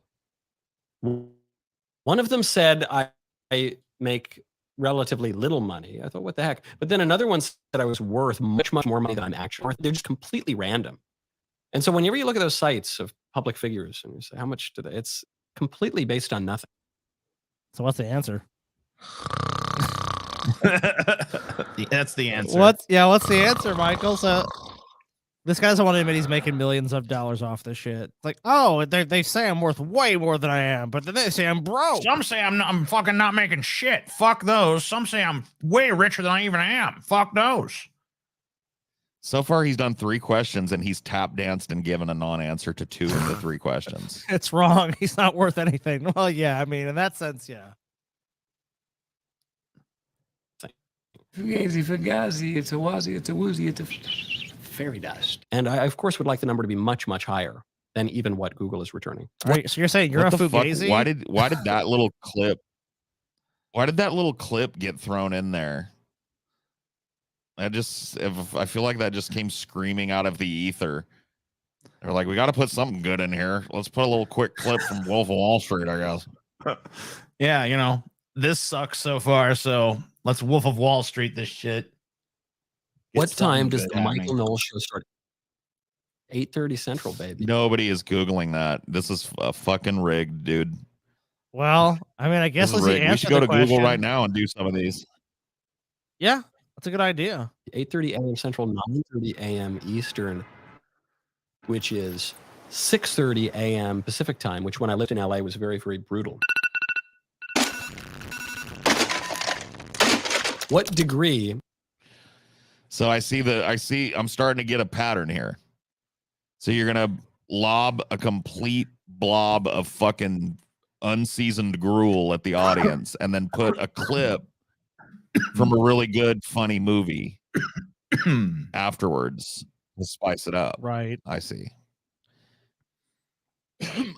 I love how we get flagged for showing incidental fucking little chunks of movies and actually talking about them. And this fuck gets monetized just using these movies to fluff up his unwatchable fucking bullshit content, dude. Fuck the world, bro. Yeah, because our entire 6-hour Tournament of Terror got like a copyright fucking not a strike, but For 1 minute of Hellraiser 2. not even a minute. It's like 30 Well, that's what seconds or something. That's what they claimed on there. Okay, So well, we didn't I of play course have fucking disputed it. You know how good that'll do YouTube. I mean, YouTube doesn't give a shit. So I mean, maybe they'll release it. Who knows? having pork chops tonight. Good for you. How many guys has Michael Knowles blown in airport bathrooms? Yeah, I don't think we're gonna get that one. A much more relevant question. Black belt is what I have. I have a bachelor's degree. Even though I'm a married man, as the first question proves, I have a bachelor. Well, so what clip is he? Karate Kid clip Yeah, for probably. the end of this one? Some stupid Matrix, shit. maybe a Matrix fight. Bachelor's degree. That's a good one. Oh no, just gonna steal from Jontron. Okay, Jontron. got There it. you go. That's it. I have no particularly advanced degree. I don't have a master's. I don't have a PhD. I'd like to get an on. Dude, look at this dude sitting in what looks like the rectory at like an old Victorian church or some shit, like memeing from a set that it looks like the most dour fucking place that you like. Look at it. Even the sky outside is great. Yeah, it's like he went out of his way. Depressing, dude. It's He a went out of fucking his way to make his set like a depressing, fucking dystopian, like drab, horrible place. It's a depressing, like high school, like rich high school fucking principal at some private school Like if that's this lecturing you. set was in a movie, it'd be like the room where the main character's boss fires them or something. You know what I mean? It looks like the type of room that like Dracula would receive people in. You know what I mean? Like, Yeah. Welcome. come sit in my study. It has a beautiful gray view of the Carpathian Mountains. What is this set? But then he's like trying to be a meme lord with all these cutesy little edits and shit. Like, what is He even probably going has on nothing here? to do. He probably has nothing to do with the editing. If we're Oh, just being honest. I know you're right about that. Honorary doctorate, so I can put doctor on all my credit cards and airplane tickets and business cards and everything else. For me, I'm a simple man, merely a bachelor of arts. What does Michael Knowles' wife do? What doesn't she do? So now, okay, so we were wrong. It was Mr. Bean, I guess. She cleans, she cooks. She doesn't. He doesn't do Michael. I can tell you that. She has a job, but that's like we put that. How to the dare you side. use Donkey Kong Country's fucking theme? Fuck you. I know, ripping off Nintendo music, meme lord fucking Wojaks and shit. It's just like, what is this channel? What is this guy doing? Where did he come from, and how do we stuff him back in there? Yeah, I think he was born from the devil's asshole or something. This is Back him, up there. this is him bragging he's got like a good little slave wasp. I've got a trad wife, yes. Yep. She's busy. You know that Cleaning, trad cooking. wife from the Wojak memes? I'm Yeah. married to her. Not to brag or Wow. anything. GOALZ, dude. GOALZ. She's like wearing an Amish girl's dress or whatever the fuck. Like, I don't even. She's She somehow is a good full-time and plain homemaker woman. and sort of does other. She does everything. She does everything with aplomb. How many languages does Michael Knowles speak? It depends how you count it. I speak English with relative fluency. Do you speak American? No, señor. No habla americano. I speak Italian, a little bit of French, enough to get me around a little bit in France, a little bit of Latin just to get me around in. Oh shit! Had a little lag spike there or something. Oh no. Yeah, I'm disappointed. And the Yeah, I sure hope my internet doesn't give out before we can finish this scintillating Michael Knowles. Yo, no. touch of It's frozen. Esperanto, which Oh my god, he's just bragging about. So I've how decided fucking to, what a polyglot he is. In honor of this segment, I've written on the see on the first on the front of my garbage can lid, I have drawn this face that says "Feed me trash." But now, ever facing the rest of the garbage, I've written Michael Knowles. That's appropriate. So he can look in on my trash at all times. and know that that is truly his worth. Nice. That's more than he deserves, honestly. Yeah, I think the trash in there is worth more than him, to be honest. Yeah, with you. So I guess you've elevated him by making him a receptacle. Yeah, the empty. I mean, he's a receptacle for plenty of things. Let's be honest. If you take that trash can and throw it in a fucking disgusting rat-infested dumpster, you'll be about right. Okay. Well, I'll be If sure I to get ever on run that into then. George Soros, I can converse a little bit with him. Right now, go to genucell.com/. Oh my god, I ain't watching your fucking weird Genucell.com. male fertility hormone. My god, Those is dudes take some of this the just shit like he's peddling. makeup for dudes? Let's see. He's selling dude makeup. Well, you know, you know, gay Republicans need fucking beauty products too. All right. Yeah, Paul, they can't buy all those woke All products, right. dude. They have to buy non-woke shit. Don't you know that? Oh my god, it just goes on and on too. 211. What watch does Michael Knowles wear? It depends. Oh, Dude, all of these this is gonna fucking- be a brag laden segment Dude, too. Ben Shapiro did this like a month ago, dude. They all do this shit now. Where it's like, what expensive ass watch do you wear, Michael Knowles? Well, let's see. Oh, that's right. We covered it. Ben was like, the 10 things that I can't live without. And it was like just expensive ass bullshit. Like some Omega, it's some like Michael Knowles is a $15,000 watch. yeah. Back in the day, I would wear whatever watch our sponsors gave me. And then we stopped having watch sponsors. So this watch is a Rolex Datejust, which I got to celebrate the birth of my baby and the turning in of my first book with words. I mean, yeah, which who both doesn't? occurred on the same day. Guys, So you who bought a doesn't- $30,000 Rolex. Guys, who doesn't celebrate the birth of their child by buying themselves a Rolex? Like what? Yeah. Yeah, this dude's totally in touch with reality. Jawline treatment. Yeah, jawlines. It's Isn't it? important shit. The hospital room as my wife was screaming bloody murder. I said, keep it down. I'm trying to finish my book. I sent it in and I said, if I don't splurge on a nice watch for this occasion, my first This is a baby, my more first- lighthearted and fun Michael Knowles video. This Yeah. is just like the world's most giant fucking humble brag, dude. It's just like, oh yeah, Yeah. so let me tell you the story of how I purchased my Rolex Datejust. My wife was busy giving birth, struggling. I'm in the middle of writing a book, and I'm like, oh, all a day's work. I need to treat myself with a $30,000 watch. Oh man, how fucking tone deaf can you be? Your wife's literally next to you giving fucking birth, and you're thinking about the fucking Rolex you want to buy. Yeah, you're deeply in love with her, dude. I was on my way to witness the dreary business of my first child being brought into the world when I thought, you know what? I did bumble hump my trad wife and blow a nut in her cooch. I deserve a little something for that. So I went to the Rolex store and dropped 30 grand on this ugly Datejust. It's an ugly fucking Rolex too. He's by got the way. no fucking taste, dude. There's so many for $30,000. There's so many better, like the number of better watches this dude could have bought. I'm not a fucking watch expert, but you're right, dude. It's not even a fucking flashy Rolex or cool Rolex.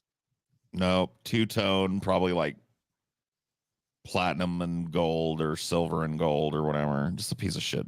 Fuck him. And the fun thing about this watch is I had a Chinatown knockoff of basically this exact watch when I was in high school. So I got that, but I got a million watches. I got cheap watches. I got all sorts. But this is the one that'll get me robbed in a third world country or something. Is Michael Knowles married? Sorry, ladies. Ooh, keeps coming up to the top. We got Mr. Riz over here, huh? Don Giovanni. Michael, what is it? What lets you know that that's women asking that?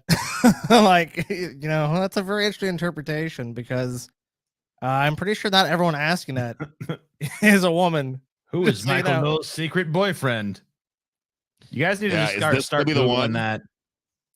Is Michael Knowles gay? Is that gonna be the one? Michael Knowles That's it. related to Beyonce? No. Not yet. Not yet. I'm thinking she'll be my second wife. And then she won't even have to change her name. It'll be very simple. And then they can't call me a racist anymore. Actually, they will. They call Candace Owens racist. She herself is black. So, yeah, not yet. Is Michael Knowles Italian? So I thought I was, but then I did a show with Brett Cooper. It was a lie detector thing. Michael, was your mother Italian? Yes. She wasn't? So I don't know. What was my mother? Tibetan? Chinese? Nigerian? I don't know. Is Michael Knowles running for president? Not yet. Is Michael... Just Michael Knowles the bottom. Yeah. Please. Yes, he is. It's not going to come up. You guys know it's Michael not going to come Knowles up. gives closeted gay men a bad name. That he does. Yeah, it's not going to come up, dude. There's no fucking way. If it comes up, dude, I will be amazed. Michael Knowles' wife. I am not wife. I am husband. Michael Knowles is husband. Why waste time? Say lot word when few word do trick. Is Michael Knowles an actor?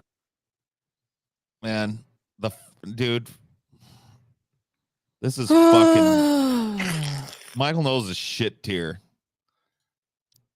All these fucking Daily Wire fucks are shit tier. Off topic, guys. Sorry. Yeah, you should apologize No. for changing the topic. Yeah, no, Fuck you're a you. saint. You're a fucking saint. I am laser focused on Michael Knowles right now.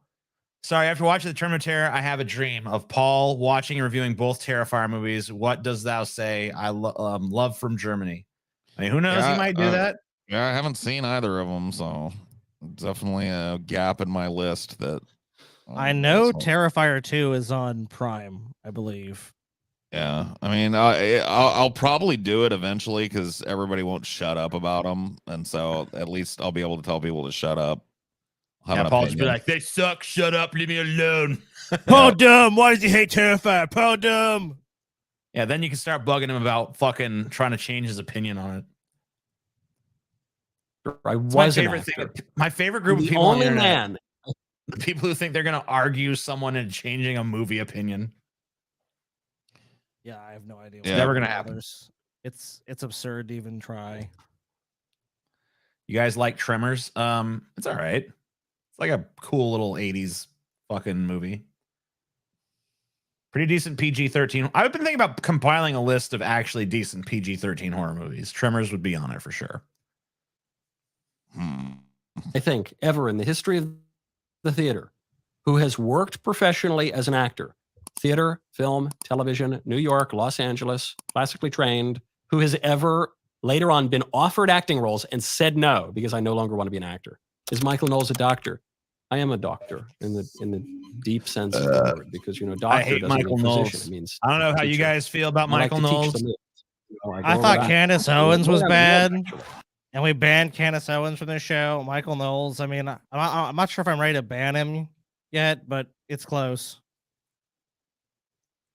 Would you trade him he's for fuck- Candace Owens? We banned Knowles, but no. we got to have Owens back.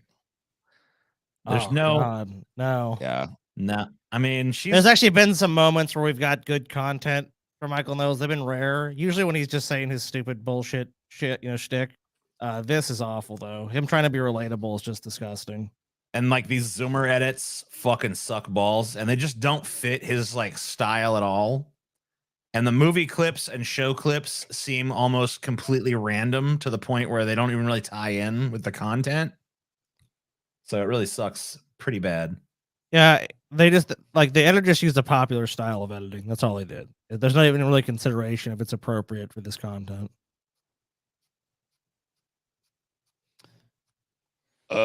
Yeah, I don't know. I'd be down to ban him. Paul, what group of these people would you not? I mean, what about Ben Shapiro? Would you be down to ban him? No, Ben Shapiro's Okay. he's still cute. So What he about can Matt stay. Walsh? Matt Walsh, I'm sure you'd probably have to be fine. Matt with. Walsh is such a good rage sounding board. You got to keep one of those around. So Peterson, Jordan Peterson. He's, I mean, look, as much as I dislike Peterson, he's a lightning rod for shit. People are too interested in what he has to say. Whether True. it's stupid, whether it's fucking relevant. I mean, to us, I mean, it's relevant to a lot of dumb shit. So, well, we have not covered him much on the show since we did the Gauntlet. So, I mean, that might be someone I mean, look. Well, Jordan Peterson kind of, he kind of has made himself a little bit invincible to our kind of content because he never puts out anything that's less than an hour anymore. I mean, I don't know, dude. We did the gauntlet. Maybe it's time to maybe not do a gauntlet, but maybe we got to do something with him again. I mean, if he's making hour-long things, that's perfect for a gauntlet. We could watch like 6 videos, be done. Yeah. We probably wouldn't even get through 6 because, you know. Oh, God. You're right. There's no.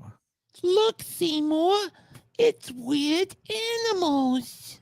I don't know why Audrey had to come and It introduce seemed that right. I don't know. It worked for some reason. Yeah, it did. I was like, what the fuck is? But yeah, you're right. It did work. Suddenly Seymour. I don't know He's where we're looking standing. at- We've only got our 900 goal left, which is crazy videos. If we haven't made that, this is your last chance. By the time we're done with this, we ain't gotten to 900. Let me That's check all where she we're at. wrote. Fuck you, it's done. We're at 886. So All right. I mean, someone noticed at $15. It's over with. So here are some weird animals. The Are they weird, though? siphonophore. I've heard about these from like Planet Earth or whatever the fuck. I remember fucking what's his name? Sir blah David blah blah. Attenborough. Attenborough, yeah. Yes. That's how I know how to say siphonophore. The siphonophore. Meet the longest animal in the world. The siphonophore. Yes, it's even longer than the blue whale. At 45 meters, 150 feet, the blue whale, with a maximum confirmed length of 29.9 meters, is a mere baby in comparison. The specimen, yeah, it's at a feeding. That was a pretty good David Attenborough, though. Not bad. I knew you were doing at least. It needs some polish. Paul-ish. Ah, I see what you did there. So yeah, these float around and They feed on marine snow, which is refuse in a powdery form that sprinkles down from the more densely populated, climate-controlled warm zones. Whoa. This motherfucker looks like he's making a face at you.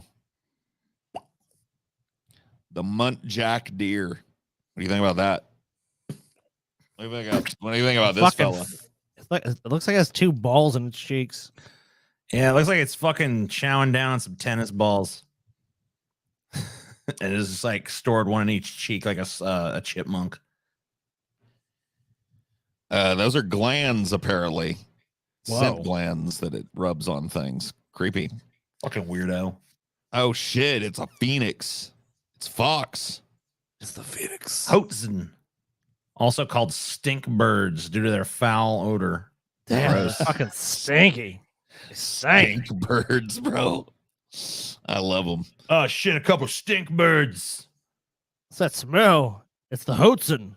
God, they smell like shit. It says this babies, they have claws on their wings. That's pretty creepy. Whoa. Adults ferment vegetation, much like a cow, albeit specialized in crop. It gives them a manure-like odor. So they smell like literal shit. So I guess no one wants to eat them because they smell like shit. It's the shit bird. Uakari. Oh, man. Look at this red-faced master of shame. No, they haven't been washing with beetroot, but the healthiest males do have the reddest faces. Females seem to know this and choose their mates based on how red the male's face is. So the redder your face, the hotter you are to the bitches if you're Uakari. If you're beet red, dude. How was the beetroot there, Cliven? Oh my god, the beetroot was to die for. Dude, imagine traveling thousands. Cece's Pizza. All you can eat pizza for only $5. That's their fucking dude. Someone traveled thousands of miles to get a fucking CC's pizza. I feel so bad for 'em. Beetroot was to die. And that's what they brag about. The beetroot was to die for. I still don't. It boggles my mind that I overheard that fucking conversation even happen in the real world. They need to circumcise this hagfish. Yeah, this thing is they need some help. This It needs awesome slime ball. It's not a ball. It looks like a fucking weird dick. It's a big dick. You know what everybody's thinking. Just say, I know this Anyway, is it can science spew out thick, focused. sticky glue. The North Goo. American cockworm. It can come, basically. Yeah, that would clog up the gills of any predator that dares to dine on it. So basically, it makes itself really fucking unappetizing. Dude, it fucking shoots a massive load into the predator's mouth. Yeah, like if you try to eat this thing, it'll come in your mouth. They evolved around 500 million years ago, and yeah, they look like dicks. And they've been coming in predators' mouths ever since. Jewel wasp. This bedazzling wasp will happily take on creatures much larger than itself. In the picture, it's eyeing up a cockroach. After injecting the brains of their prey with a stupefying venom, maybe that's what happened to Brett Keane. He's attacked by a jewel wasp when he was a kid. Is this? Oh my God! The venom is so stupefying. And Oh, I'm gonna be a Rhodes Scholar. I gotta get a PhD. Don't give me some tubs, Dorn. Make me some mac and cheese, Brett. What's wrong with you, Brett? Don't you have your dissertation tonight? I quit that shit. I started YouTube in the situation. Are you feeling all right? Just got bit by a fucking piece of shit wasp earlier. I'm fine. When we talk about weird and stupid animals, that's the only time we ever talk about Brett. The only time it's reminiscent. I think these are like damn near extinct. Yep. I think so. The freshwater cetacean has the largest species of river dolphin. They're born gray and acquire the pink color with age. Finally, he was influenced by many things, including behavior, diet, and how close their capillaries are to the skin. But yeah, these things are pretty endangered.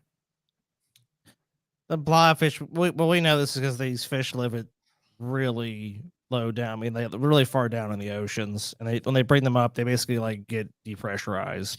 Yeah, they like ruined the poor, because I thought this thing was just sitting around in the ocean somewhere, and I was like, cool. It's just like it's undergone explosive decompression. Yeah, poor little bastard. Because we brought it up out of the deep ocean, so That's a deep sea fish. They look like normal fucking fish if you look it up. The ghost shark. Oh shit. That's a weird looking little fuck. When this newly hatched baby ghost shark was found by scientists off the coast of New Zealand's South Island in February 2022, it quickly went viral for its bizarre look. More formally known as chimeras, these elusive creatures are rarely sighted and very little is known about them. Even less are known about their young, and they were only discovered for the first time in 2002. These deep sea denizens reside at depths between 400 and 6,600 feet, where water temperatures are near freezing. Their dead eyes and large wing-like fins, a characteristic better suited to flying, gives rise to their ghoulish name. Despite the name, ghost sharks are not actually part of the shark family. Rather, they are a species of fish and have a skeleton made from cartilage instead of bone. Having a low-density skeleton, the cartilage is crucial for life at depth, as it won't collapse under increased pressure. That said, they do lay egg capsules, also known as mermaid purses, on the seafloor, just like sharks do. The egg capsules protect the embryo as it develops, where they feed off a yolk until they are ready to hatch. Damn. The penis snake. No, this one we don't even have to like. It's just in the name. Yeah, they want. Honestly, the hagfish looks more like a dick, though. Yeah, this looks like a butthole on a stem to me. Yeah. This should be called the elongated butthole. Despite the name, phallic-looking creature is neither a snake nor a penis. Weird animal is actually a type of Sicilian. Hey, I'll make you an offer you can't refuse. Who knows? A limbless amphibian that bears more than a passing resemblance to a certain part of the. No, it doesn't. Like if you, I mean, you if got a somebody weird whips looking. this- If you yeah. look at this and the first thing you think is that looks like my dick, you got problems. You need to see a doctor. It's a cockfish. It's a penis fish. Go get the thing looked at if your cock looks like this. Yeah, you got problems. You got like a Cronenberg cock, dude. Sorry. Cronin cock. So it breathes through its skin. It's the second largest lungless tetrapod. The sea pig. It actually swims, unlike most of its group, where they burrow into the sand at the bottom. Here's a sea pig. It's a thing. It's a pig. It's a pig from the sea. It's a pig from the sea. Eh? What do you want? What do you want? It looks nothing like a fucking pig, so I don't know. I Why want is it to it- look more like a pig. Why the fuck is it just eat nonstop or something? These bloated, water-filled sausages can grow up to 15 centimeters. Blah blah blah. Why are they fucking called pigs? Okay, because they eat almost anything. There you go. Oh, okay. They're just So little they're just- bottom-feeding weirdos. I want But one. they don't I really want look one. like pigs. But whatever. I want one, dude. I want one of these. I want to You have want one of these? I want to have these as a pet. I want to raise That's sea pigs. That could be a name of your band, TJ. Bottom feeding weirdos. Yeah, cool. The pink fairy armadillo. That's a weird-lobsting fuck. Yeah, that is a very strange looking little abominable snowman looking animal. Looks like a fuzzy caterpillar cross with a lobster. It's the smallest species of armadillo, only about 13 centimeters long. Small enough to fit in your hand, living in the sandy plains and dry scrublands of South America, also known as a sand swimmer, thanks to its ability to navigate the subterranean sands. Their unique pink color comes from blood being pumped into their shell for thermoregulation, which helps them maintain a steady core temperature in the hot, arid climate. Cool. The great Potu. Patu. Looks just like a fucking branch. Yeah, master of camouflage. A fucking men. There might not even be one in this fucking picture. Yeah, how do I even know where the fuck it is? I'm looking at something I think is the fucking bird, You don't even know. but who knows? Maybe the part I think of is the bird is not even it. What the fuck is that? Is that some kind of weird multi fucking Yeah, headed it's an penis? that's an echidna penis.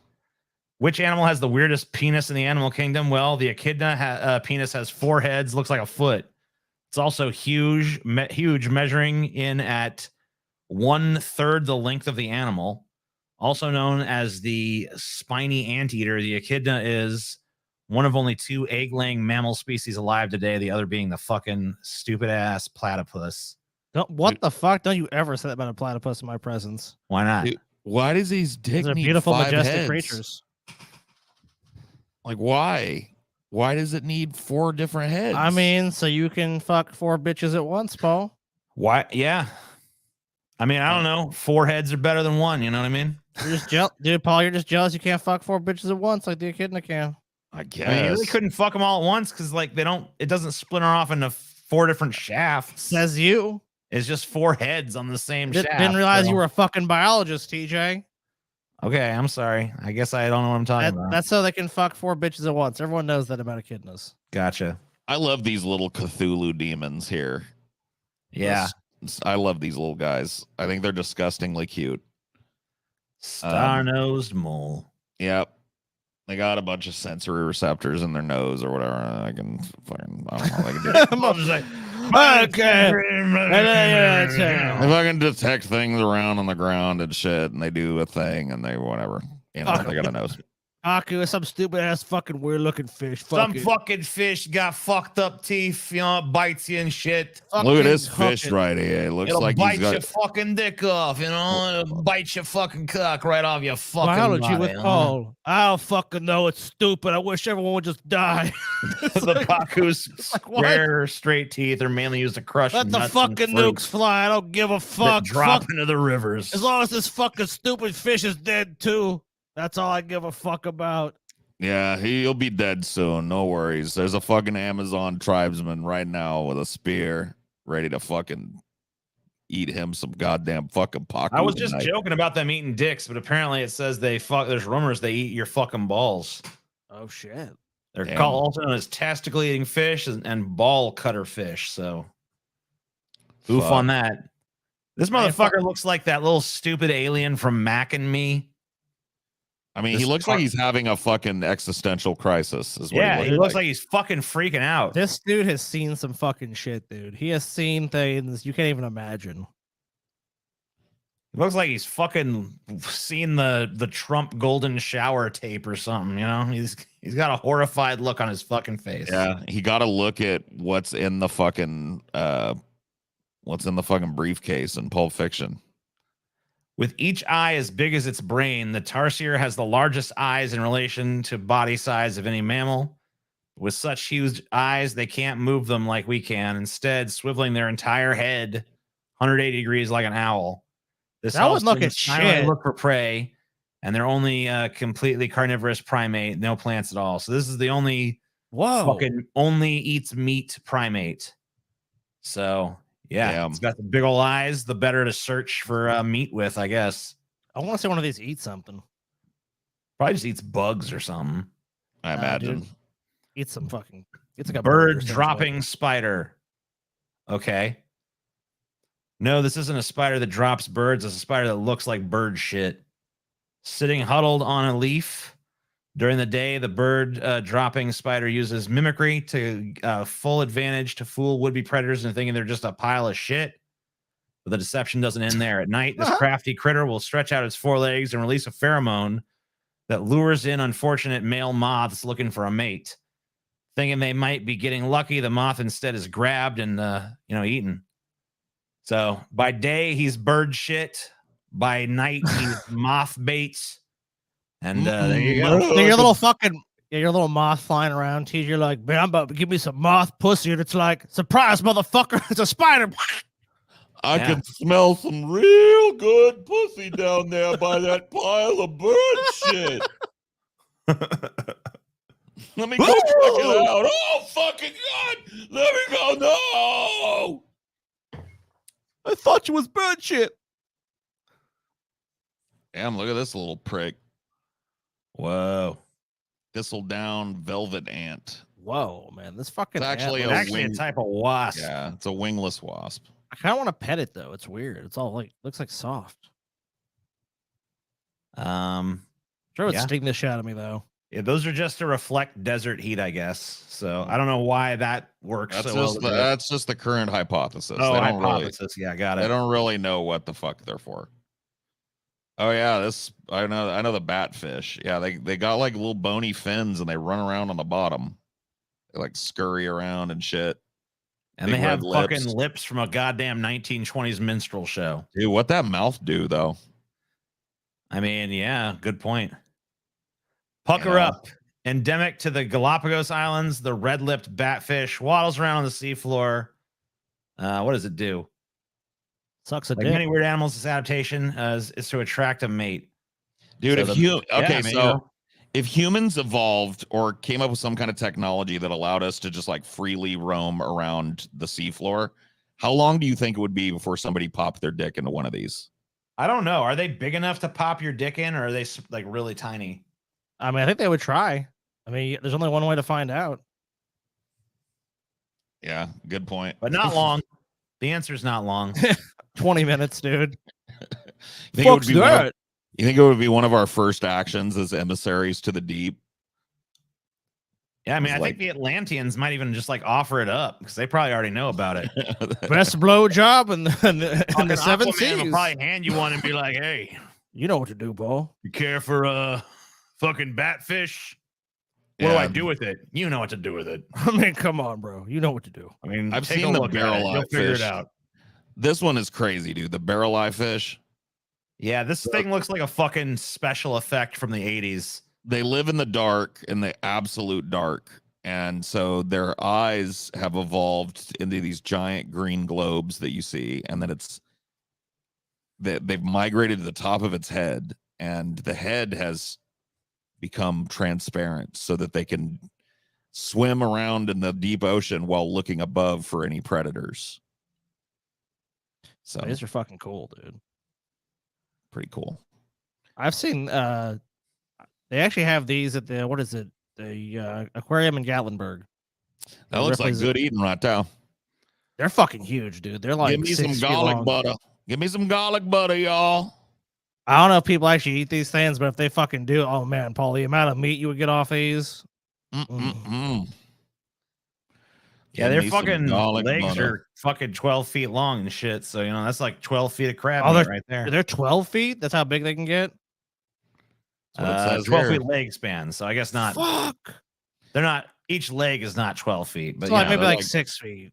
From end to end, though. Fuck, that'd be some good ass eating. Let's boil one up. Come on, boys, let's boil up one of these Japanese crab. We can have some of these too. A little mantis shrimp. You see why they call it that? It was like a little praying mantis head on it. Dude, Yeah, this is that one that can like create that little fucking crazy like the little gun fucking bubble shrimp. that fucking will kill you and shit, and it's Oh louder. yeah, they say that it like temporarily reaches the heat of the sun or whatever the fuck. Yeah, it's fucking nuts. They create some crazy fucking little like hyper bubble or some shit.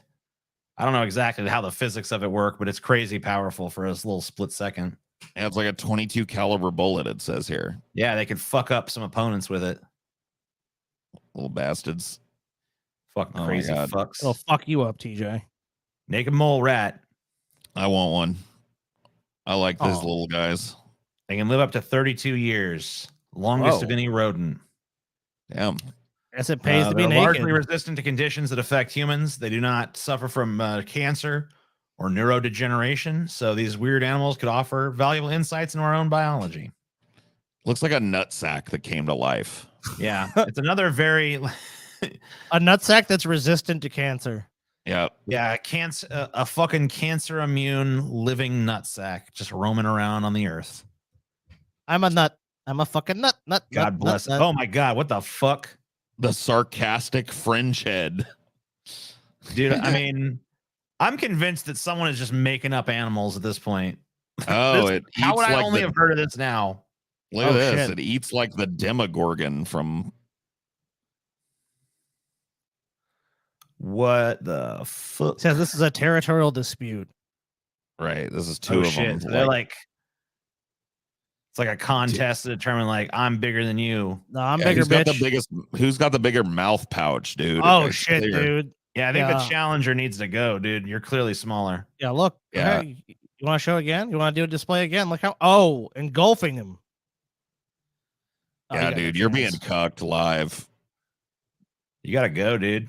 Yeah, you need a couple more years on you before you can come challenge this. You're embarrassing yourself. You gotta go. This is sad. I mean, come on, bro. We know where it's gonna go. I mean, he can envelop you. He could eat you if you wanted to. Yeah, you better chill the fuck out. Man, eat this little punk ass bitch. You want to keep playing this game? Yeah, scoop his little ass up. Motherfucker, I mean, like, if he's too stupid to figure it out, like, you fucking showed him like several times you're bigger. His ass needs to fucking get lost. Get 8. All right, I'm gonna go pee, and then we will finish out the night with some crazy.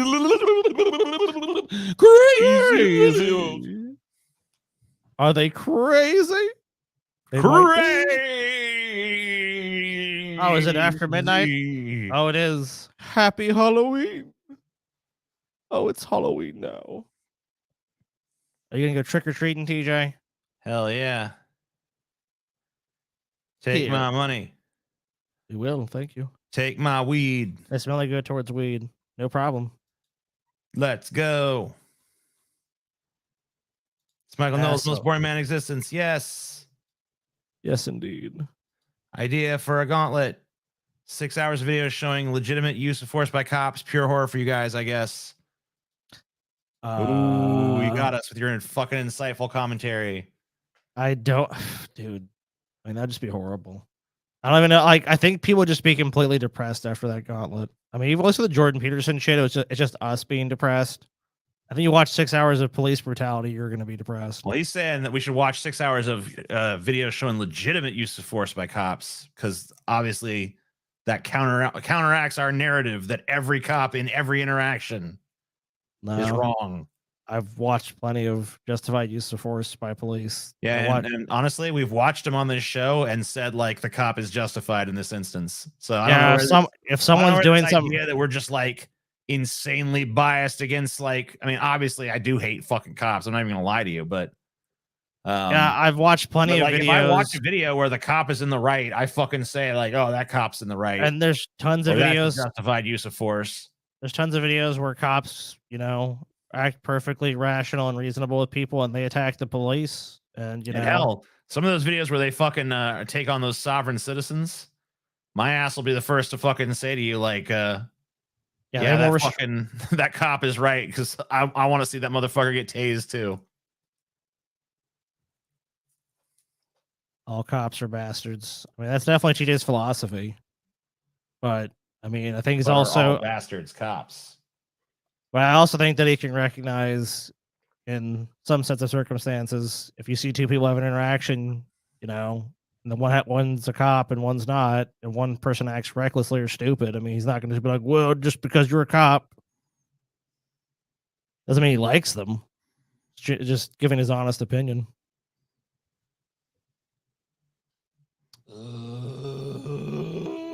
Senor Tomato looks like. Hang on. Does anyone else see it? No, I don't see it. I'll be honest with you, I don't see it, sir. I don't see it at all. He looks like a little tomato to me. TJ, coward. TJ coward. TJ weak. Happy anniversary, TJ and Chelsea. Thank you. You're very kind. How long have you been married now, TJ? Like 5 years? I want to say. Yeah. She's like, yeah. Do you actually know the answer? Yeah. So it's 5 years. Yeah. Wait, is it 6? No, it's 5. You don't seem sure. You're like, yeah. Yeah, right. Whatever. It's 5. I know it. It's gotta be 5. Yeah. Can't believe I presided over that unholy matrimony. That 5 years unholy ago. union of demons. It was. See, Chelsea knows. 5 years, just like I said. When you 5 die and years. have to go before TJ for judgment, you will regret your insult. I mean, you know, I keep telling people that, but whatever, they persist in their folly. If TJ's supposed to be some like Anubis like figure, dude, then I'm totally going to fucking hell. So I'm not even like, there's nothing I can do. I mean, I'm fucked anyways. All right. You guys ready to go out of your minds with the crazy videos? Paul, you didn't just say crazy. You said this is the craziest fucking videos of all time. So Craziest. I do not remember making that comment. I have no recollection of that. All right. Well, this better be the craziest thing I've ever seen. That's all I'm saying. So right. This is a dog jumping off the 5th story of a building. Jesus.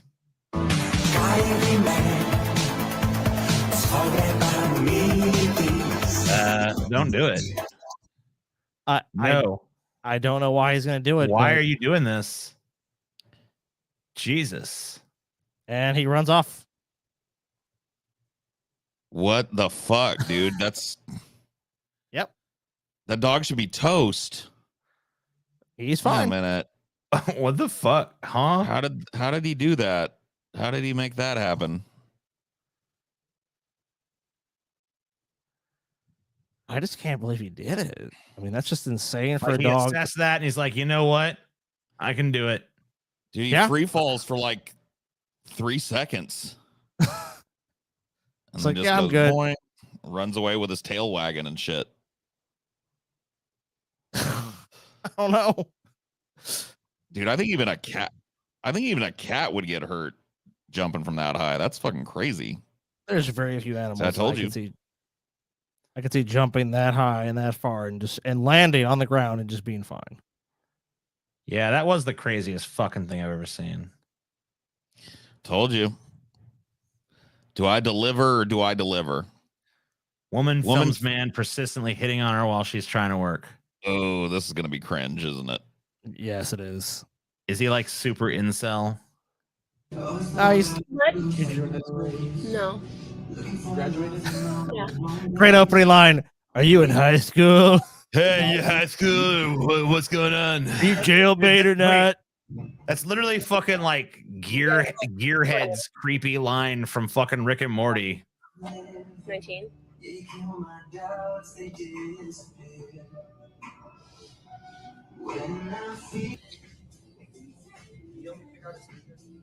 I think you got it.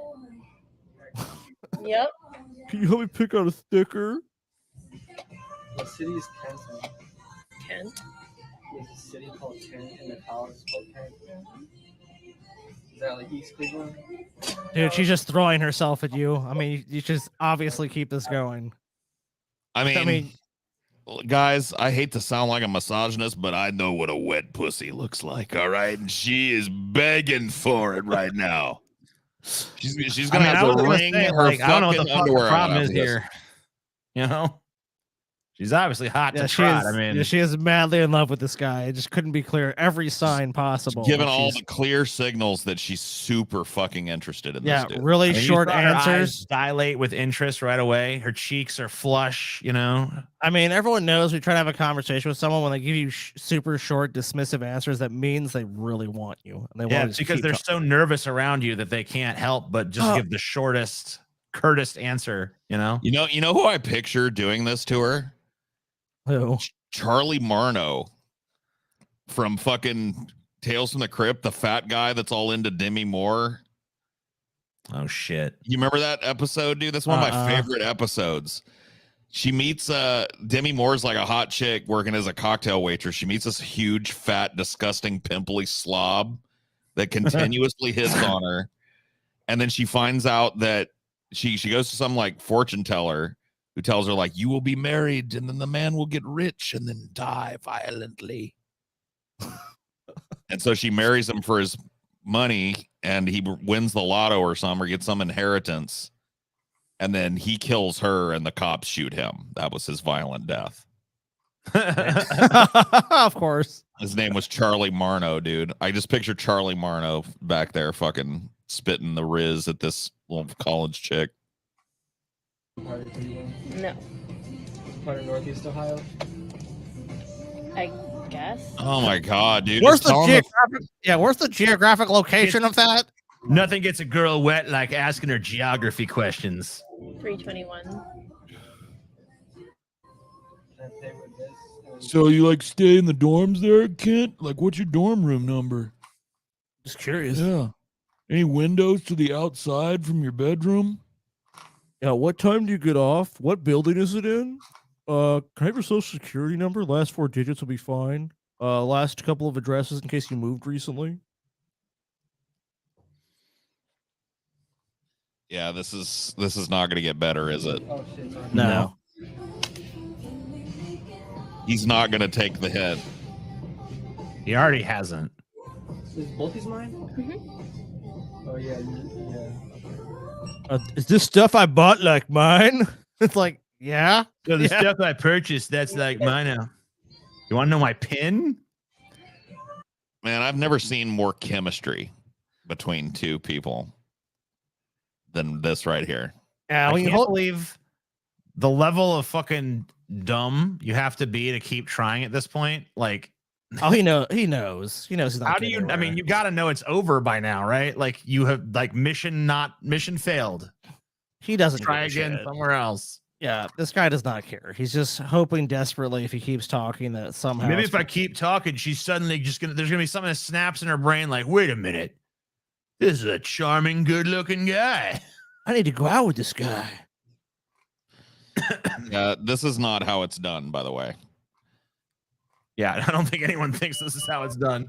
Well, this guy, I guess, does.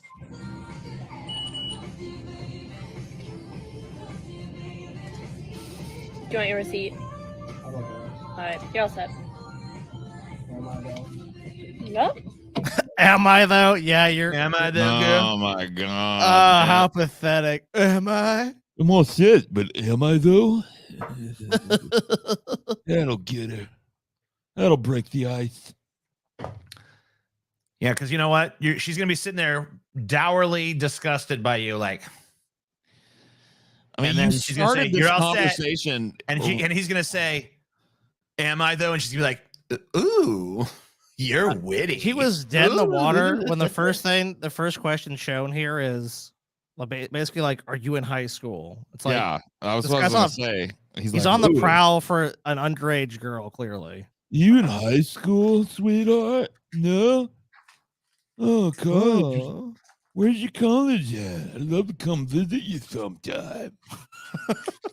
What a fucking weirdo, dude. but I'm a creep. Give us your No. I don't want social media. Why not? Yeah, a 19-year-old that doesn't have social media. Oh, is it possible? Sure, but dude, just take a fucking hint. She is Like- fucking done, dude. That's a look of just like leave me the fuck alone. That's a total like if I wasn't gonna lose my job for telling you to go fuck yourself and get the fuck out of here. That's I mean, just the look of just like total revulsion. That's what happens when you tell dudes to be confident and add no additional advice. I mean, He doesn't even come across as confident though. yeah, it comes across. There's like a difference between confident and like desperate. He's desperate. This comes across as desperation. Well, yeah. number one, even if like let's say this guy was just a normal dude who's just gonna have a normal conversation, if the input you get from people is a one-word answer, it doesn't matter what their gender is or anything else, that person does not want to talk to you. So what you do is you realize like, oh, even if I just want to have a conversation with this person just casually about whatever, the stickers I'm buying, they're not interested in that conversation with you. So you should just move the fuck on from trying to have a conversation with them. And if you think it's going to get you some date or something, you're just beyond mistaken. You're not very friendly, are you? You're an unfriendly fucking bitch, aren't you? Fucking lesbian. Some kind of dyke or something, I bet.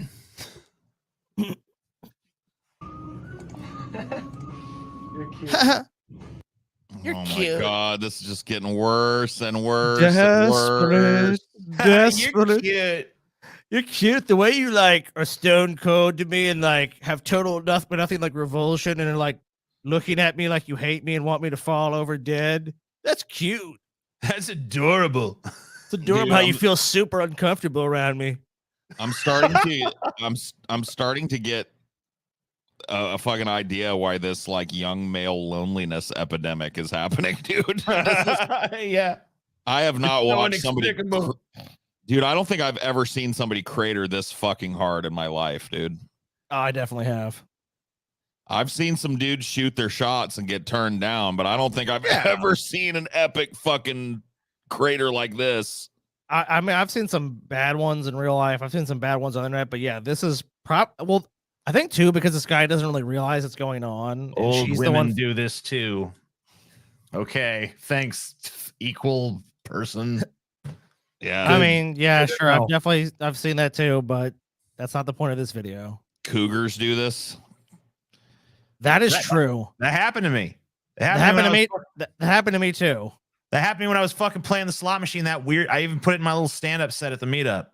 That weird bitch came up to me and was like, "I bet you wish you had a nickel or a dollar." I was like, "Bet you wish you had $1 for every time someone wanted to pet your beard or asked to pet your beard." I'm like, "What the fuck?" Dude, no. You're a fucking magnet for weird shit, dude. Like Martinez, like Scotty, can you come like just be near me?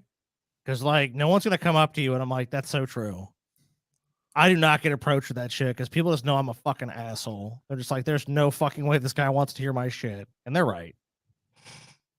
How old do you think this dude is? I have no. I mean, we can't see him, so I fucking have no idea. And he's not shown in the video, but he From the seems sound pretty of it, young. he doesn't sound like he's old, like an old man or anything. Yeah, I'm No. guessing he's probably somewhere in his 20s, if I had to guess. 20s or early 30s, maybe. Thanks. The heck is that? No, You ever go to the beach? not really. Like, If every No. question you ask someone is just like, no, they don't want to fucking talk to Dude. you. It's like, Do you I'm a- breathe? I'm a- do no, you breathe dude. oxygen? No, I don't breathe oxygen. No, I don't need it. I'm just a 19-year-old surfer girl who has no social media and hates the beach, dude. Yeah, right. Do you like concerts and fun? Like, no, hate those. I just do like you to stay at eat food? No. Yuri, on a boat. It's not really a beach, is it? It's a lake. I mean, kind of. I mean, the beach Yeah, part. the lake has a beach. Yeah, it doesn't have to be the ocean to have a beach. But okay, yeah.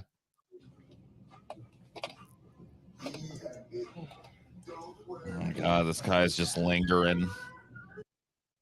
We're probably Oof. gonna get flagged for that "Don't worry, be happy." I didn't even Don't think worry. about that. It's ironic that was playing too. It was playing way far in the back. Usually that's not gonna fucking hit it, but we'll see, I guess. Don't worry. Oh, This yeah. is how you like de-escalate a kangaroo fight, is what I think it said. Yeah, I mean sometimes they get a little rowdy, and humanity has to step in to protect these beautiful animals. He's standing right up to show me how big he is. He'll lean right back and he'll use that tail as a spring and he'll come forward. And here, well, you can see. No, stop. Come on, calm down. I'm going to go down and he'll come down. And that is the end of the conflict. Oh my God, is he gonna? Is there gonna be some love making now? Let's Dude, get it on. I think part 2 is how to fuck a kangaroo. Yeah, unfortunately, we did not. That's been truncated out. This says can't park there. I have no idea what that means. I assume someone's going to stop somewhere they really shouldn't. Yeah, this is a great spot to park. What are you guys talking about? All right, so right Yeah, here. that's not a great parking spot. Yep. I'm gonna have to agree with you on that one. Oh my God. Total havoc. Like, absolutely destroyed the freeway. Jackknifes a fucking. And then gets away with it too. That, I hate to be racist, but this is somewhere in Asia, right? I don't know. I don't know. I can't really tell. It could be European, could be Asian. I can't. I tell feel you. like my race, the racist part of my brain is like, this is in Asia. She just like racism detected, Asia, they cannot drive Although because the they're second I Asian. saw them stop in the middle of the fucking freeway, I'm like, this has to be in Asia. But I don't know. Maybe I'm wrong about that. That is probably China. Yep. That's what I You feel. said it, not us. Yeah, just casually like leaves, makes the illegal turn that they missed, and just leaves after tipping over 2 fucking giant semis. Oh my God. Hey, Well, at least they were unharmed. They were unharmed. though. You guys know why Asians can't drive good? Why? Because they can't see out of those squinty eyes. I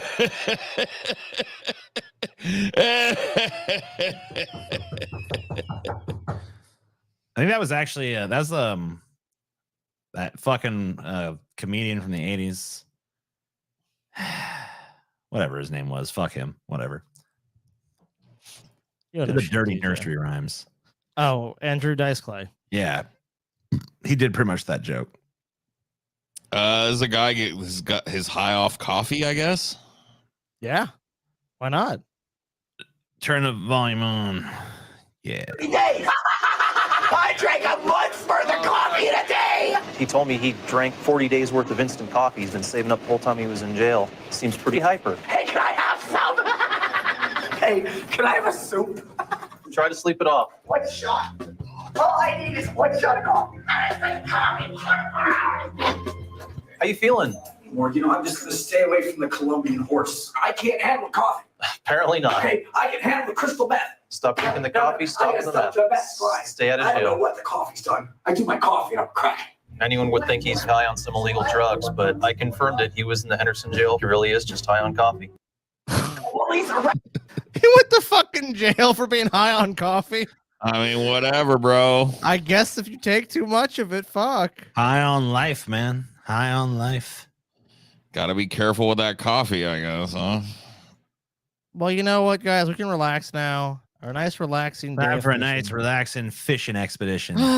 Crack open Yeah. a few cold ones, TJ, and catch some good old fish. That's about as American as apple pie. Oh, that's like a nice one right there. Look at that. What the fuck?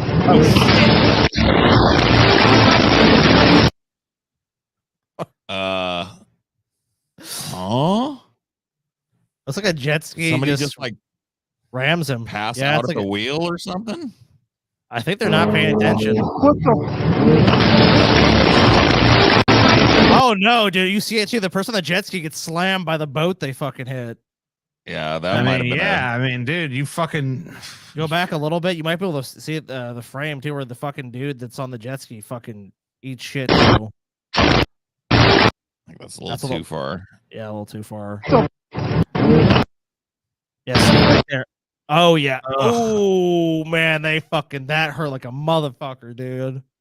Nah, maybe it didn't for long. Yeah, that's true. I don't That might have been a long time to go to sleep. Take that long to sleep. What is this? Store clerk passes out. Customers rob store instead of helping him. Look, we talked earlier about the best of humanity, and well, that doesn't always happen. now we're about to see it in action. Looks this got no guy. audio. Oh shit! Okay. He passes out. This guy's like, "We're gonna run out of the store." Then like, wait a minute, is he dead? Motherfucker's dead. Damn, he just stripped his pockets right there. He's like, you know what? Let's rob this bitch. Damn, it's our day. There's no cameras in these places, thankfully. Yeah. Yes, it's in Auburn, Washington. Oh no. They're just Dude's gonna going rob in the for store some blind. smokes. Grabbed him a few cartons of smokes. He's out of there. Oh, so now somebody else coming in. Faith in humanity is restored. Trying to get in that register. Trying to figure out how to get in. There, you got it. Yep. I'll steal the money. They're both grabbing for it. Oh, you grab some, I'll grab some. Anything underneath? Oh yeah, some cash there You guys too. know you're on camera, right? I mean, like, how do you not know you're fucking on camera right now, dude? They're just greedy. Just Yeah, I don't opportunist. know. At the very least, like, I don't know. Like, I can understand being a scumbag, but at least be smart about it, for fuck's sake. Be a smart scumbag. Like, you got to look up there and be like, oh, yeah, there's a security camera right there that's totally going to fucking see me do this. So I probably shouldn't. This is how I imagine TJ and Corbin Pop's relationship ending. Oh, shit. This is how Corn Pop kills me at last. Yeah, TJ just comes into his house. He's bringing in his giant fucking whatever the fuck that is. I guess his sex toy collection. Jesse, look, I bought a fucking rolling case for our sex toys.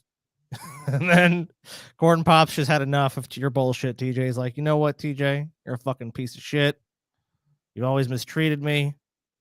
Never fucking fed me when I wanted to be fed. I'm done with you. This cat doesn't like that thing. Damn, Fuck that cat you. is fucking. You tried to hit me with that fucking thing, bitch.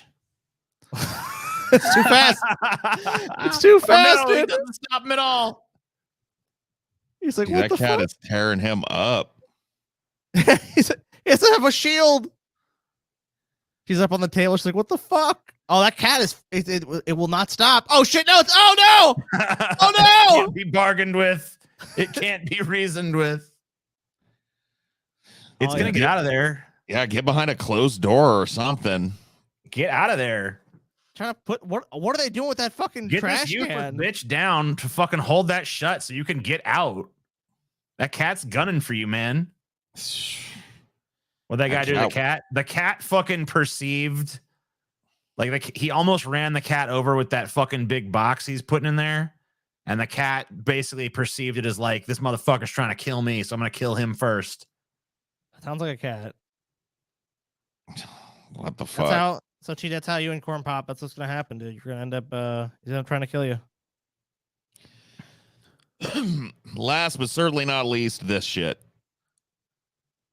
Whoa. What a fucking alien, dude. Here you go, Mr. Octopus. Fingli Maglunath Cthulhu Relay Ubaganool Fatagan Cthulhu Fatagan. Here you go, man. That way. That's the way. Octopus is like, leave me alone. I like it better on this boat. I know what I'm doing. Oh, I see. Never mind. Yeah, don't put your hands on me. Don't give me the bum's rush. Yeah, Octopus is like, I'll leave when I'm goddamn well ready to leave, motherfucker. I mean, it's as right as an octopus. And that, my friends, Solid is alien that. reference, TJ. I caught that.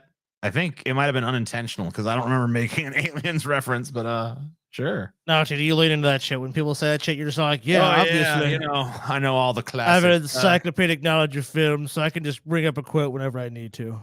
But anyway, I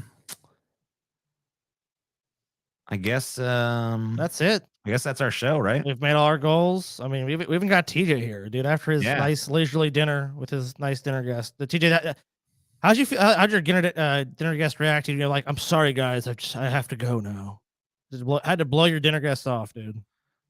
Well, you know, whatever. You guys are gonna have to leave now because I'm an idiot and can't keep my schedule straight. Sorry. Have a good evening. I mean, they didn't have to leave. Whatever. Till you show them the fucking door. You're like, you know what? Yeah, I kicked him out. I'm just like, get out of the here. fuck out of Fuck here, you bitch. word. I'm glad you had some fucking spaghetti, you fucking freeloaders. Now get the fuck out. Anyway, I think we're still doing sloppy seconds, right? So we'll see you guys. Yes, TJ. I'm gonna confirm that for you now. We're doing sloppy seconds. We'll see you in a minute. Yeah. So that's that's gonna be we're doing that tomorrow, right? No, we're doing it right fucking now. Oh, okay. See you tomorrow. Oh my god. Fucking TJ, dude.